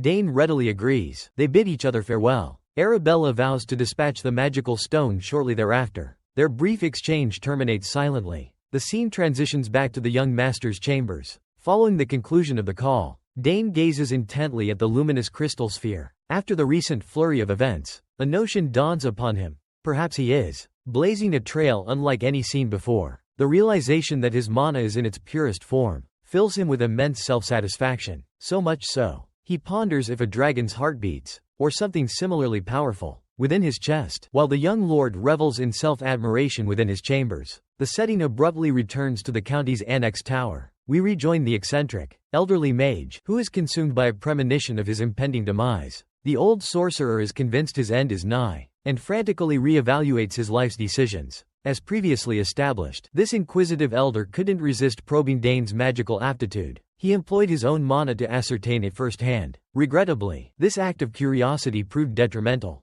exacerbating his already fragile state. The aged magician was explicitly cautioned against utilizing magic until fully recuperated.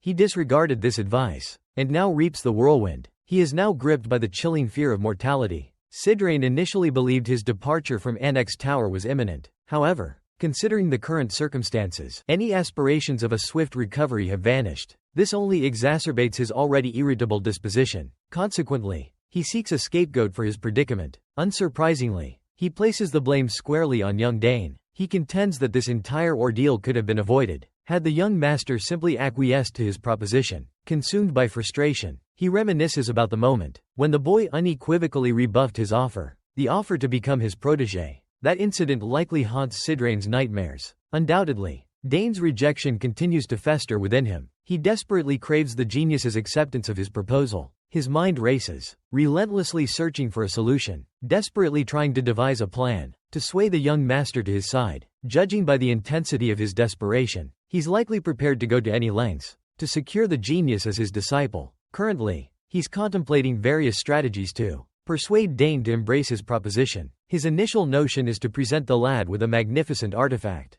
He's uncertain if this will suffice. Thus, he ponders if the young lord might finally acquiesce, if he pledges to bestow upon him his ancestral inheritance, potent magic, bequeathed through generations of sorcerers. It's a substantial reward for someone so youthful. Sidrain promptly dismisses the idea, deeming it excessive. This wizened elder cannot jeopardize something so invaluable. Should the boy subsequently deceive him, he'll be left with nothing. After a period of reflection, the mage remains unable to formulate the ideal proposition to secure the agreement.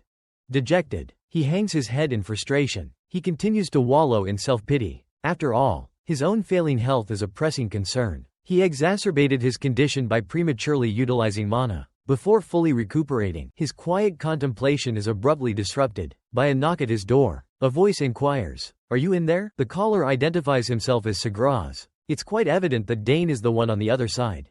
Upon hearing this, Sidran is overcome with anxiety. His mind still in a state of disarray. He hasn't yet formulated the ideal proposition to persuade the boy. Thus, engaging in conversation now would be futile. He remains unable to sway the young master's decision. Regardless, the boy stands at his doorstep. Despite lacking a concrete strategy, he can't help but ponder if the child has come to offer an apology. Or perhaps, miraculously, he's had a change of heart. The only way to ascertain the truth is to admit the gifted prodigy. The mage invites Dane to enter. The lad steps inside, appearing astonished to find the elderly man in his chambers. Dane explains that he's returned because he has something to communicate to Sidran, and, as one might expect, this information causes the elder's blood pressure to skyrocket. The sorcerer is eager to learn what tidings the lad brings. He promptly implores Dane to divulge the information. Judging by the grin adorning the young lord's countenance, it's likely positive news. His emerald eyes sparkle with warmth. It takes mere moments for the apprehensive elder to perceive this. He's momentarily stunned, having anticipated more unfavorable news, but upon seeing the amiable smile gracing the boy's face, he erupts in a hearty laugh. The old codger doesn't even pause for the prodigy to disclose the information before hastily concluding his own correctness. He's practically overflowing with exhilaration. He feels vindicated, having foreseen this outcome. He declares that the boy has finally consented to become his pupil. His brief jubilation is abruptly extinguished when Dane unceremoniously shatters his hopes with another refusal. This marks yet another instance of rejection that the former Tower Master is compelled to endure. It's inflicted by the exasperatingly gifted youth. Currently, he likely regrets his forced rescue by Dane. At the very least, he could have perished with his dignity fully preserved. Instead, he's confined to the annex tower, enduring constant encounters with the young master who repeatedly rejects him. Humiliation washes over the elder, as Dane affirms his unchanged stance. Despite his vexation, he remains intrigued by the boy's motivation. Wondering what prompted his visit, he instructs Dane to declare his purpose and divulge his message. Exasperated by the ambiguity, he demands clarity. He yearns to understand the boy's true desires. Ultimately, he'd already disavowed any interest in magical tutelage. They convene at the table for a solemn discussion over tea. Perceiving the man's tone, Dane recognizes the old mage's growing agitation. Thus, he resolves to dispel the tension, and initiates by divulging his genuine fascination with magic. With this revelation established, Sidran promptly inquires why he declines becoming his apprentice. From his perspective, any individual genuinely intrigued by mastering magic would seize this golden opportunity and consent to discipleship without hesitation. He's utterly perplexed by Dane's persistent rejections. Then, a sudden realization dawns upon him. Perhaps the boy is declining due to allegiance to another mentor. Entertaining this notion, he probes our protagonist about this possibility. The young prodigy instantaneously clarifies his lack of a master. Instead of relief, the former towerhead becomes even more infuriated upon hearing this. This revelation only intensifies his ire. Rather than appeasement, he feels mocked. He suspects the boy is trifling with him. His refusal would have been instantly justified if he were already under the tutelage of another mage. However, this isn't the scenario. Yet, the boy persists in his defiance. He continues to spurn a seasoned, 8th chain mage, who offers to mold him into one of history's most formidable magicians. With the boy's inquiries addressed, he can't fathom any other motive for Dane's visit. Thus, he deduces that the young lord merely came to trifle with his feelings and engage in frivolous games. Harboring this suspicion, he irately demands the boy's true purpose for seeking him out. Only now is Dane's actual intention revealed. The boy hesitates to divulge his request. As Sidran already feels slighted and demeaned, Dane remains ignorant of the rearrangement sequence for two-chain magic. Acquiring this knowledge from his sister proves challenging, due to her distant residence. Currently, the boy, conflicted, lacks alternative instructors for this magic. Despite his reluctance to acknowledge this eccentric mage as his mentor, he's compelled to recognize that studying under Mr. Sidran is the optimal path. Ultimately, Dane preserved Sidran's life, incurring a debt of gratitude. Consequently, he's already beholden to him. Therefore, the young lord believes the man cannot refuse him. After all, he remains indebted for his rescue. Back in the woodlands, Sidran has already vowed to reciprocate and settle any incurred obligations. Therefore, he will likely accede to any reasonable request within his capabilities that Dane presents. The young nobleman is certain the elder will not rebuff him. Thus, he finally confides in the man, revealing his desire to transcend the mage's oath. Sidran is astonished by this declaration. He assumes the lad aspires to be a magic spearman, as his father wishes. Surprisingly, Dane swiftly corrects this misconception. He declares his ambition to become a magic spearman, assassin summoner. In essence, this exceptional prodigy is resolute in mastering all skills bestowed upon him by his lineage. As a truly remarkable child, Dane possesses the aptitude and the latent power to attain mastery over every aptitude and expertise he's encountered since infancy. Conversely, Sidrain is utterly bewildered by this declaration. The man is practically astounded by Dane's aspirations. He's dubious that such a feat is even attainable. While still grappling with the young master's pronouncements, Dane nonchalantly adds swordsmanship to his desired repertoire of skills. Following this bold statement, the boy smugly takes a sip of his tea. He's aware he's given the elder much to ponder. Indeed, Sidrain struggles to accept the white-haired boy's sincerity. He deems it preposterous, utterly ludicrous. He begins lamenting the exasperation of interacting with a child who has repeatedly spurned him. This is likely the final affront for the old man. Once more, he inquires, does Dane still intend to reject him? Fully cognizant that a second apprenticeship under him is an impossibility, the self-assured youth affirms this truth with a piercing tone that lacerates the former towerhead's pride yet again. Sidrain is rendered speechless. He has exhausted every tactic to sway Dane, and with his efforts proving futile, resignation begins to creep in. The exasperated elder remains seated, consumed by disillusionment. He recognizes the boy's unwavering resolve, just as he's about to abandon all involvement with the young lord once more. A stroke of genius ignites within his mind. Sidrain abruptly comprehends that the boy's obstinacy might be the very instrument he needs to ultimately achieve his objective. A scheme rapidly materializes. He chooses to seize the opportunity without delay. Instantly, he bolts upright from his seat, inquiring if the young master might be receptive to a letter of endorsement. Predictably, this query catches our protagonist off guard, as he's uncertain of the wily elder's intentions. Consequently, he remains motionless, cup in hand, pondering the mage's motives. Why the sudden proposition of a recommendation? Observing Dan's bewildered expression, the old codger decides to clarify. He divulges that he's heard rumors of the lad's imminent enrollment in the academy. Therefore, he proposes to compose a letter of recommendation for Dane. He guarantees the youth a prestigious start at the esteemed institution. The old man exudes unwavering assurance, almost convinced of the boy's acceptance. Once more, this proposition is undeniably, as securing a letter of recommendation from him hinges on Dane accepting his apprenticeship. Presented with this alluring proposition on a silver platter, the young nobleman finally contemplates the offer. After a brief period of reflection, he swiftly concurs, declaring his acceptance of the recommendation. A letter from this esteemed sorcerer. Sidrain, upon hearing this, experiences a surge of contentment, for this time, he hasn't faced rejection. While the boy hasn't formally committed to discipleship, he perceives a glimmer of advancement. Emboldened by this positive development, the mage resumes his seat,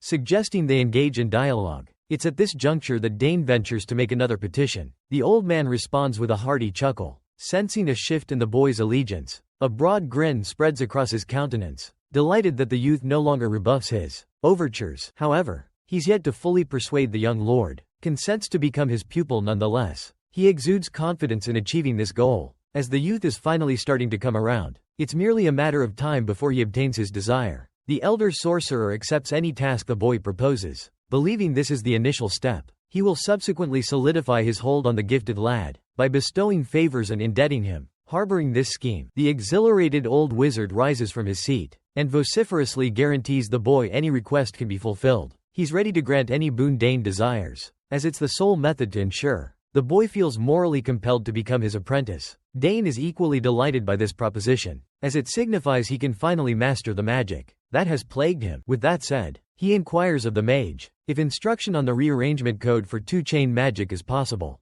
The old man promptly confirms his capability to teach it. Acquire this technique from him. It appears this gentleman possesses the rearrangement cipher for every two-chain magic spell in existence. Upon hearing this revelation, our protagonist is slightly astonished, yet overwhelmingly appreciative. He expresses his gratitude to the elder. Sidrain perceives the youngster finally warming up to him. With this breakthrough, a wave of relief washes over him. He chuckles with delight when Dane thanks him. However, he cautions the lad against mentioning it further, knowing this is merely the tip of the proverbial iceberg. It pales in comparison to his true capabilities. The senior accedes to all his requests. He's pleased the boy's youthfulness keeps his desires uncomplicated. For a seasoned sorcerer like Sidrain, these requests are trivial. A letter of recommendation for the academy and the rearrangement cipher for two-chain magic are insignificant. The boy is practically his disciple now. Essentially, he's already under his tutelage. absorbing his knowledge. Despite lacking official recognition, the elder believes a mentor-pupil bond is already established, a connection forged through shared experience. He inquires about commencing their inaugural lesson, but concedes his current state is less than ideal. Dane concurs, affirming the wisdom of postponement. Following this brief dialogue, the old man exults, believing he's landed a prized student. Abruptly, our young protagonist proposes that Sidrain has merely settled a debt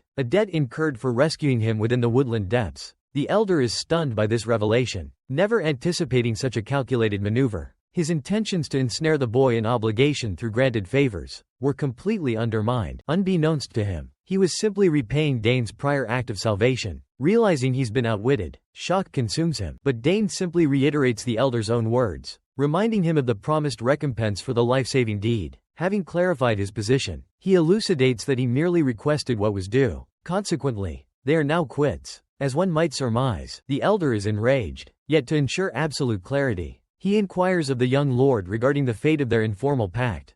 Specifically, the agreement to embark on a mentor-student relationship. Unhesitatingly, our protagonist flatly declares that such an arrangement is off the table, given that their recent interaction solely served to settle a prior debt. At this juncture, the mage finally acknowledges that he has been outwitted. Overwhelmed by anguish, he nearly succumbs to tears. Adding insult to injury, he was outsmarted by a mere 14-year-old. Sidrain vehemently refuses to accept defeat so readily. Thus, he proposes that the exchange was disproportionate, asserting that Dane requested 2 boons while owing only a single favor. Predictably, our astute hero has already anticipated the mage's line of reasoning. He meticulously planned his every move. Therefore, he confidently asserts that such is not the circumstance. Sidrain remains perplexed by this disagreement. Consequently, the young lord meticulously clarifies the situation. To ensure comprehension, Dane begins his explanation. He rescued the elder from the woods, and then mentioned neutralizing the toxin, making it 2 debts owed. The elder was astounded by the lad's reasoning. Rendered utterly speechless, while still dumbfounded, the boy declared he almost included carrying Sidrain on his back, but generously offered it as a bonus. Overhearing this, the elder was aghast, baffled by the existence of such an audacious child. Overwhelmed and perplexed, the mere thought caused him back pain. Later, repayment time arrived. He trailed Dane to the practice area. The man recognized his lack of options. Remaining in the child's good graces might lead to future reconsiderations. For now, he'd continue fulfilling requests until Dane contemplates taking him under his wing. After all, he deems it an egregious waste to forsake our young protagonist. Innate aptitude and potent magical abilities. At the practice grounds, Sidrain elucidates that the boy's formation of a core, instead of a circle, is inconsequential. The crux of the matter lies in his successful execution of chain-level magic without the aid of a circle. He further elaborates that mastering the intricate restructuring sequence for dual-chain magic is exceedingly challenging. He divulges that a multitude of individuals have relinquished their pursuit of this complex skill. Nevertheless, he holds unwavering faith in our protagonist's ability to grasp it, provided he applies unwavering focus and attentiveness. Upon hearing this, Dane beams with self-assurance. Sidrain is heartened by this display of confidence. Despite this, he resolves not to simplify the learning process for the boy. The youngster already displays insufficient reverence towards him, and this is the sole method to safeguard himself from further humiliation. The narrative transitions, and the story recommences. The moment arrives for Sidrain to initiate Dan into the intricacies of 2-chain magic. The sage elucidates that 2-chain incantations operate on an entirely different plane of existence, compared to their single-chain counterparts. This disparity stems from the necessity to concurrently compute mana expenditure, the fluctuating density of ambient mana in the atmosphere, and even the practitioner's own physiological state. He posits that this complexity is the primary deterrent for aspiring magic users. The sheer intricacy proves too daunting for most. As the elder mage discourses, our young protagonist diligently transcribes notes in silence. This unexpected diligence prompts Sidrain to question whether the boy is even attentive. He's astonished that Dan has anything to record at all, as he hadn't anticipated the lad comprehending his discourse. Considering this, he surmises that the boy's inevitable request for simplification is merely a matter of time.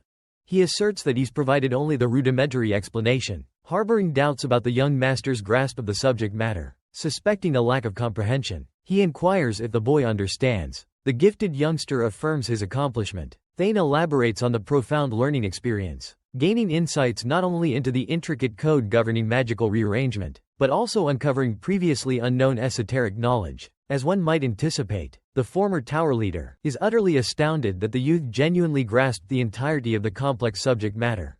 Incredulous, he vehemently denies this possibility. Thus, he challenges Thane to elucidate the principles of magical rearrangement laws. For a certified prodigy, this task proves to be elementarno, child's play. Without hesitation, Thane commences his explanation, beginning with the foundational first law, which governs the principle of coexistence. He clarifies how magical energies can harmoniously coexist within the tangible realm and interact with other mystical origins. This principle of mana hinges on harmonious coexistence. Mages harness their intrinsic magical energy and the ambient magical power to invoke their spells. Following this elucidation, the young lord proclaims the second law to be that of conservation.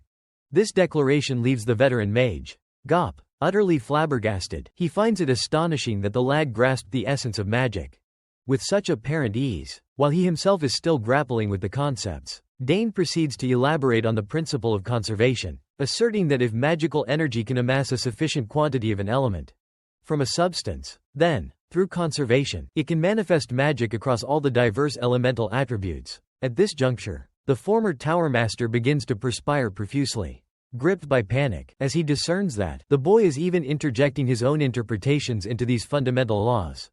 Most individuals would deem this subject matter tedious, but he's astounded that this is not the case for Dane. Consequently, he can only contemplate how such an individual as Dane could possibly exist.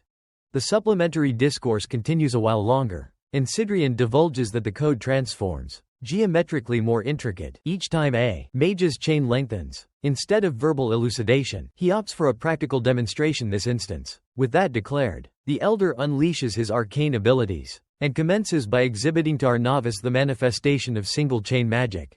He unveils that its conjuration follows rudimentary principles, but clarifies that this transforms from 2 chains onward. As far as the youth is concerned, the superior tiers are incomparable to a single chain. Subsequently, he chooses to showcase the visual spectacle of 2-chain magic. The moment he executes this, the mystical energy beams, previously aligned in solitary strands, abruptly densify and weave a more elaborate lattice. Observing this, our protagonist affirms their interwoven complexity and concedes its practical execution surpasses its theoretical simplicity. Following this exhibition, Sidrian elucidates that this constitutes the cipher underpinning the 2-chain fire incantation known as fire arrow. The sage further clarifies the necessity of employing the identical cipher countless more times if you desire additional demonstrations. Now, the erstwhile tower leader is convinced that the lad is finally astonished. He's never witnessed the intricate restructuring of dual-chain magic. Presenting it to the youth, he implies its formidable complexity, and then asserts that most individuals require at least a year, after mastering a single-chain magic, before even attempting to utilize 2-chain codes. Therefore, Sidrian is assured that the boy will only comprehend a fragment of the codes, regardless of his intellectual prowess. However, the paramount element here is the underlying principle, as everything else is inconsequential if he cannot decipher it. With this in mind, he resolves to monitor the young master for a week, and gradually impart the technique. But much to his astonishment, the audacious young man wishes to attempt it immediately. The man is stunned by this boldness, yet permits our protagonist to proceed, despite the inherent difficulty it presents. Now authorized, Dane assumes a solid starting position and immediately commences the activation sequence. Sidrian is utterly astonished by this display. He was unaware of the boy's proficiency in 1-chain magic. Dane meticulously constructs the spell, presenting it to the senior mages. Upon completion, the former tower master validates it as 1-chain magic. However, he's astounded by the novice's ability to conjure lions with precise dimensions. Witnessing this remarkable feat, he deduces that 1-chain magic is indeed elementary for the boy.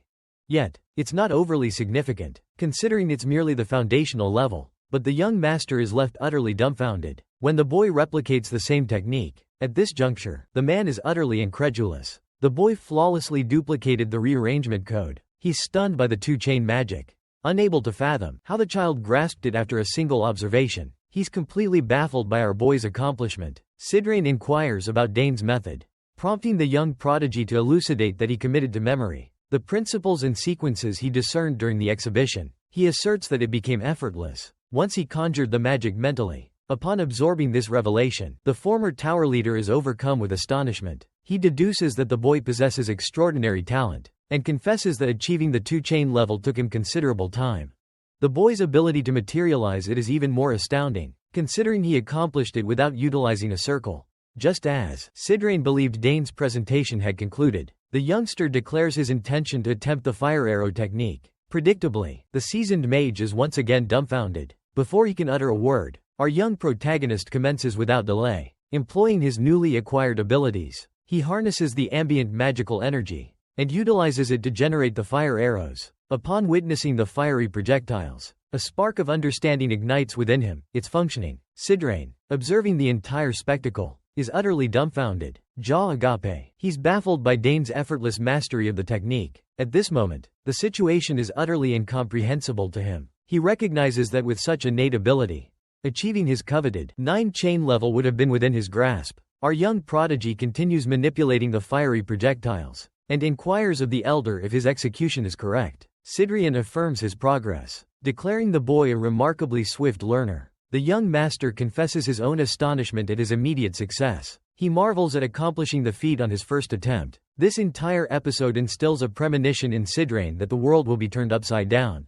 when the existence of a young, circle-less mage is revealed. Contemplating this revelation, the former tower leader, the one-time head of the tower, deems it crucial to safeguard Dane's extraordinary gift, until he formally accepts him as his pupil. Having witnessed the boy's brilliance firsthand, he's determined to keep it concealed. He proposes arranging another cipher. The young master readily agrees. After witnessing all of today's events, Sidrain contemplates how he'll formulate his recommendation letter to the academy. Later that evening, Dane retires to his quarters. He muses that the magic lessons were far more engaging than anticipated.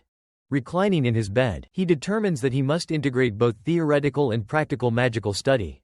Now capable of wielding magic, the young nobleman reminisces about his past life. He recalls a time when he was forced to renounce magic. He had no alternative but to abandon its pursuit. Facing an unknown demise, learning magic was an unobtainable indulgence. Devoting time to magic was a luxury he couldn't bear. Survival then depended solely on his swordsmanship. Initially, magic education emphasizes theoretical knowledge over the practical application of spellcasting. Dane eagerly anticipates his new existence. By merging the knowledge imparted by his elder sister with his innate aptitude, he envisions achieving phenomenal advancement. With even minimal instruction, and given the tutelage of a former tower authority, our young protagonist is quite certain he'll thrive. Thus, nestled in his bed, he contemplates the mystical arts he'll soon acquire. A fortnight later, Dane and Sidrain approach the Count with a proposition. However, the Count deems it rather audacious. They aspired to craft a magical concoction, and lacking the necessary components, they must procure them beyond the estate's boundaries. Predictably, Arkin is uneasy with this venture. But the elderly maid reassures the Count, affirming that the lad has already mastered 4 rearrangement sequences. Naturally, Dane's father is astonished by this revelation, as mastering a single sequence typically requires a minimum of 1 month.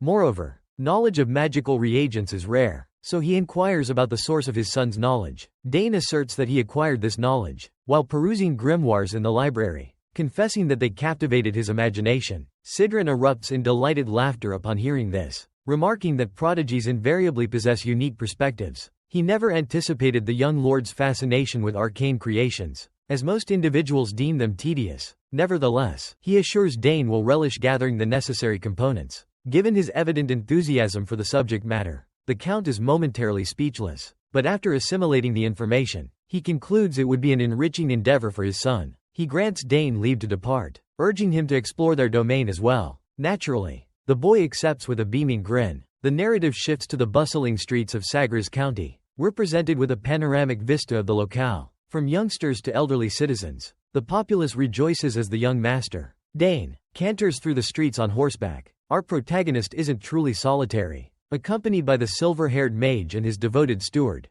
Herman, as they traverse the bustling streets, some youngsters beckon him. They urge him to sample their treats. It's a novel product they're launching into the marketplace. The children zealously promote their wares. Others simply gaze, completely captivated by their county's gifted prodigy. Many notice the saga's manor inhabitants, their argent locks cascading elegantly. On this particular day, as our hero realizes the gathering crowd, he decides to acknowledge them. He expresses hope for everyone's well-being. Then, turning to the children, he promises to return for the snacks later. While Dane engages with his constituents, The former tower master meticulously scrutinizes the scene. From his vantage point, he observes the city's vibrant streets, and the palpable joy radiating from the populace at the young master's presence. He deduces that the count is far from a tyrannical overlord. The citizens adore the boy and beam with genuine delight upon seeing him. This, he reasons, must indicate a similar affection for the count himself. Moreover, he discerns Arkan's qualities as a benevolent and respected leader. This assessment stems from the courteous treatment he's received since arriving in Saga's county. The region exudes an aura of prosperity. It's no surprise the county is renowned as the most tranquil haven on the entire continent. Gazing around, he readily perceives the abundance of positive attributes present. In the south, he finds himself utterly captivated and awestruck by his surroundings, from the delectable cuisine to the agreeable climate and the amiable inhabitants. The seasoned mage cannot help but acknowledge the rarity of such a spectacle. Back in the capital, Sidrain, seemingly oblivious to his vocalized musings, is abruptly addressed by Dane. Dane corroborates every observation just made about Saga's county. The young nobleman beams with pride. Concurring with the sorcerer, he remarks on the pleasant warmth of the southern climate. It appears these two gentlemen have a specific errand in mind. Their objective, the magic supply emporium. The elder mage inquires about the estimated time of arrival. The lad confesses his uncertainty, admitting he's never visited the establishment before. The old man expresses astonishment at this revelation, having presumed the boy would guide them, or provide some direction. At this juncture, Dane summons his faithful steward, Herman. He requests Herman to navigate the route. He asks him to spearhead their journey henceforth. Predictably, the devoted servant readily complies. Without delay, he assumes the lead. Naturally, the others hasten to keep pace. Herman declares their destination is within close proximity. Dane expresses his relief at this news. Shortly thereafter, the trio reaches the magic supply purveyor. The onlookers gasp in astonishment. Recognizing Dane, they find it unbelievable that the esteemed young master is present. The shopkeeper promptly ushers them inside. Upon entering, just as the rumors foretold, she's captivated by the boy's striking silver hair and vibrant emerald eyes. The boy expresses his gratitude for the warm welcome, and inquires about the shop's recent performance. The shopkeeper confesses that business has been stagnant. It's the same monotonous routine, with a scarcity of customers venturing from the surrounding territories to acquire magical provisions. Her primary clientele consists of outsiders, or those with a mere curiosity in the arcane arts. Nevertheless, she declares it a privilege to encounter the former Lord Sidrain, of the prestigious magic tower in the flesh. The old man flushes, visibly pleased, relishing the rare acknowledgement after so long. Dane's curiosity is piqued by the speed with which she identified the elderly gentleman at his side. He's well aware that the gentleman is a highly esteemed public figure. And truthfully, he does hold the man in high regard, but not to the extent of blind adoration, as many others seem to. The young lady instantly discerned the mage's identity. After a moment of contemplation, it dawns on him. The revelation makes perfect sense. After all, their empire boasts only a handful of magic tower leaders. His train of thought is abruptly derailed. When the shopkeeper invites them to browse freely, she expresses her delight in their presence, and extends an offer to assist them in finding anything they desire. Upon overhearing this, the elderly mage encourages the boy to thoroughly explore the shop, given that it's his inaugural visit to a magic supply store. Meanwhile, Sidrain seeks a private conversation with the proprietor. Thus, Dane embarks on his mini-expedition. Gazing around, the young master marvels at the sheer abundance of fascinating items. His eyes land upon a small coffer brimming with jewels, and a dazzling array of gemstones, overflowing from every corner. The room is crammed with mystical artifacts, from enchanted incantations to ancient grimoires, and likely countless other marvels. Moreover, he discovers he can perceive magical auras, emanating from every object he touches within the shop. A surge of self-satisfaction washes over him, as he deduces this phenomenon must be attributed to his potent magical aptitude.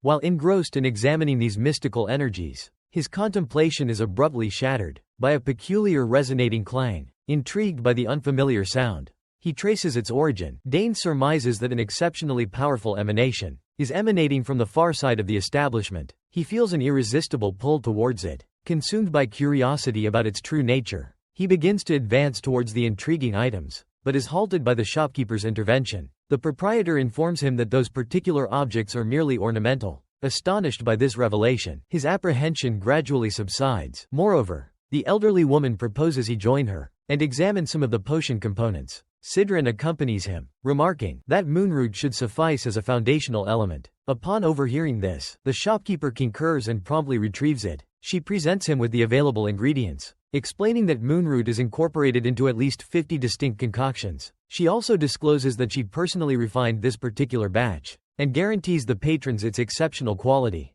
Despite these assurances, our protagonist remains apprehensive. He detects something profoundly peculiar, and promptly returns to deep contemplation. Engrossed in his thoughts, he's suddenly jolted back to reality. By this unexpected interruption, he glances back and notices a gleaming gem, which he instantly recognizes as the source of the resonant call he's been experiencing. For a considerable duration, the lad is overcome with emotion, upon finally discovering the object that has been beckoning him. All this time, however, his enthusiasm has inadvertently drawn unwanted notice. In his exhilaration, a commotion is caused, prompting the valet to hastily investigate the source of the disturbance. At this juncture, the youngster divulges that he senses an energy emanating from the peculiar stone.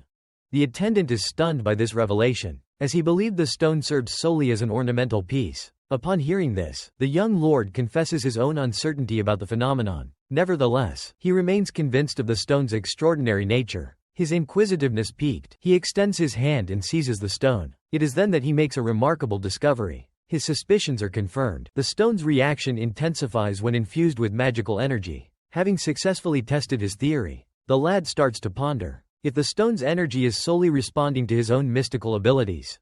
As he contemplates this enigma, Sidrain and the shopkeeper engage in their own dialogue. Nearby, the woman presents him with her components, and lauds his discerning eye. She believes she has provided him with an impeccable specimen. The mage then proposes that moonroot and a selection of canwell berries would also be advantageous. Their discourse is abruptly halted by Dane, who emerges brandishing the peculiar stone. He inquires about its nature. Upon seeing it, she recoils in astonishment, questioning its provenance. Observing this, the inquisitive mage probes her about the stone's identity. The shopkeeper offers a simple rejoinder, declaring it mere ornamentation. Dane remains skeptical, as he deems it improbable for a simple trinket to elicit a magical response. Overwhelmed, the shopkeeper releases a weary sigh. She confesses that merely pondering the stone evokes a wave of exasperation.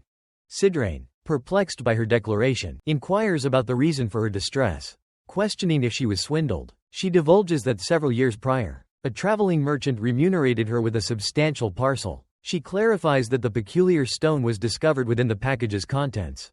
Upon unveiling it, a sense of misfortune washed over her. She felt utterly defrauded of her earnings. Instead of succumbing to frustration, she sought the expertise of a mage to assess the stone's value.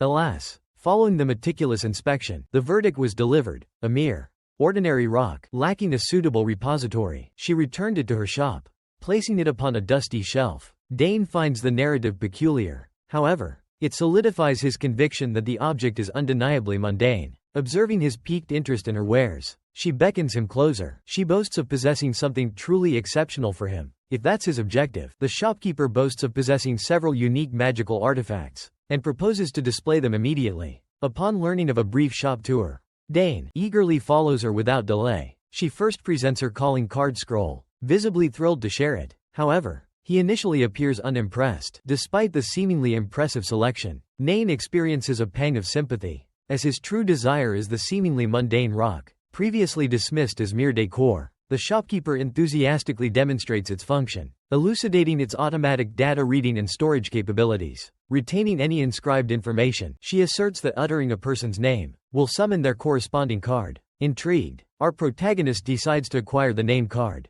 along with the peculiar stone. This request astonishes her, since she can't fathom his interest in an apparently worthless rock. Despite her attempts to dissuade him from acquiring the stone, he simply disregards her. He's convinced he can't just abandon it. It possesses a certain unique allure for him. The elderly gentleman observes Dane clutching the stone, and beckons the lad, inquiring about his intentions for the object. Dane offers a bashful grin in response. Moments later, the duo departs the establishment. En route, Sidrain questions Dane about the stone, confessing his ignorance of the boy's fondness for ornamentation, or artistic artifacts. He ponders the underlying reason for Dane's perceived value in the stone.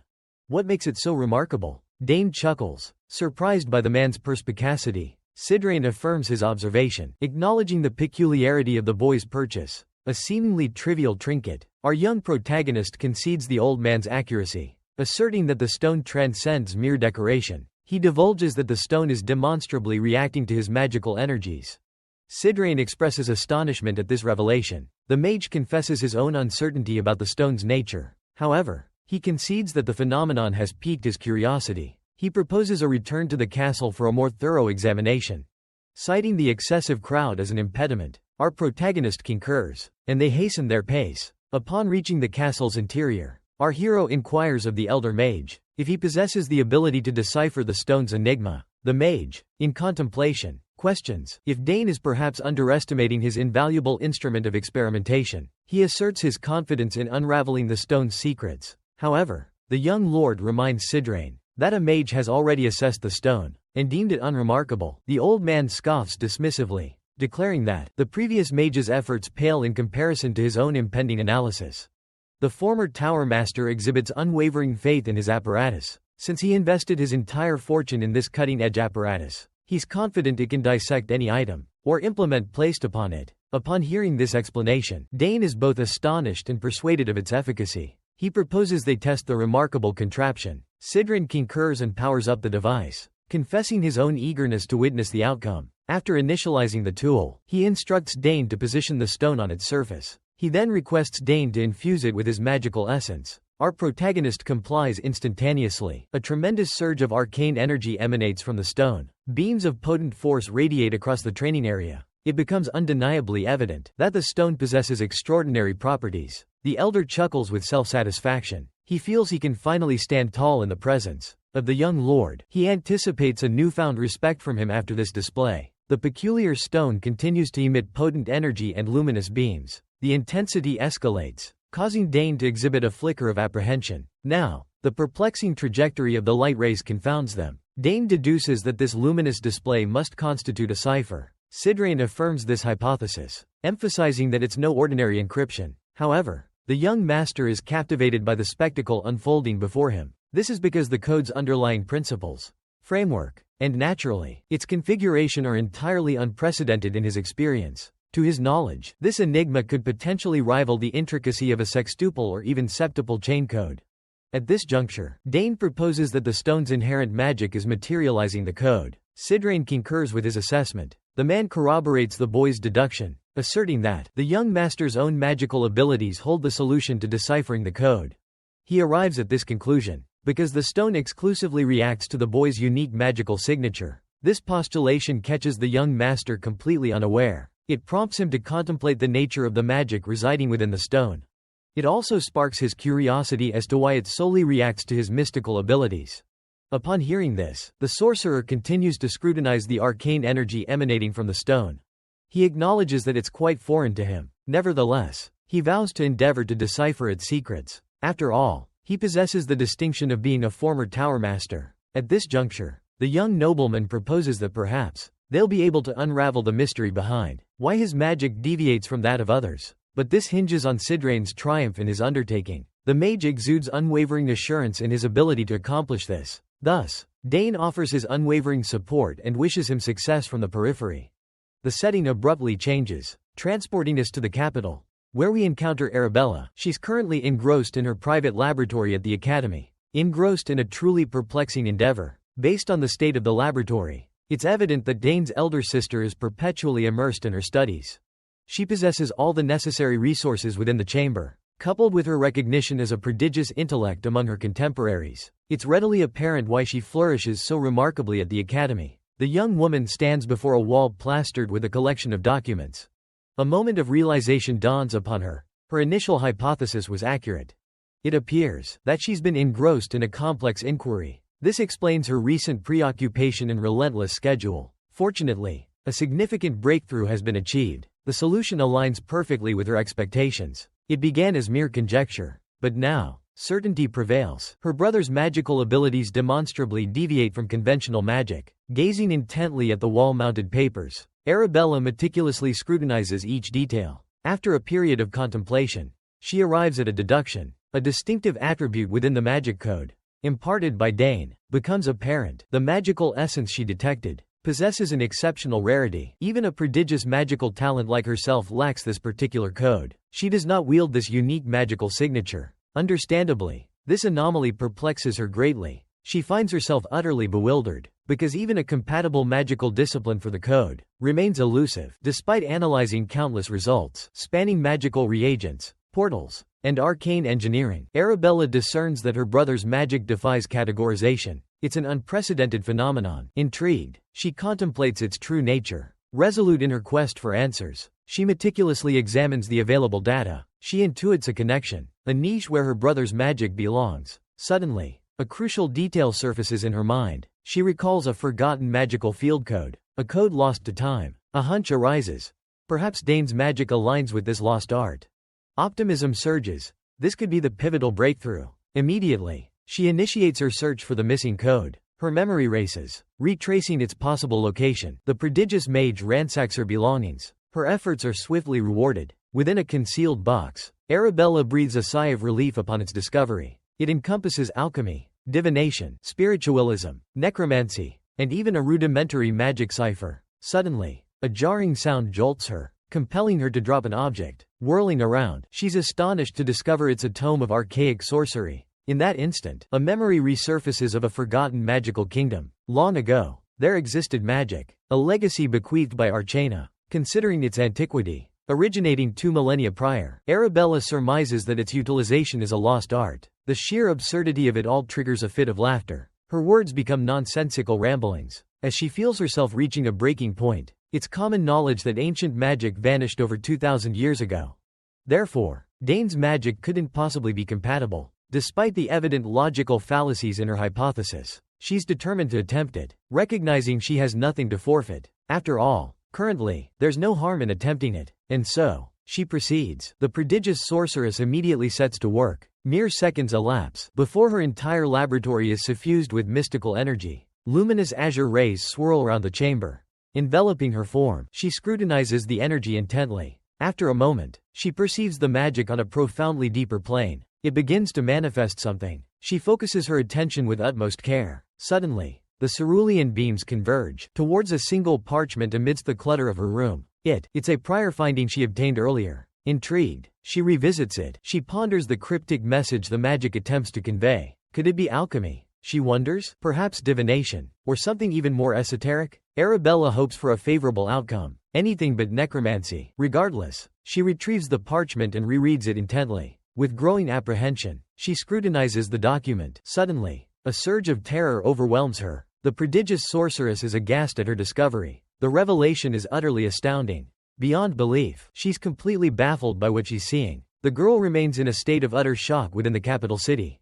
Meanwhile, the scene transitions back to our companions, at the Saga Monarch training grounds. There, the ambient magical energy remains remarkably potent. It appears they too have achieved a significant advancement. A sudden surge of excitement overcomes the elderly mage. The wizened sorcerer is abruptly filled with exhilaration. As he observes the peculiar stone seal finally fractured, a wave of apprehension washes over Dane. He's certain something lies concealed within. Sidrain affirms his suspicion, and proposes retrieving whatever object rests inside. Precisely as the elder foretold, his invaluable experimental apparatus accomplished the task. Having demonstrated its efficacy, his confidence swells. With this assurance, the old man eagerly reaches for the treasure beneath the stones. The young master observes intently, a mask of worry etched upon his face. Fortunately, his anxieties are unfounded. Sidrain effortlessly extracts the hidden object, and presents it to him. The maid displays it to the boy, who recognizes it as a silver bangle. Bewilderment washes over him at this revelation, and the former tower leader remarks that it resembles an ordinary wristband, something anyone could purchase from a street vendor. He's visibly let down, having anticipated something more unique about its composition. Regrettably, he discerns nothing remarkable about the trinket. The youth is still grappling with the situation, so he continues to gaze intently at the wristband. At this juncture, Sidrain presents it to him, declaring that this is the item in question, and given its exclusive reaction to the boy's magical aura, he proposes that the young master attempt to adorn himself with it. Upon hearing this suggestion, Dane promptly concurs. Sensing the logic in the recommendation, they remain clueless about the wristband's true nature. Therefore, wearing it appears to be the optimal approach to unravel the enigma. The white-haired lad immediately dons the bracelet, and initially, nothing transpires. However, after a brief interval, the wristband begins to radiate a brilliant luminescence. The seasoned sorcerer observes this. Noting, it's already responding. As he anticipated, the youth is thoroughly bewildered by the phenomenon. He can even discern peculiar glyphs etched onto the armband, now luminescent. The bracelet astonishes Sidrain. Intrigued, he requests a closer inspection from the boy. Dane appears apprehensive about the unfolding events. His unease is understandable, given his lack of comprehension regarding the situation. Regarding the enigmatic symbols, he inquires of the former Tower Master if he recognizes them. It appears he possesses precise knowledge of their meaning. After a brief examination, he verifies the characters as ancient runes, runes indecipherable to anyone in the contemporary world. The young lord is perplexed by this revelation. Seeking clarification, he asks about the precise meaning of ancient. The elder confirms they are symbols utilized by the archaic magic kingdom of Archana. Upon hearing this, the boy is astonished. Possessing knowledge of the Forgotten Kingdom, he learned of Archana from Arabella in his youth. She recounted that it was an epoch where magic was the genesis of all things.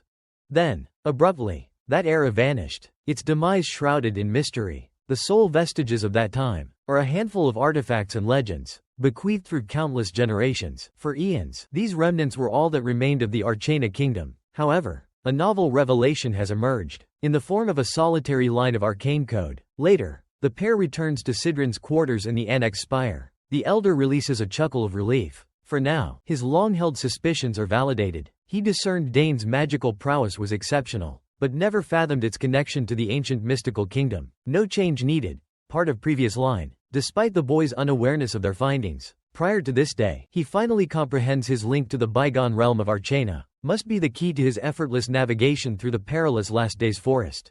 Upon hearing this revelation, the former Tower Master deduces the lad's accuracy, conceding the validity of the observation. He acknowledges, it appears so. The conclusion is undeniably logical. After all, the mystical energies permeating the forest originated from Archana herself. Sidrain finds himself captivated by both Dane's arcane prowess and his sharp intellect. This youthful prodigy embodies the ideal apprentice he's always envisioned. Yet, the boy persistently declines his tutelage, amplifying his yearning with each refusal. Lost in contemplation, Dane abruptly interrupts his musings. He discloses his inability to discern anything further within the bracelet. Possessing expertise in such artifacts, Sidrian counsels the boy to exercise patience in his exploration. He cautions against hasty attempts to unravel all its secrets at once. Nevertheless, he forbids Dane from divulging their recent finding. The compliant youngster pledges to heed the elder mage's instructions. A sudden, deafening clamor startles them both. Shock washes over their faces. They exchange bewildered glances, questioning the origin of the unsettling sound. A palpable wave of anxiety grips Sidrain. He silently prays the ominous blare doesn't signal an impending monstrous assault. Confronting a beast in his current state would prove incredibly challenging. The mere thought sends shivers down his spine. Such an event would be utterly inconceivable in Sagres County, renowned as the most tranquil haven across the entire continent. Should a confrontation become unavoidable, Sidrain believes he's adequately prepared. His physical recovery is nearly complete. He yearns for the opportunity to unleash his full potential, driven by a burning desire to reciprocate the kindness and generosity extended to him. Since his arrival at the tower, abruptly, the elder summons his arcane energies. Dane remains motionless, his gaze fixed upon the old man, his expression unreadable. Observing the youth merely standing motionless, he erupts in frustration, bellowing, "Hey, arm yourself with a lance or something." Instead of succumbing to panic, our protagonist maintains his composure. He serenely reaches within his garment, retrieving a pendant. Concurrently, the ex-tower leader is already in a state of frenzy. Abruptly, however, he discerns that the noise emanated from the necklace. This revelation astounds him, and Dane simply reassures him that the sound bears no relation to creatures. In actuality, the sound signifies that Dane's elder sibling, Arabella, is attempting communication. The former tower leader is consumed by vexation and disillusionment upon hearing this, as he was already preparing for an epic confrontation with any adversaries he encountered. Now aware of the truth, he commences to regain his composure. He chides Dane, saying he should have clarified from the outset. Instead of letting him get so worked up, the youngster simply chuckles in response. Exuding self-assurance, he asserts that monsters wouldn't dare venture into this territory. After Sidrain's recent intervention, after another playful jab at Sidrain, he excuses himself momentarily to answer his sister's summons. Meanwhile, the irascible mage remains solitary, still deeply disgruntled as he wrestles to suppress his magical energies. Once his powers subside, Dane accepts the call, inquiring of Arabella, "What's happening?" She instantly questions his delayed response. The boy offers an apology and asks the reason for her contact. She reveals a discovery made while scrutinizing his magical code. However, before divulging her findings, she detects someone nearby. She hesitates to avoid inadvertently informing unintended ears. Before she can utter another word, he anticipates she's about to reveal her discovery, that his magic is of ancient origin. As one might expect, the prodigious mage is astonished that her younger sibling deduced this as well. She exclaims in astonishment, questioning how he possibly unearthed this secret. Our young hero elucidates everything for her. Once she learns that he and Mr. Sidrain were scrutinizing the peculiar stone, she assembles the remaining pieces of the enigma. The stone originated from the ancient magic kingdom, and since it solely responds to Dane's magic, then it's logical to conclude their magic stems from the same wellspring. Arabella is currently piecing everything together. Once she's finished, Dane corroborates the narrative. Conversely, Sidrain is slightly perturbed that the girl discerned the truth merely by examining his magical abilities. He acknowledged her brilliance, but her aptitude surpasses even his wildest estimations, and it evokes a pang of envy within him. Arabella abruptly inquires of the young master if this knowledge is shared by any other soul. He affirms that it remains concealed. Relieved by this confirmation, she expresses her satisfaction that secrecy prevails. She then instructs him to heed her impending words with utmost attention. She also desires Sidrain's presence for this revelation, as discretion is paramount regarding this particular information. Arabella asserts that Dane would be ill-equipped to bear the repercussions should this news prematurely surface. At this juncture, the former tower leader deems it an opportune moment for self-introduction. He wishes to converse with the Academy's celebrated Prodigy mage. He professes to have heard numerous tales of her from her younger sibling. Upon hearing this, the young woman is overcome with remorse for neglecting to introduce herself to the legendary figure. Her eagerness to address the matter at hand caused her to disregard customary politeness.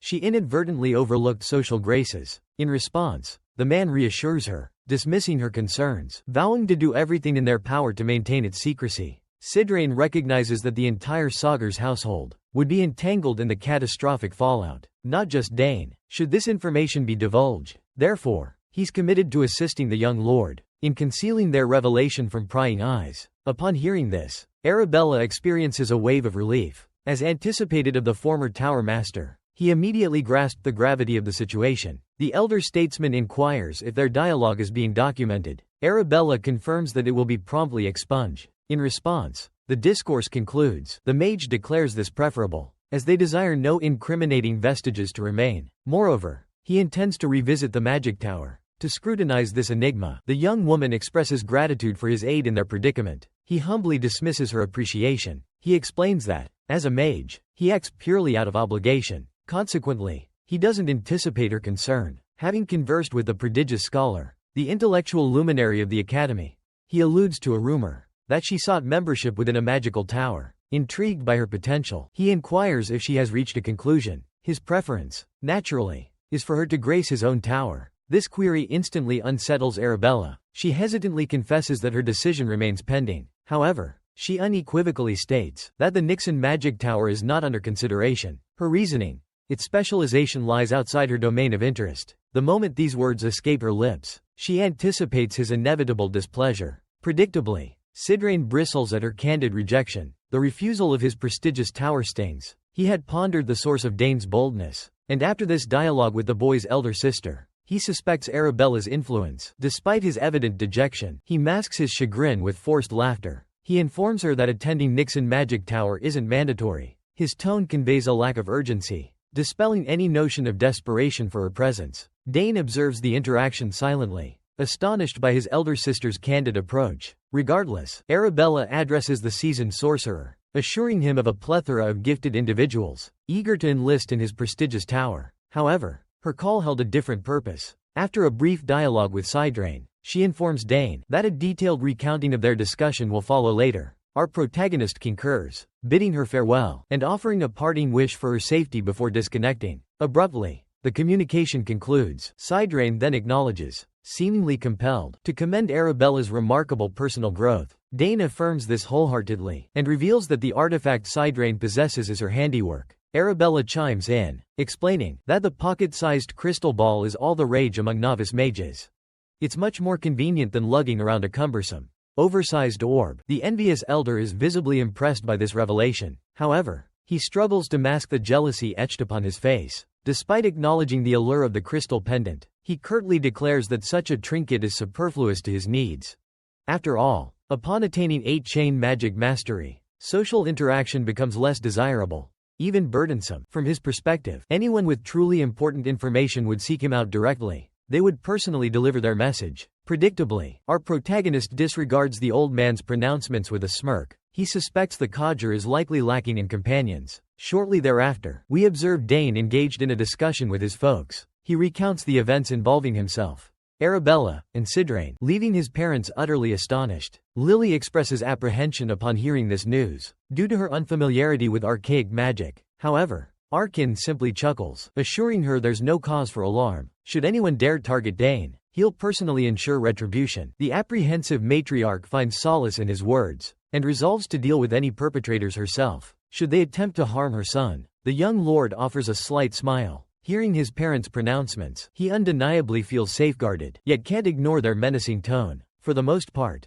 at least, the count continues to contemplate the revelation, and proposes their bloodline might possess dormant, ancestral magic. If Dane's discovery holds true, the mother deems this a pertinent inquiry, but the dilemma remains that their forebears' magical abilities are unknown. She voices this concern and proposes investigating her lineage, to discern the origin of this revelation, what secrets might be unearthed. The potential discoveries from both families delving into this matter are inconsequential. Yet, they remain captivated by the pursuit of the genuine truth. Nonetheless, they appear to have reached an impasse in multiple aspects. Lily informs Dane that lingering in the countryside may hinder his development. She proposes he contemplate a gradual transition to the capital. The lad exhibits apprehension at her suggestion. However, she maintains a resolute stance on the matter. She asserts that the minimum age for matriculation is 14. Arkin notes that this precisely matches Dane's current age, despite his preference for the child to remain for a year or two longer. He concedes that Dane seems to have exhausted all learning opportunities within the county. While they prioritize his well-being, their role is limited to guidance. Therefore, Lily assures the boy of his autonomy to depart at his discretion. Dane is utterly astonished by this revelation. He was completely oblivious to these sentiments they harbored. This entire time, the Count exudes confidence that his son will excel in the capital. He implores the young master to journey there and fully immerse himself in honing his abilities to his heart's desire. This enthusiastic encouragement swells the child with pride. He assures his parents that he comprehends their message. With that declaration made, he resolves to finally commence preparations for the academy. The beaming expressions on their faces would fill any child with a sense of accomplishment. His father commends him on his judicious decision. Hearing this praise from his father brings him immense joy. With this chapter concluded, our protagonist determines to progress to the subsequent stage. Later, he returns to the Annex Tower, where he divulges his decision to the former tower mage. Sidrain expresses surprise at his chosen path, but acknowledges its merit. Although much earlier than anticipated, he posits that Dane's potential, confined solely within national borders, would be a grave squandering of talent. Thus, he implores the youth to pursue his ambitions. Furthermore, he imparts a piece of wisdom upon Dane, to refrain from prematurely divulging the full extent of his capabilities. Undoubtedly, the academy fosters gifted individuals, but Sidrain emphatically cautions the lad that not all within its walls share this perspective. Dane concurs with the mage's assessment, deeming it profoundly accurate. After all, Arabella had previously conveyed a similar sentiment. He recollects the preposterous predicaments his elder sister endured solely due to her exceptional aptitude among her contemporaries. Sidrain asserts that ordinary students would be utterly outmatched, prophesying that Dane and his siblings will undoubtedly become luminaries of the academy. However, he discloses that House Thermian poses their greatest challenge, as the offspring of that lineage are an entirely different matter. Upon hearing this, Dane instantly grasps the mage's implication, and concurs wholeheartedly. This triggers a recollection of his crimson-haired companion, Layla. He remembers pledging to visit her, should he ever venture to the capital. Consequently, he's certain she would be deeply perturbed, and utterly dismayed with him. If he fails to call upon her, he resolves to seek her out, and while he's at it, he contemplates which weapon to forge. Utilizing the crest bestowed upon him by Duke Theran, the elderly maid interjects at this juncture, suggesting Dane's departure from the county in 2 months' time, reasoning that 3 months remain until his enrollment at the academy. During this exchange, Dane concurs and inquires about Sidrain's own intentions. In answer, the elder reveals his intention to return to the magic tower. He explains that a task has come to mind, something requiring his attention there. Thanks to Dane's influence, the former Tower Master has found a solution to his ennui, and now, he vows to share every discovery he makes concerning ancient magic. He promises to inform the boy of any clues related to its secrets or its history. Our young protagonist is thrilled by this pledge. He expresses his profound gratitude for the elder's generosity. Sidrian then interjects, suggesting that the remaining obstacle is the limited time available to complete the boy's training. He proposes accelerating the lessons. He acknowledges that 3-chain is vastly more challenging than 2-chain. The boy concurs, recognizing the truth in Sidrian's words. Nevertheless, he pledges to dedicate himself to his studies. Changing the subject, he reveals a prepared gift for the old mage. The elder is astonished by this revelation. Dane affirms the gesture and presents the former Tower Master with a box. He explains that his sister gave it to him the preceding day. Utilizing teleportation magic, a highly sought-after commodity, Sidrian observes. As our protagonist unveils the latest compact crystal ball, it's a cutting-edge device. Not yet available to the public, Arabella engineered this innovative product, and Dane leveraged his connections to acquire it from her as a personal favor. The former towerhead is elated upon beholding the present. He marvels at its diminutive size and aesthetic appeal. Despite insisting he doesn't require such an item, he graciously accepts the young master's thoughtful gesture. Upon overhearing this, our protagonist requests the maids to contact him via the crystal ball. Subsequently, Sidrian discerns that it's a framework for registering his code. Simultaneously, Dane notes the man's evident enthusiasm, although he continues to assert his lack of need for the crystal ball. Dane swiftly instructs him on its operation. Once Sidrian grasps its user-friendly nature, the young man harbors a hope that the inquisitive man won't contact him excessively. Later that evening, our protagonist retires to his chambers. Alone in his chamber, he contemplates the impending journey. The weight of the task ahead settles upon him. Realizing the need for meticulous preparation, he has a mere 2 months remaining to cherish time with his family in the countryside. He delves deep into contemplation, before confessing a budding fascination with the art of summoning. Fueled by this newfound interest, he resolves to pursue a clear objective, to formally enroll in summoning classes. He also aspires to acquire a summon sign, after a period of study at the academy. Moreover, our young protagonist desires the opportunity to undertake the qualification examination. Essentially, he may prioritize summoning over both magic and swordsmanship upon arriving at the academy. It's a sound notion. After all, considering his elder sister, Claire, has already attained the esteemed position of assistant professor. Thus, there's a possibility of frequent encounters with her, while partaking in numerous summoning lectures. Lost in contemplation about his aspirations, the lad's focus is abruptly captivated by a colossal, mottled ovum nestled in a corner of the chamber. He pivots to examine the egg, and recollects his oversight in infusing it with magical essence this evening.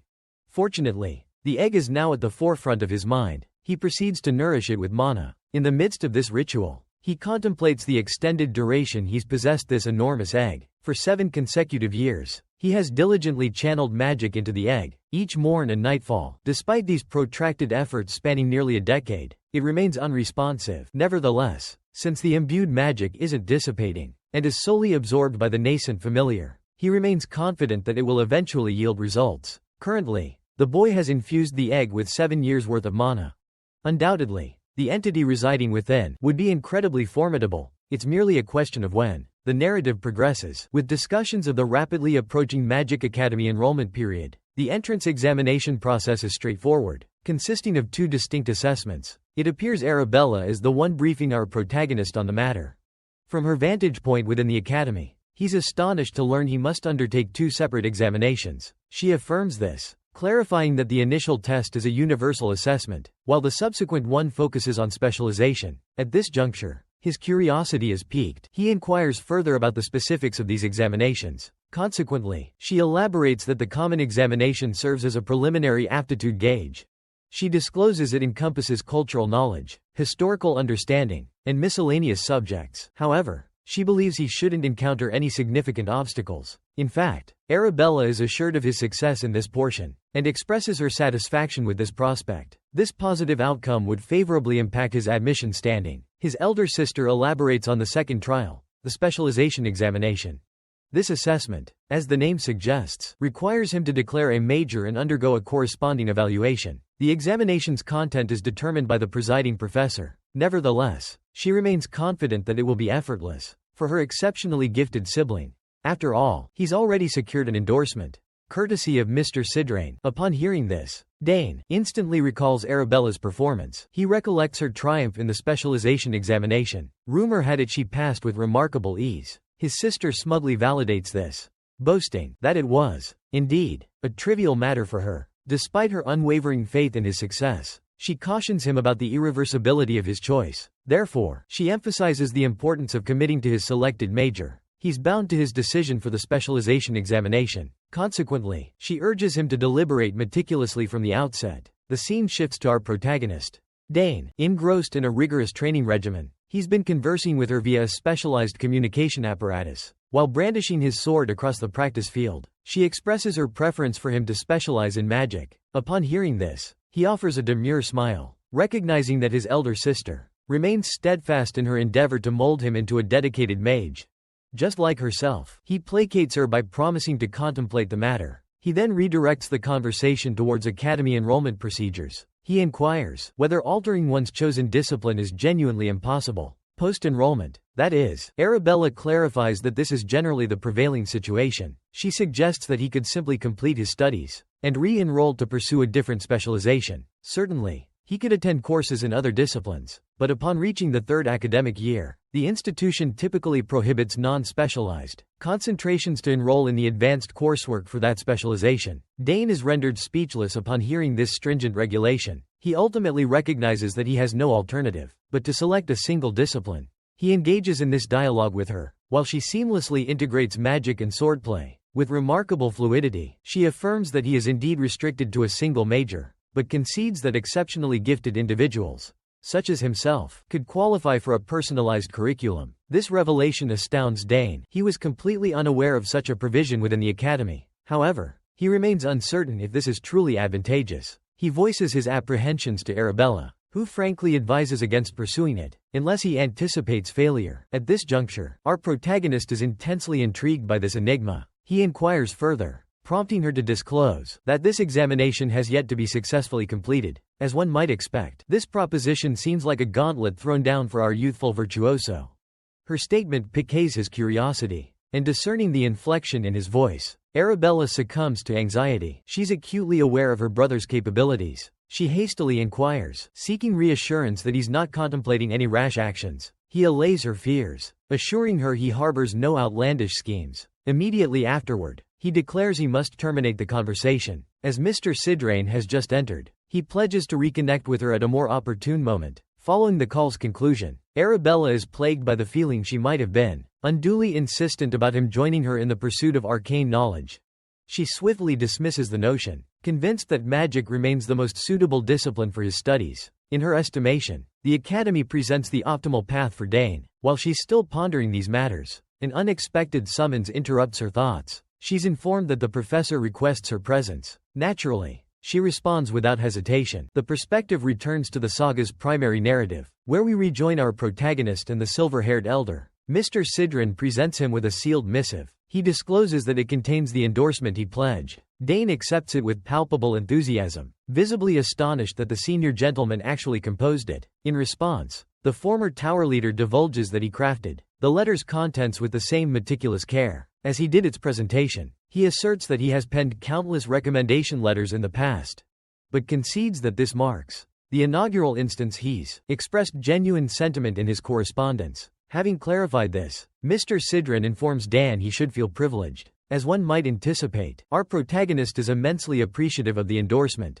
and quite enthusiastic about the resultant boon. Thus, he vows to fulfill the elder's prospects. At this juncture, the old gentleman simply exhales, asserting that a more favorable outcome would have been Dan's acceptance of discipleship under his tutelage. However, he also surmises the lad wouldn't accord him due reverence as a mentor, even if he were to accept him as a pupil. Overhearing this, our young man chuckles nervously, acknowledging the veracity of Sidrain's statement. He likely wouldn't demonstrate sufficient respect to the senior, and ponders how the old man discerned this already. Sidrain abruptly shifts the subject, and inquires if Dan has completed his preparations for departure. In response, the youthful prodigy affirms his readiness. He asserts that he has minimal possessions to bring along. After all, the academy's living quarters are fully furnished with all his necessities. Sidrain corroborates this statement. He declares their amenities to be truly exceptional. However, a privileged few have unfairly monopolized these resources. Nevertheless, he expresses confidence in Dane's aptitude. He believes Dane possesses the intellect to thrive regardless. Thus, he deems it impossible for Dane to be defeated by any of them. From what Dane has gathered, the academy has devolved into a congregation point for the aristocratic delinquents. Lost in contemplation, Mr. Sidrain imparts a piece of counsel. Although potentially harsh, the elder reveals the academy as a breeding ground where countless youths will instantly bear their hostility if they perceive any sign of disrespect. Upon hearing this, Dane experiences a sense of ease. The concept is quite familiar to him, as it mirrors the occurrences on the battlefield. Heeding the former Towerhead's counsel, Dane declares his complete comprehension. Mr. Sidran then encourages him to seek assistance if needed. Back at the academy, he reminisces about the compact crystal Dane gifted him, and acknowledges its potential utility. He vows to utilize it effectively. Sidran's words begin to resonate with a farewell tone. Our protagonist senses this somber melody as well. He confronts the elder, accusing him of speaking as if on the verge of departure. Sidran expresses astonishment at the boy's astuteness. He discloses his intention to leave the next day. Understandably, this revelation shocks Dane. He openly conveys his surprise. The former Towerhead explains the impropriety of lingering indefinitely. The old maids, he senses a lingering unease residing within the annex, especially after Dane's departure for the academy. Indeed, Count Saga has already extended an invitation, proposing a role as his magical counsel. However, he concedes that the position holds a certain allure, for a time when idleness truly befalls him. Nevertheless, he reminds Dane of pending responsibilities awaiting his homecoming. Sidran believed his pre-departure duties were fulfilled, yet unforeseen matters have emerged. Upon hearing this revelation, Dane deduces the subject pertains to archaic magic. He relinquishes any objections to Sidran's leave-taking. After all, it's a mutually beneficial arrangement. Sidran expresses gratitude to the young man for his contributions. Reciprocally, Dane conveys his appreciation to the elder for his guidance. In turn, Sidran confesses his anticipation for witnessing Dane's amplified strength upon their reunion. Their next encounter promises much. A warm exchange of smiles concludes their farewell. The elderly gentleman then begins his departure. He bids the lad adieu, requesting he refrain from accompanying him outside, as it would be rather uncomfortable. Naturally, Dane comprehends. He, in turn, offers Sidran a valediction, wishing him safe travels. As he observes the gentleman's receding figure, he confesses a pang of sorrow. He surmises it stems from a burgeoning bond with the seasoned mage. The following day, Sidran departs without incident. Subsequently, Dane's parents tender their own farewells. He too embarks on his journey that very day. Affirming his preparedness, all necessary arrangements have been finalized. A profound sadness envelops the Count and Countess as their offspring departs their hearth. Dane's absence will leave an undeniable void within the castle walls. As the mother succumbs to a surge of emotion, Arkin urges her to temper her sadness. He consoles her, confessing his own relief at Dane's imminent departure. He anticipates a smooth and uneventful journey, given the lad will be utilizing the teleportation portal that Arabella meticulously arranged for him. As far as the Count is in question, no complications should arise. Lily concurs, asserting that she's needlessly fretting. Regardless, Arkin feels they've excelled at nurturing their 3 offspring. They've all matured into exceptional and self-sufficient individuals. Meanwhile, the progeny of other noble families are preoccupied with squabbling amongst themselves for inheritance. He acknowledges that they'll eventually face that crucial decision, but he's quite certain any of their children would be a worthy successor. Their dialogue is abruptly halted by Dane's entrance. He addresses his parents, fully attired and prepared for departure. Observing him, they beam with pride. Dane's mother inquires if he has Nighthorn with him, along with the insignia she bestowed upon him. He affirms this with a radiant grin. At this juncture, she instructing him to deliver the mark to a specified location. He should present it to the individuals there. This serves as a contingency plan should he require assistance. Dane reassures her, vowing to remember her instructions. He then inquires if the people at the location are truly her associates. Lily affirms that they are indeed close confidants. She expresses unwavering confidence in their willingness to aid him, despite the passage of time since their last encounter. This seemingly heartwarming exchange between mother and son incites Arkin's fury. He deduces that his wife is guiding Dane towards a path that likely leads to a life of assassination. His anger stems from this contradicting his aspirations for their son. Despite his inner turmoil, the Count maintains his composure. He advises Dane to seek out Duke Theran upon reaching the capital. The Hexoclass Knight will facilitate his entry into the academy. The reality of their son's departure becomes increasingly apparent, overwhelming Lily with emotion. Tears well up as she witnesses Dane's transformation into a young man. Apprehension begins to creep into the Count's heart. However, he implores his wife to bid their son farewell with a cheerful countenance. He consoles her, reassuring Dane that they will always remain close at hand. Witnessing his parents' profound sorrow, Dane struggles to depart under such heavy-hearted circumstances. Mustering his resolve, he finally bids them adieu. Following Dane's departure, his father dispatches Gilad, a cloaked individual, to discreetly monitor the boy's every move. He instructs Gilad to ensure Dane's safe arrival at the teleportation portal. Before returning to deliver his report, upon receiving these directives, the masked figure comprehends his mission and embarks on his pursuit of the young prodigy. It appears Arkin is not alone in his surveillance of the boy. Lily has also commissioned an operative named Shadow to track Dane's movements. Presumably, Shadow is already cognizant of his responsibilities. Yet, Lily reiterates the importance of ensuring nothing untoward befalls Dane. After her son's teleportation, the scene transitions, and we rejoin our protagonist, who has successfully arrived at the teleportation gate.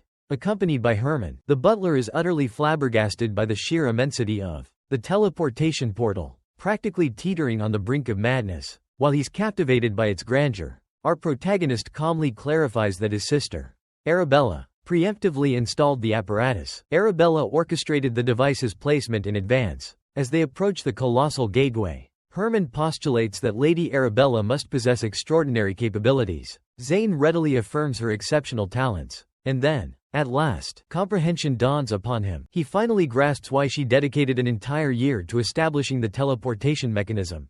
The inquisitive butler inquires of Zane whether the contraption will activate upon his entry. Our hero beams as he confirms this to be the case. This prompts him to contemplate the sheer magnitude of her endeavors in constructing such a marvel. He ponders the immense effort required to create something so remarkable. Teleportation, akin to other mystical arts, can only be achieved through the meticulous arrangement of code. The enchantment must be perpetually infused within it, prior to the incantation's completion.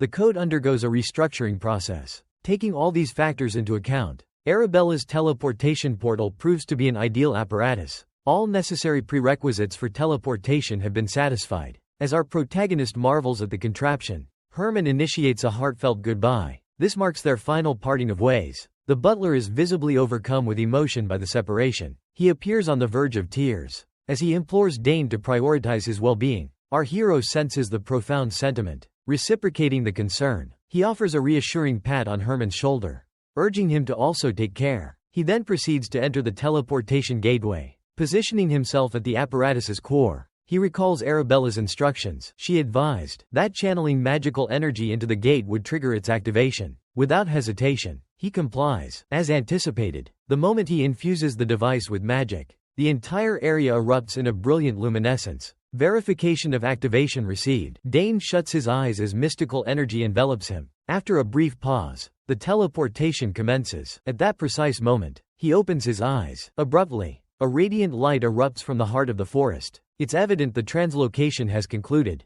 A blinding white flash follows. Immediately afterward, the scene transitions once more. Moments later, our protagonist materializes at the gateway to a bustling metropolis. Pedestrians teem through the streets. Bane is currently mounted on horseback. Upon reaching this destination, he deduces that this must be the entrance to the royal city of Artenia. He's overwhelmed with excitement. He's yearned to witness this spectacle firsthand. Just as he's on the verge of entering the city, an unfamiliar knight approaches and obstructs his path. The man possesses knowledge of his identity. This bewilderment perplexes the young lord. The battle-scarred knight swiftly declared his identity, announcing himself as Louis Asmar, commander of the First Corps of Knights for House Thermian. By now, Dane fully grasped the situation. He deduced that the Duke had dispatched this man. While appreciative of the gesture, he felt a tinge of undue pressure. To have the Knight's leader personally extend a greeting, Captain Louis Asmar informed Dane of their provided escort into the city. With that declaration made, the scarred knight directed his men to safeguard the path. These individuals exuded an air of unwavering resolve. Dane felt slightly overwhelmed by their intensity. The captain announced their immediate departure. Realizing he was under their protection, a wave of unease washed over Dane. He had eagerly anticipated reaching the capital, yet his arrival evoked a peculiar sentiment. It was unfathomable to him that he would ever penetrate the core of the very Althean empire he so vehemently despised in his prior existence. Even more astonishing is his arrival not as a mere visitor, but as their most esteemed prospect. He wasn't just any passerby. As they traversed the metropolis, Dane's eyes feasted upon the breathtaking panorama, leaving him utterly captivated. On one hand, vendors hawked enchantments, proclaiming them invisible on ordinary days. On the other, incredibly affordable parfaits, magically frozen, were being peddled for a single bronze crown. These magically chilled treats were a steal at only 1 bronze crown. Dane surveyed his surroundings, and acknowledged the capital's abundance. It truly had everything. The city's vibrant energy and sheer scale took him completely by surprise.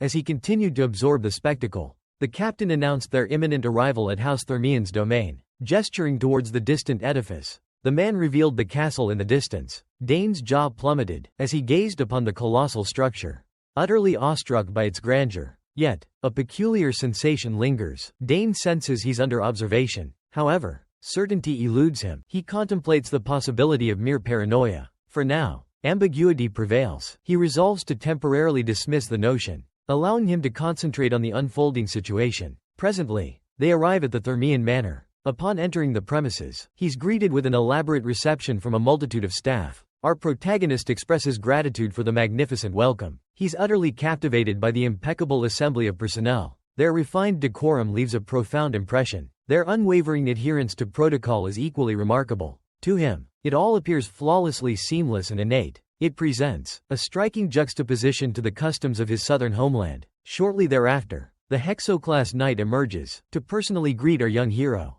Dane is filled with elation at the prospect of reuniting with Duke Theran. He offers a respectful greeting to the seasoned warrior, genuflecting to demonstrate his reverence. Duke Theran reciprocates the young man's salutation. He acknowledges the considerable time elapsed since their last encounter. The Duke inquires after the youth's well-being. He proposes they retire indoors. Knowing the arduous nature of the journey, he extends the invitation. With that said, he scrutinizes the promising lad. He discerns the marked transformation in Dane's appearance. Years have passed since their paths last crossed. 7 years, to be exact, have gone by since the Duke last laid eyes on the boy. He observes significant alterations in the young man's countenance. To say he is impressed would be an understatement. He asserts that youths a year or two Dane's senior would pale in comparison. Considering this, he postulates Count Sagres must harbor immense pride for his sole heir. The young man modestly dismisses the accolades. He suggests the Duke's praise is overly generous. The unassuming Duke exhorts Dane to revel in his sojourn within the Thermian domain residence, though it pales in comparison to the Saga family's fortress. He humbly encourages the youth to make himself comfortable as he prepares for the Academy's entrance assessment. Moreover, he guarantees Dane the assignment of a personal attendant to cater to his every need. He then implores the boy to voice any requests he may have. In turn, our young protagonist contemplates the Duke's words and pledges compliance. Before promptly inquiring about Layla, he's eager to reconnect with his cherished companion, and questions the Duke about his daughter's well-being. The Hexoclass Knight affirms Layla's good health, but then probes Dane about any potential altercations between him and the young lady. Predictably, Dane is completely oblivious to the Duke's insinuation. He thus expresses his bewilderment. It is at this moment that Thermian abruptly divulges that Layla has appeared noticeably despondent lately, whenever Dane's name is uttered. Naturally, our protagonist is utterly perplexed by this revelation. Thus, he confesses his complete bafflement regarding the situation. At this juncture, the knight comprehends. He proposes that the anxiety stems from the impending entrance assessment. However, he dismisses any need for concern, confident that someone of his daughter's caliber would effortlessly triumph over the examination. Overhearing this, Harboy graciously volunteers to converse with the young lady. He intends to inquire about the root of her distress. Upon encountering her, he greets the Duke with a genuinely warm and comforting smile. Beneath the surface, however, he harbors apprehension, pondering the source of her troubles. He even contemplates whether her behavior is merely adolescent caprice. Perhaps, he muses, it's simply a manifestation of puberty. The Hexoclass Knight approves of this approach. He recommends proceeding with the proposed conversation. He encourages a thorough and profound discussion. Then, abruptly, he unleashes another unexpected revelation, completely out of the blue. The elder declares he's merely forewarning Dan, so he can exercise sensitivity and compassion with the girl. Naturally, our protagonist is baffled by this cryptic statement. Thus, he inquires. The Duke merely assures him that enlightenment will arrive in due time. This response remains frustratingly ambiguous. He continues to puzzle over the elder's enigmatic words. Lost in contemplation, Thermion abruptly proposes that he retire to his quarters. He suggests rest. But first, he's notified that an attendant will escort him. He emphasizes the importance of assigning someone to him. The attendant guides him to the designated chamber. Once inside, the man urges him to enjoy a restful slumber. Saint expresses his gratitude. However, the apprehensive servant slams the door with such force that it seems as though they intend to confine him within. The young lord surveys his surroundings. He resigns himself to the fact that this will be his abode for a week. He must remain here until the entrance assessment. The accommodations are quite pleasant and luxurious. Yet, Dane is plagued by a sense of unease, that the guest quarters might be a tad excessive in their opulence. Considering this, he decides to unpack and locate the training area first. He drops his rucksack and readies himself to explore, but his intentions are thwarted by the arrival of an unforeseen guest.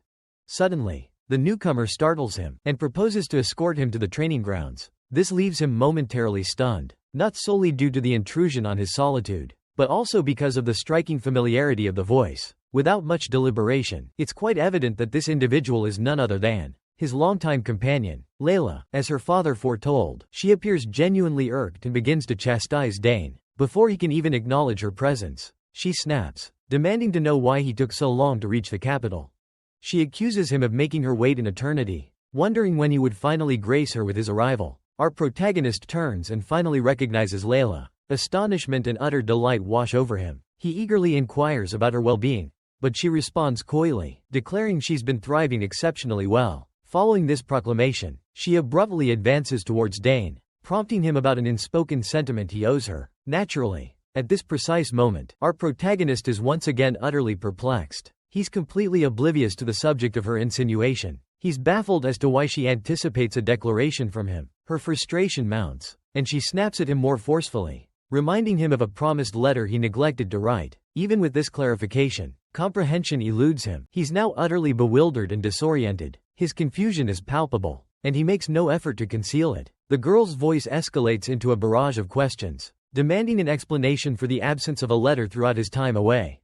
He failed to even provide advance notice of his arrival. This oversight deeply grieves and angers her. Dane, absorbing her grievances, recognizes his blunder. He offers a sincere apology for his transgression. He clarifies, admitting that after promising a reply, the matter completely slipped his mind. Regrettably, this meager apology falls far short of appeasing Layla's current fury. Consequently, she inquires if that constitutes the entirety of his explanation. Our protagonist becomes visibly apprehensive. Her intense displeasure is palpable. He offers a nervous grin, highlighting his eventual arrival, despite the demanding preparations for his journey to the capital. Thus, he implores her to overlook this single transgression, recognizing the futility of further justification. Layla simply responds with a shake of her head. Her irritation is unmistakable. She exhales sharply, implying his efforts to placate her are insufficient. An anxious Dane inquires what actions might adequately atone for his negligence. Renewing his apology, he urges her to specify any amends he can make. He pleads for guidance in regaining her favor.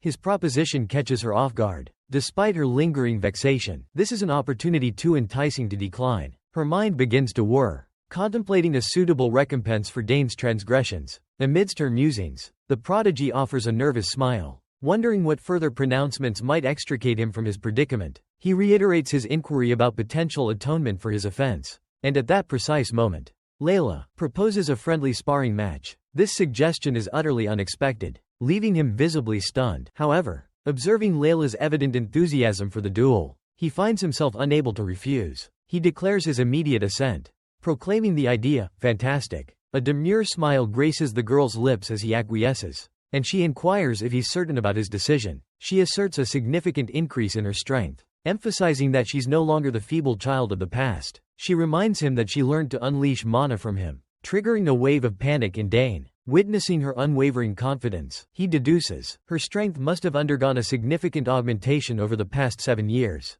This realization instills a slight unease within him. Contemplating this, a sudden recollection surfaces, her correspondence mentioning a triumphant competition victory. Specifically, a letter detailing her win. She verifies it was the Danter Cup, a prestigious event hosted by the royal family. At this juncture, the memory crystallizes in his mind. He understands precisely what she's referencing. The Danter Cup, a tournament for adolescents under 15 years of age. and Layla emerged victorious, reigning supreme, a remarkable feat considering the intense and demanding nature of the competition. Recalling the tournament further, Layla asserts that he would have secured a position in the finals had he participated. She expresses her lament at his absence, acknowledging it as a missed opportunity. However, Dane believes they can compensate for this lost chance now. While she's amenable to the idea, she seeks reassurance of his consent and comfort level. His primary objective is preparation for the impending entrance exam. Therefore, she wouldn't want his stay to jeopardize his well-being or result in injury. Dane's amusement is piqued, pondering who instilled in the young woman the notion that she could pose a threat to him. With this in consideration, he reassures Layla that she has no cause for alarm. An expression of pure exhilaration illuminates her features. A palpable eagerness for combat gleams within her eyes. Layla deems it too late in the day for a proper duel. Therefore, she proposes a sparring session at the break of dawn the following morning. Naturally, Dane readily agrees. The next day finds them prepared and awaiting the encounter. Layla inquires about his training weapon, hoping he's abandoned his prior use of a blade-less instrument. Dane retorts that employing training weapons is customary. Given the informal nature of their match, he imparts the wisdom that regardless of her martial prowess, she cannot anticipate every eventuality in combat. He then poses the question, what course of action would she take if injured? During their vigorous exchange, once more, she simply dismisses his concern for her well-being, boasting that their estate houses the Empire's most proficient healer. Overhearing this declaration, Layla inquires of Dane, what's the contingency plan? If an incident occurs before the healer can intercede? Layla is rendered speechless, unable to formulate a response. Thus, he elucidates the necessity of mental preparedness. Prior to wielding a bladed instrument, the young lady retorts, questioning his gravity. Given that it's merely a casual sparring match, he finally acquiesces, consenting to utilize training implements. Our protagonist, now content, observes, as Layla requests practice weaponry. Servants hastily fetch the requested items while Dane contemplates her confidence, validating the circulating rumors. Gossip mongers whisper that she will soon attain the standing of her two elder siblings, both of whom are currently active knights. It is speculated that House Thermion might even witness its inaugural female patriarch, should her progress persist at this trajectory. Dane can't shake the feeling that guiding her in mana manipulation was a pivotal moment in her journey. Lost in contemplation, the young girl reminisces about that fateful day, acknowledging Dane's profound influence. Thanks to him, she grasped the fundamentals of magic wielding at an accelerated pace compared to her peers. Currently, she's even manifested 2 mana cores, a remarkable feat. Layla has long awaited this moment. Yet, she ponders Dane's reaction should she triumph. A question arises.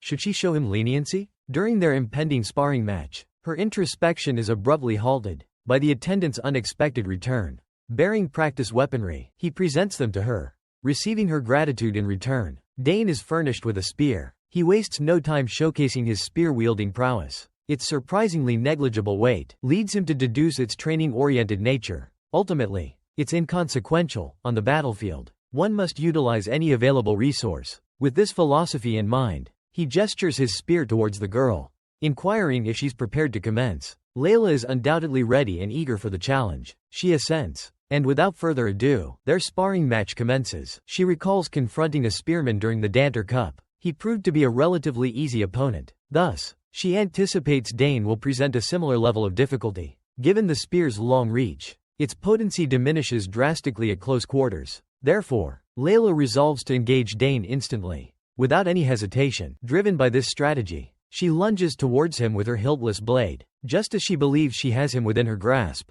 she's met with utter astonishment as he abruptly disappears. Unexpectedly, Dane seemingly evaporates into thin air in a flash. As she frantically searches for him, he materializes directly behind her and yanks her forward with the spear, demonstrating the stark inferiority of her technique. Layla is dumbfounded to find him behind her, bewildered by his instantaneous relocation. He retorts that she should count herself fortunate that they're merely utilizing training weapons. He emphasizes that she'd be in dire straits if they were live blades.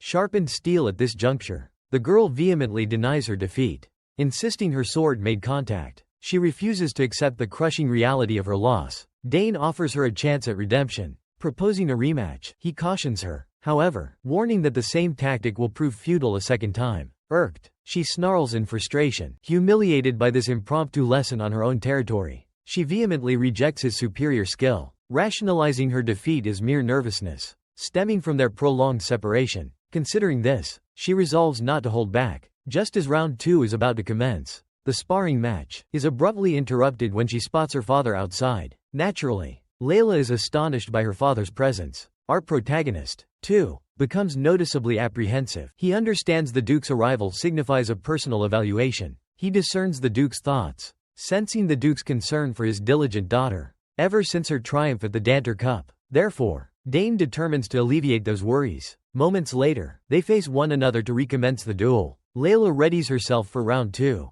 and vows to give it her all. With her father observing, she commits fully to the fight. Of course, our hero anticipates this. In fact, he desires her complete and unwavering effort. Layla immediately initiates the attack with a fierce gust of wind. However, he skillfully deflects the assault using his spear. As he parries the initial onslaught, Layla unleashes a swift follow-up blow. Her intention? To demonstrate her resilience. At present, Dane remains on the defensive. He effortlessly neutralizes her attacks. Anticipating a truly formidable strike, he goads her to unleash her full potential. Simultaneously, Duke Theran observes with a bemused expression. The two youngsters have always appeared equally matched. Piquing his curiosity, will emerge victorious today. He appears to relish the sparring match, until a peculiar sensation washes over him. He's startled to observe the disappearance of Dane's smile. From the Duke's vantage point, the youth no longer resembles a playful sparring partner, but a seasoned warrior engaged in fierce combat. The vigorous sparring recommences, and it becomes evident that both combatants are unleashing their full arsenal, resolute in her desire to triumph over Dane and impress her father. Meanwhile, Dane strives to restrain Junior, repeatedly repelling her advances without inflicting harm. The duel persists in this manner for some time, and as they continue to neutralize each other's efforts, Layla seemingly encounters a fortunate turn of events. She perceives a vulnerability in Dane's defense and seizes the opportunity. Exploiting the gap, she lunges for a decisive strike. She thrusts her wooden blade with all her might and momentum. However, the young master anticipates her maneuver and nimbly sidesteps the assault. Dane's evasion causes Layla to miss her mark, resulting in her losing her equilibrium and stumbling. With remarkable swiftness, he disarms her. As she continues to fall forward, her defeat becomes undeniable. Her sword clatters to the ground, followed by her own descent. Dane acknowledges his victory, yet he exhibits little satisfaction. He's not alone in his apparent disappointment. The Duke, observing the duel, expresses concern over his daughter's second consecutive loss. He inquires of his trusted knight, Captain Asmar, for his assessment of the situation. He poses the question whether this might temper Layla's arrogance. The scarred captain is caught off guard. Unaware that the Duke was privy to his daughter's disposition, he conveys his astonishment, prompting Theran to assert his intimate knowledge of his own child. He discloses that he recognized the indications even before the Danter Cup.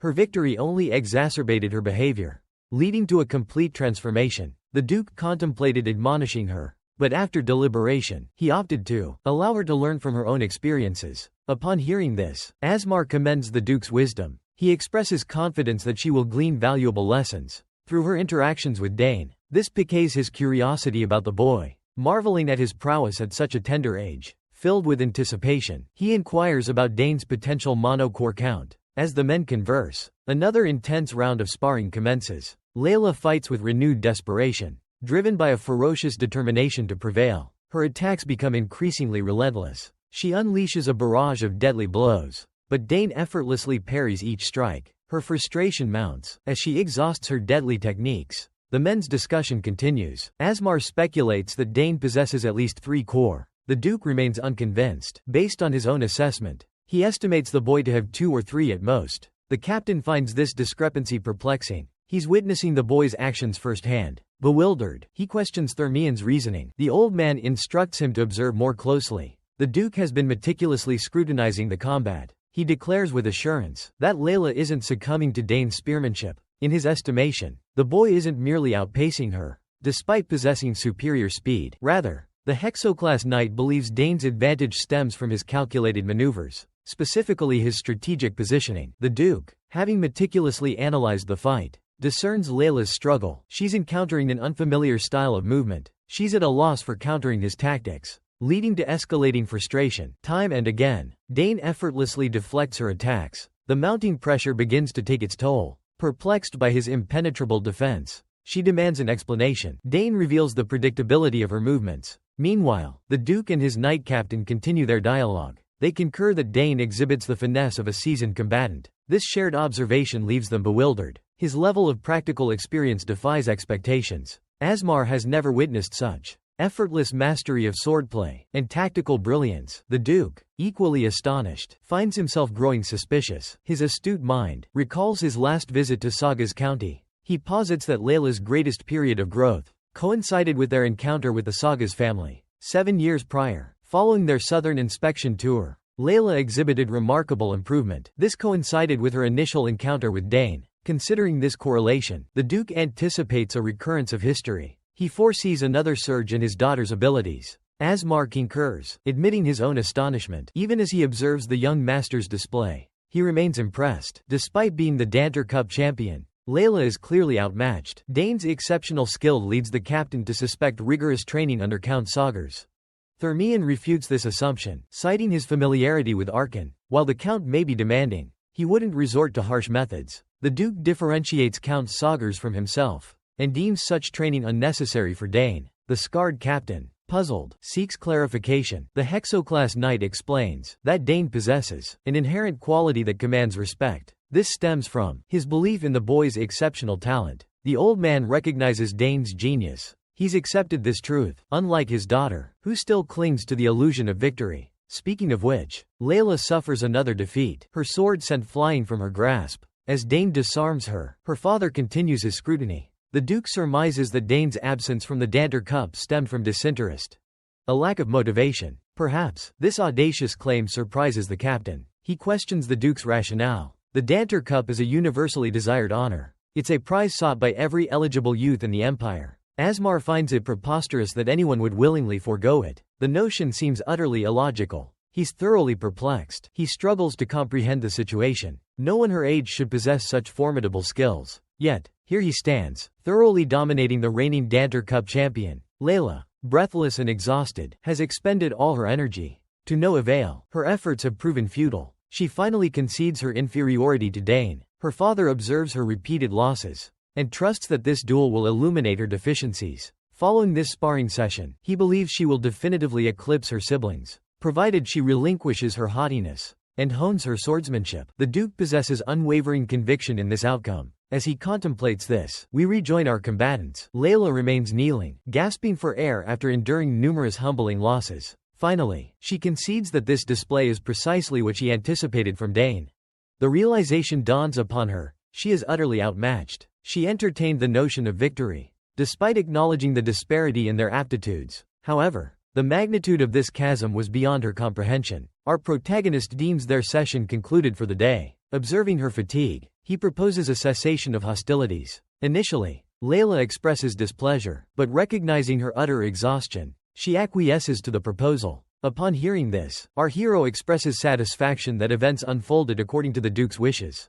He is certain Layla has finally tasted the bitterness of defeat, and now recognizes her own limitations. It is a painful setback, yet she is left with no alternative. She laments, inquiring as to the nature of his rigorous training. Dane offers a curt rejoinder, stating that he trained with unwavering dedication. This inflames her further, as she believes diligent training to be a universal practice, that anyone would forego dedicated training. As she prepares to unleash another outburst, Dane abruptly silences her by advising her to simply intensify her own efforts. His words strike her with the force of a thunderbolt, leaving her stunned. His simple declaration reverberates within her. She stands motionless, utterly speechless, observing her state. Dane announces his departure and turns to leave. He begins to walk away, leaving her in stunned silence. She vows to avenge her defeat in their next encounter. He responds with a nonchalant expression of anticipation. This further disorients her, due to his apparent indifference towards her emotional turmoil. Dane was the sole contemporary Layla genuinely respected,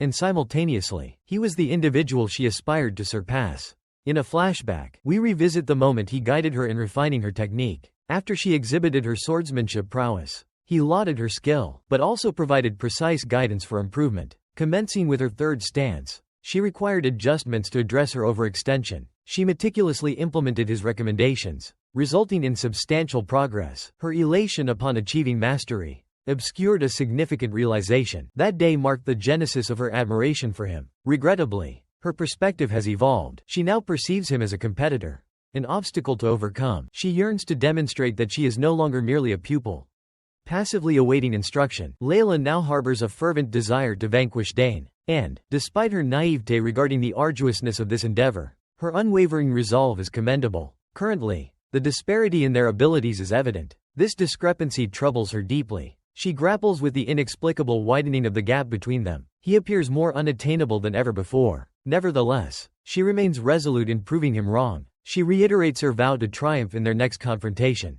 Our narrative resumes with the commencement of the long-awaited ceremony. The Imperial Academy's entrance examination possesses a festive atmosphere. Its significance draws individuals from across the empire to participate in the assessment. The multitude of aspiring candidates, accompanied by their families and spectators, results in thousands converging upon the capital. This year, approximately 6,000 individuals seek entry into the Imperial Academy.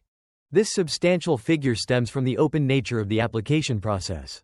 Anyone who fulfills the financial requirement, by remitting the examination fee, is granted the opportunity to participate. This constitutes the sole prerequisite for consideration. Consequently, a diverse array of individuals, representing various backgrounds, partake in this prestigious assessment. However, the sheer volume of applicants does not alter the exclusivity of admission into the Imperial Academy. Of the 6,000 aspirants who dared to undertake this evaluation, a significant portion will falter at the initial hurdle. Applicants hailing from all corners of the empire converge upon the capital and proceed towards the castle, the designated venue for the examination. Within the expansive courtyard, they await the formal commencement of the proceedings. The initial stage of the preliminary selection commences promptly. Its conclusion leaves a mere 2,000 students remaining.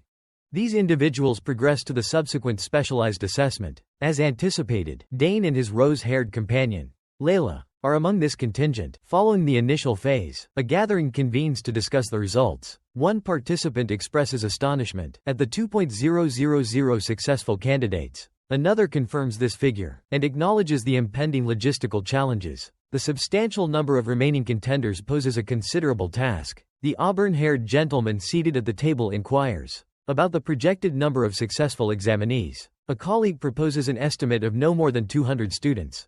At most, a mere fraction will ultimately gain admittance to the Imperial Academy. The board members exhibit keen interest in the caliber of individuals who will emerge. For this academic year's admissions assessment, several members have already identified promising applicants who excelled in the initial stage. The brunette interjects once more, inquiring whether the preliminary examination results have been released. This inquisitive gentleman is introduced as Professor Drenabo. He happens to lead the Department of Thaumaturgy at the Academy. In answer to his query, another committee member present states that the results are still being finalized. She expresses her eagerness to discover who achieved the highest marks. We learn she oversees the Department of Combat, specifically spear mastery, and is known as Professor Ingrid. While the scores remain undisclosed, everyone shares a conviction that Layla will attain the top ranking in swordsmanship. After all, she hails from the esteemed house of Duke Theran. Being the daughter of Duke Theran further solidifies this assumption. The professors unanimously concur. Remembering her triumph at the Thermian Cup, they vividly recall her exceptional prowess in the final round. This prompts them to commend Duke Theran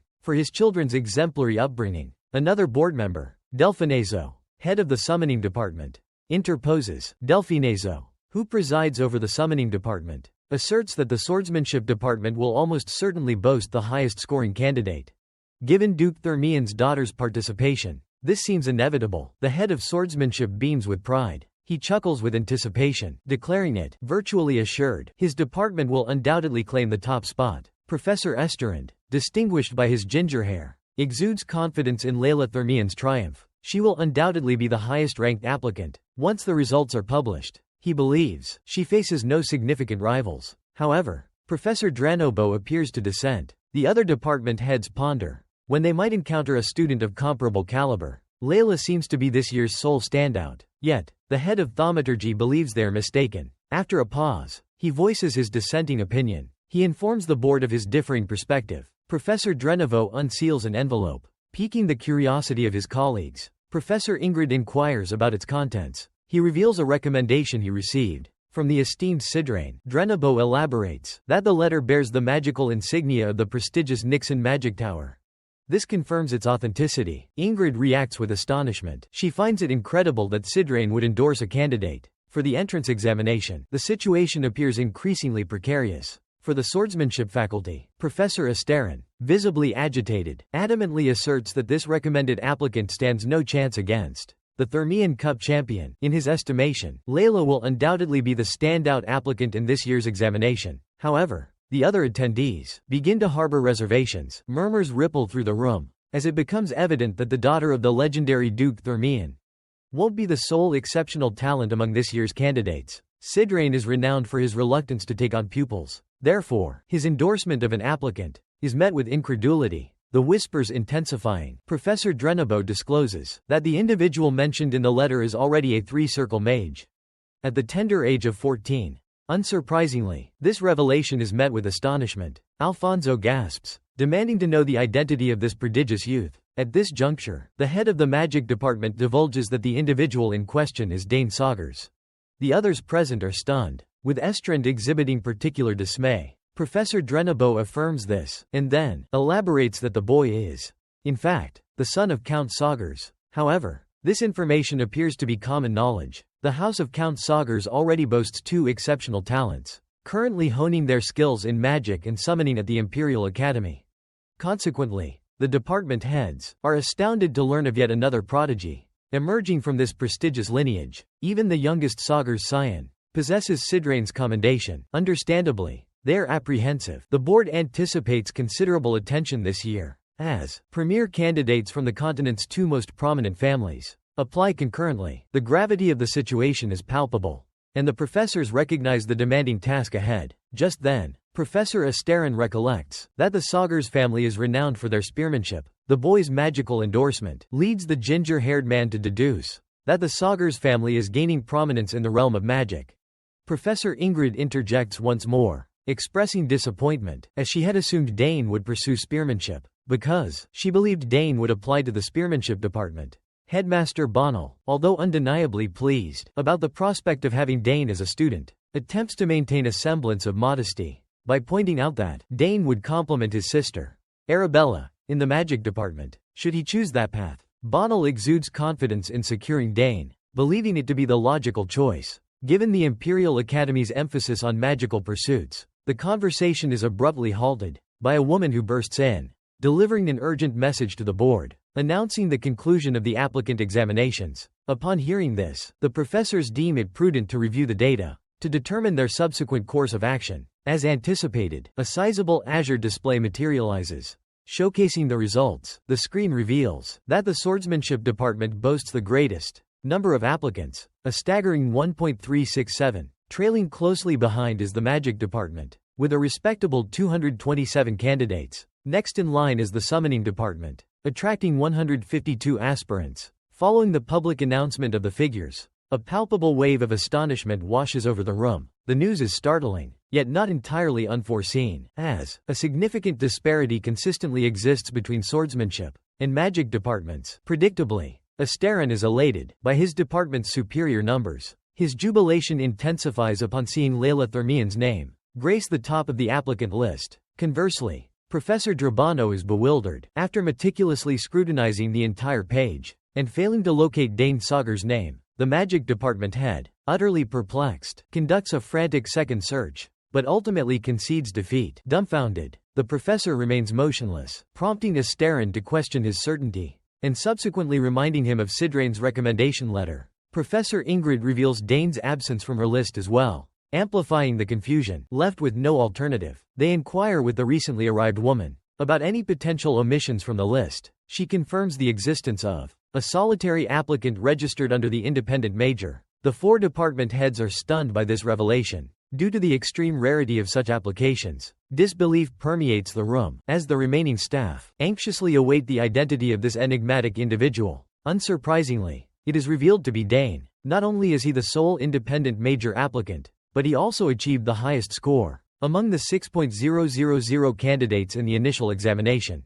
This information is met with horror by the head of the swordsmanship department, who had confidently anticipated Layla's triumph. Alas, his expectations are shattered, as it becomes unequivocally clear that Dane Saugers has claimed first place. The scene transitions, concluding the significant portion of the meeting. The remainder of the gathering is inconsequential, because we next find Dane engrossed in training. He diligently wields his spear in the training grounds, Reflecting on his month-long stay at the academy, time seems to have eluded him. As he reminisces about his training with Layla, a mere yesterday, it seems, he has already completed the first exam, and now awaits the results. His thoughts drift back to that fateful day, recalling the events that transpired, recalling the distribution of examination papers, and expressing gratitude for the exam's manageable difficulty. His contemplation is abruptly interrupted by his pink-haired rival's sharp inquiry about his results. Layla Thermian exhibits a fiercely competitive spirit, as she eagerly seeks to ascertain his current standing on the leaderboard. In response to her query, he casually consults his wristband for the results. Naturally, our protagonist occupies the coveted first place. Unaware of the results release, he is pleasantly surprised by his top ranking. He expresses his elation, while Layla appears on the verge of inflicting bodily harm. Her fury is palpable, particularly due to she had already anticipated him as the sole contender, capable of usurping her position. Layla appears on the verge of tears, incredulous at her failure to secure the top spot. Consumed by frustration, she desperately seeks an explanation, demanding to know Dane's study methods. The protagonist reveals his reliance on the past examination questions she had provided. Despite reviewing them, he acknowledges their challenging nature, particularly military studies. Fortunately, Dane possessed first-hand experience in this subject, granting him a distinct advantage. In his previous life, he was a seasoned warrior, proficient in both skill and strategy. Thus, such inquiries posed little difficulty for him. Conversely, the same questions would likely confound a typical 14-year-old. He questions the Academy's rationale in including military administration on the exam. Dane confesses to finding this section the easiest, and expresses mild amusement. Layla, however, remains unconvinced. She struggles to comprehend a teenager's profound understanding of military administration. She questions Dane's sanity. The irascible girl reminds him of the exam's broader scope, encompassing art, music, and even the history of the Drenic Empire. Therefore, his comprehensive knowledge baffles her. The genius simply smiles in response, declaring the aforementioned subjects to be within his realm of expertise. That our protagonist acquired a multitude of skills on the battlefield in his previous life, willingly or otherwise. By the time Dane concludes his exposition, Layla concedes and abruptly shifts the subject. She pointedly inquires about the location of his second examination. Caught off guard, he reveals 3 potential testing sites where he intends to undertake his assessments. Her astonishment is palpable because she hadn't anticipated his application to the independent studies program. Layla's curiosity intensifies, prompting her to probe him about any additional aptitudes he possesses. Beyond spear mastery and summoning techniques, the young woman is utterly perplexed. She demands full disclosure, her tone unwavering. Our protagonist merely chuckles, evades the question, and strolls nonchalantly, vaguely promising to divulge his secrets later. Predictably, this infuriates her. Her frustration is evident as she stands there, rebuking him. Resigned to his silence regarding the examination locations and his hidden talents, Layla inquires about his seemingly baffling choice to pursue liberal arts at the academy. It's a decision that has bewildered her since she first learned of it.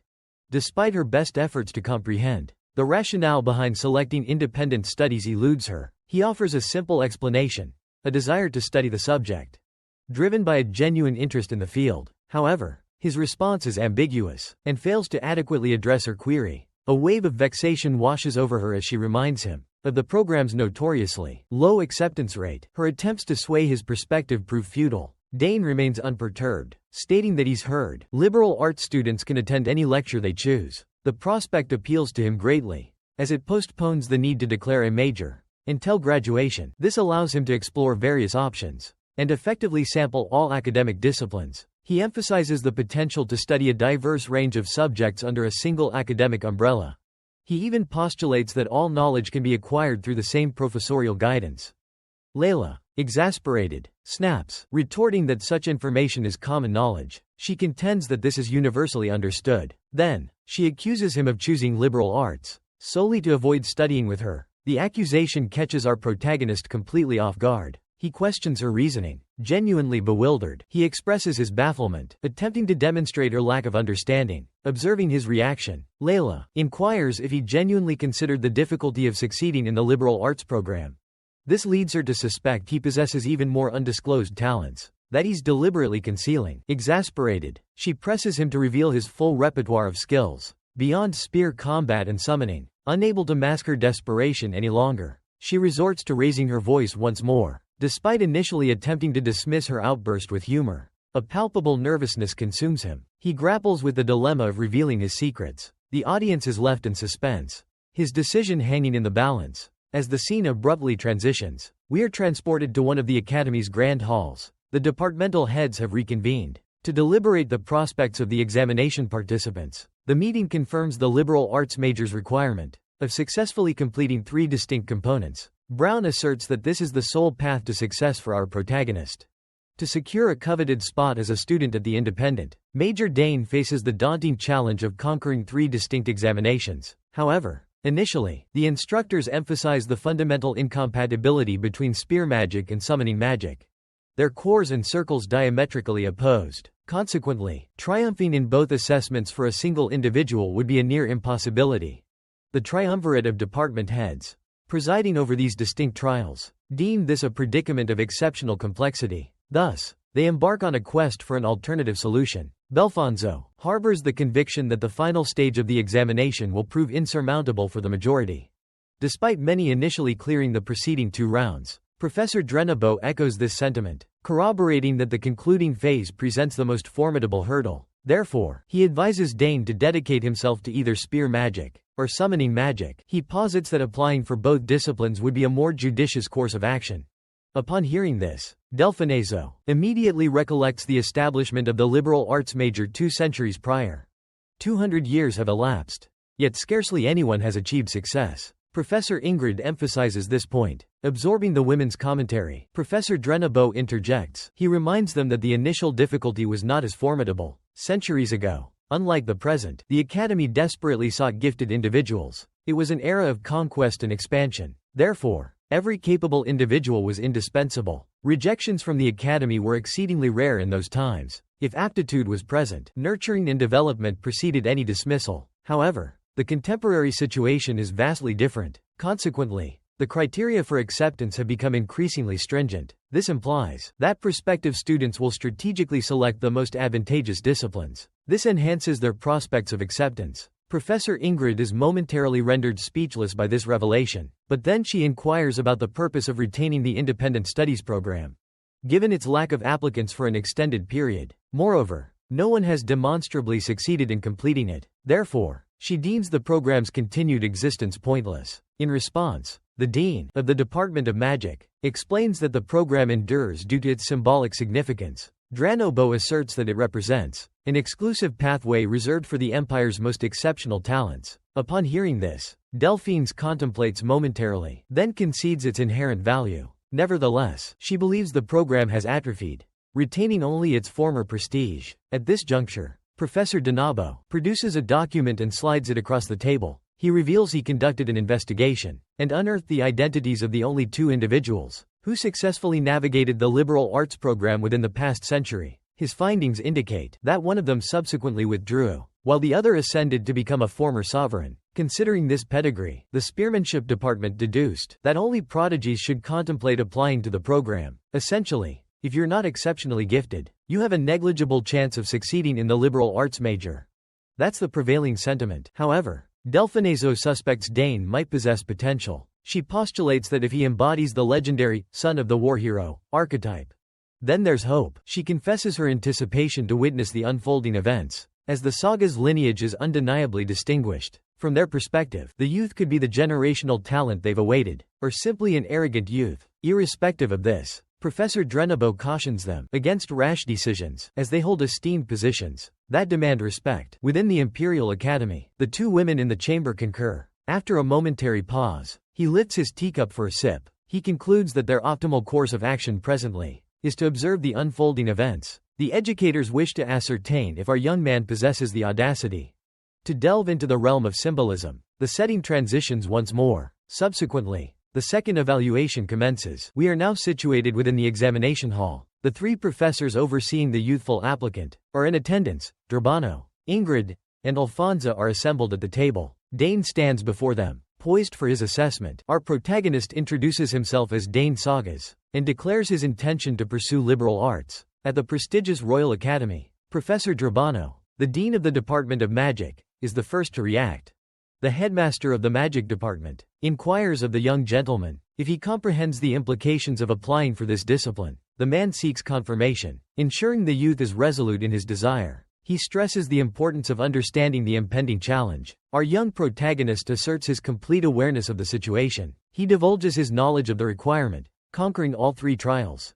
This is the prerequisite for acceptance into the coveted major. The hero exudes an aura of self-assurance. Yet, a fleeting expression betrays a hint of trepidation about the impending undertaking. The professors remain skeptical about anyone successfully navigating the liberal arts major. Ingrid, particularly dubious, offers Dane a final opportunity to reconsider. She urges him to recant before it's irrevocable. She professes her profound admiration for Count Arkansas. She hails him as the Empire's paramount figure. Driven by this esteem, she desires to shield Dane from potential harm. She dreads contributing to the downfall of the offspring of someone she holds in such high regard. She cannot bear witnessing his elimination. Thus, she grants Dane a last chance to amend his decision in his chosen field of study.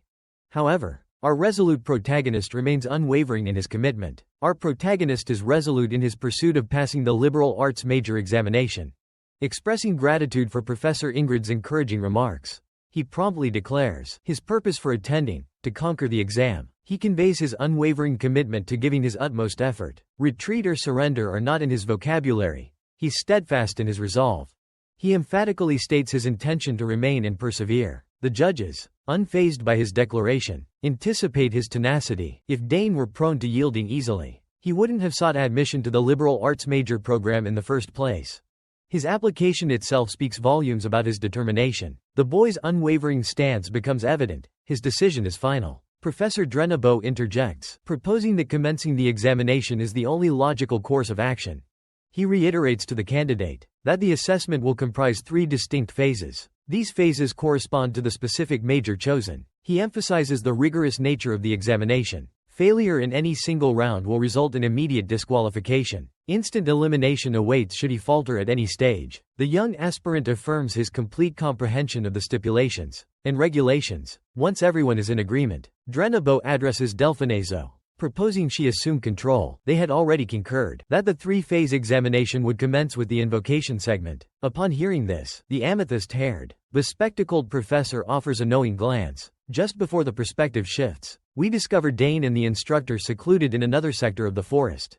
This is presumably the venue for the initial assessment. Dane acknowledges the professor and appears quite acquainted with her already. Based on what he's gathered, Delphinezo is the most esteemed summoner within the Althean Empire. He also learned that the woman before him established a benchmark by simultaneously sustaining 3 summons of Tier 2 or higher. Concurrently, his contemplation is disrupted when the professor addresses him. She asserts that the summoning department's examination methodology is rather straightforward, and then courteously requests he impress her in any manner pertaining to summoning. The summoning examination essentially boils down to this. Dane remains utterly unfazed. He had already anticipated a scenario of this nature. The initial round invariably resembles a complementary trial period. It caters to individual proclivities. There are no fixed criteria or rigid protocols. This undoubtedly constitutes the least demanding phase of the 3-part assessment. He possesses the autonomy to dictate his approach. Unexpectedly, he abruptly inquires whether the woman could summon an entity on his behalf. This leaves her utterly bewildered. She expresses astonishment and rapidly becomes apprehensive. However, Dane casually states that she is free to conjure any summon she desires. The other instructors observe the entire exchange. They are equally astounded by his audacious proposition. The Spear Mastery Department head is particularly flabbergasted by the unfolding events. She finds it incredulous that Dane had the audacity to request the professor to perform the summoning herself.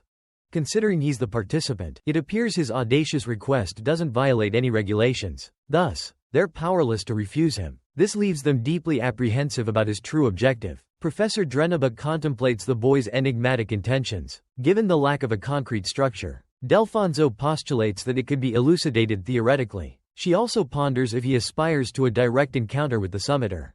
After a moment of wavering and deliberation, she acquiesces and chooses to humor his gambit. The violet-haired professor pauses in contemplation before concluding it's permissible. Despite the audacity of his actions, she finds them intriguing. She's prepared to indulge him and discern his ultimate goal. It's also rather vexing, as she was unaware such maneuvers were even permitted. Now that Dane has successfully manipulated the examination to his advantage, she escorts him back to her colleagues. Then, she commences her invocation incantations. An uncanny and potent energy radiates from her form. As she continues to utter the arcane incantations, the ritual swiftly concludes. By the time she senses the spell has reached sufficient potency, she invokes the final summoning. This exertion generates a formidable and awe-inspiring aura that permeates the surroundings. It serves as a testament to the department head's immense power. A thunderous roar reverberates throughout the area, a consequence of the summoning spell. The woman's aura practically engulfs the entire space. Moments later, two men materialize from a warp portal. Both appear to be unconscious. Professor Ingrid Andronova also observes this event,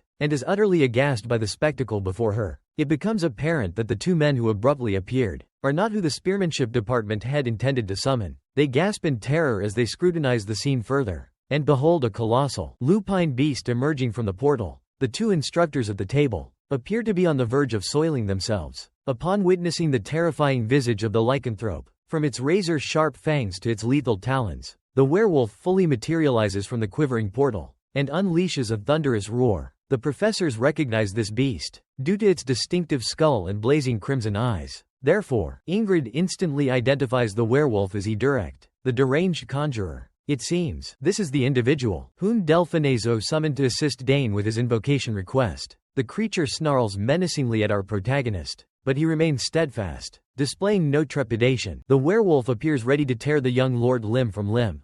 But perhaps that's simply their natural demeanor. Dane finds the sound utterly chilling, and it's evident he didn't anticipate this. As far as our young hero is aware, Eduric reigns supreme amongst the formidable level 4 summoners. This signifies a potential predicament for the young master. The menacing werewolf, looming mere feet from the young master, is notorious for assaulting any entity within its vicinity. Regrettably, at this juncture, Dane represents the nearest obstacle. Therefore, an imminent and swift assault upon him seems highly probable. This unfolding scenario induces a degree of unease in the young master, since he harbored minimal expectations regarding the initial stage of the entrance assessment evaluation. The summoning segment was anticipated to be a trivial hurdle for him. Indeed, a prevailing assumption was that he had somehow circumvented the entire process.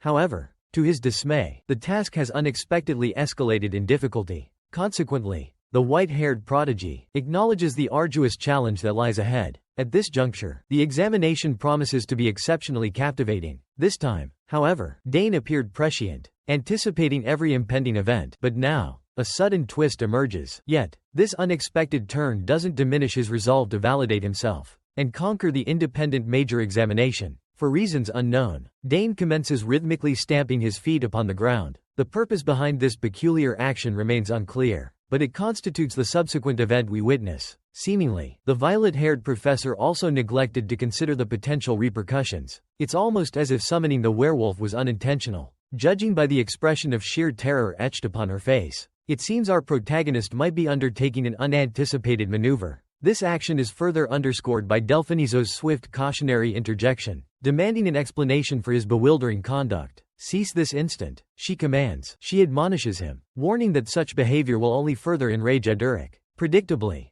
the colossal werewolf erupts in fury upon observing Dane, pummeling the floor with his feet. Consequently, he lunges towards the young master, jaws agape, teeth bared in a menacing snarl, and a truly menacing skull adorning his visage. Our protagonist strides towards the eccentric summoner, and pierces him with an unwavering gaze. He then inquires if demonstrating his summoning aptitude is the sole requirement.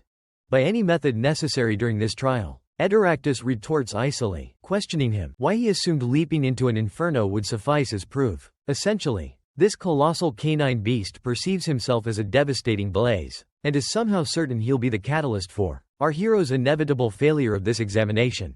The summoning department head recoils in fear upon hearing this pronouncement. A surge of anxiety for the aspiring candidate washes over her. He strives to gain entry into the liberal arts program, while she succumbs to panic and trepidation. Our protagonist responds to the massive werewolf with a resolute expression. His unwavering confidence is palpable. Emboldened by his conviction, he declares to Eduractus that infernos are mere figments of imagination. He then reassures the behemoth, urging him to cast aside all worry. Bane raises his hand, poised to confront the canine behemoth before him. The professor is visibly apprehensive, yet intervention is beyond her capabilities. Thus, she can only observe helplessly, a mask of horror etched upon her countenance. Eduric is clearly irritated by the young challenger, and emits a low, menacing growl. He resembles a powerful hound straining at its leash. Despite his attempts to intimidate the young master, Bane remains utterly unperturbed. Our protagonist calmly meets the ferocious beast's glare. Crimson eyes blaze with murderous intent, but the intensity gradually diminishes.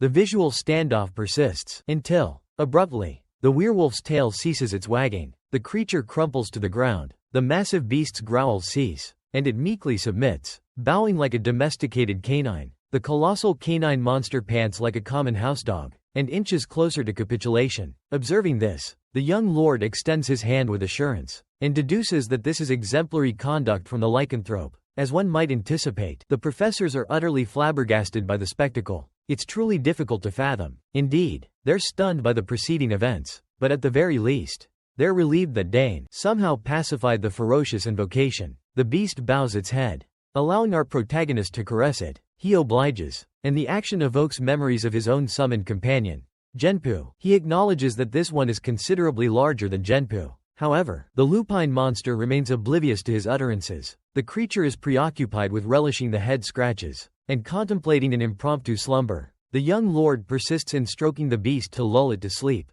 As he does so, Professor Delfinezo approaches. The lavender-haired woman deems the entire scene inconceivable, because she finds it unbelievable that the malevolent, that Itorak could exhibit such obedience to anyone, is utterly baffling. As if pacifying the behemoth wasn't astonishing enough, Dane proceeds to execute another action that renders the summoning department head utterly speechless. He continues his approach. When she detects a mystical filament connected to Itorak, her eyes widen in astonishment. As she attempts to confirm that she isn't hallucinating, the professor is stunned by the luminescent thread, tethered to the monster like a restraint. Based on the thread's vibrant hue, she deduces that it will not only ensure the beast's compliance, suddenly, but also entirely eradicate Itorak's animosity. By the time Dane completes his interaction with the ferocious creature, any remaining aggression within the being will be negligible, because he will have extracted all of its hostility, transforming it into a docile, domesticated companion. The other professors observe the entire spectacle from their vantage point, and the scene unfolds before them like a surreal vision. The director of the Spearman Chip Division is utterly flabbergasted by the spectacle she just witnessed, so astonished, in fact, that she rises from her chair.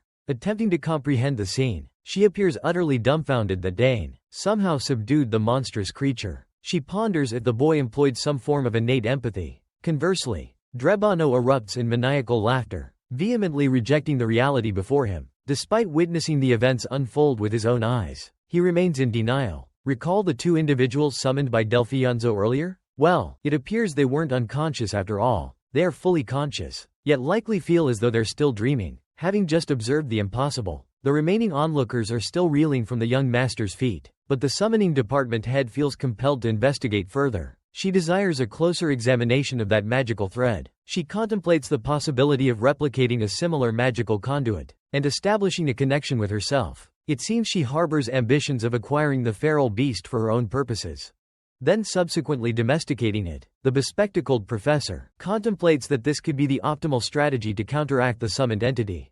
This is due to the absence of any discernible residue.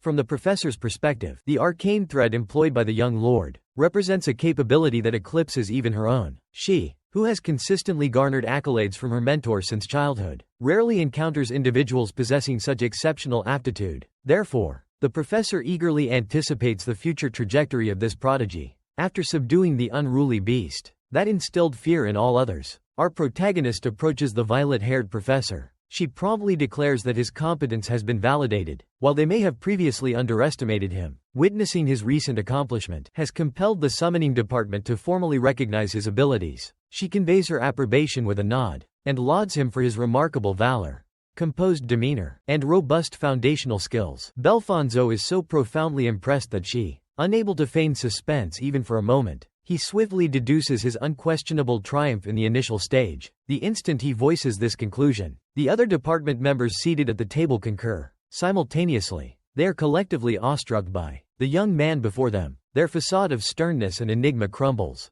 A self-satisfied grin spreads across the young master's face. He revels in the knowledge that he is one step nearer to securing admission into the liberal arts program.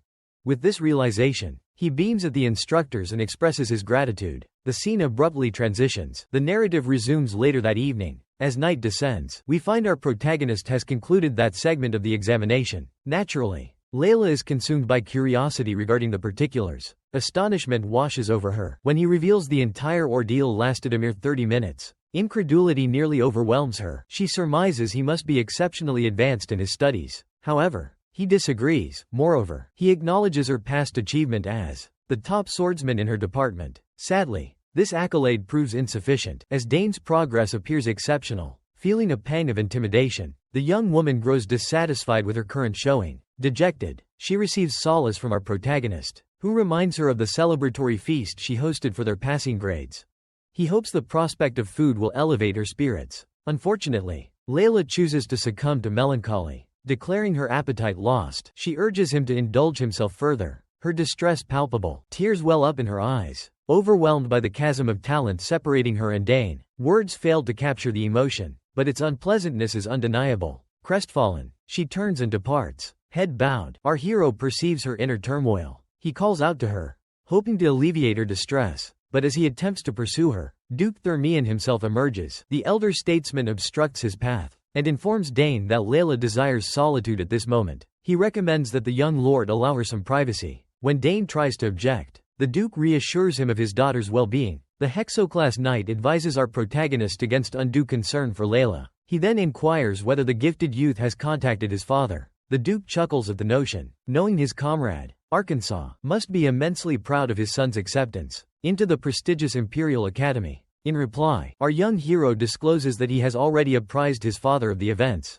He confesses that his family was overjoyed upon receiving the news. The Duke divulges that the entire mansion was equally astonished, especially considering his admission into the liberal arts program. With the examinations concluded, Duke Theran advises Dane to get a good night's sleep and await the acceptance letters. In return, our young protagonist expresses gratitude for the elder's concern. Following this brief exchange, the Hexoclass Knight shifts the conversation. He inquires if the young lord has considered the items he wishes to commission from the blacksmith at the Theran forge. Upon hearing this, Dane divulges that he's contemplated a sword, but confesses he hasn't finalized any designs. The Duke senses something amiss and probes further, asking what troubles him. Dane elucidates that his lack of planning stems from his ongoing physical development. Consequently, he's uncertain what type of blade would be suitable. Despite this current predicament, the young master remains determined to contemplate the matter. He believes this presents a valuable opportunity for reflection. Duke Theran chuckles softly and reassures Dane that there's no need for haste. He imparts wisdom, advising the lad to arrive at his decision at his own pace.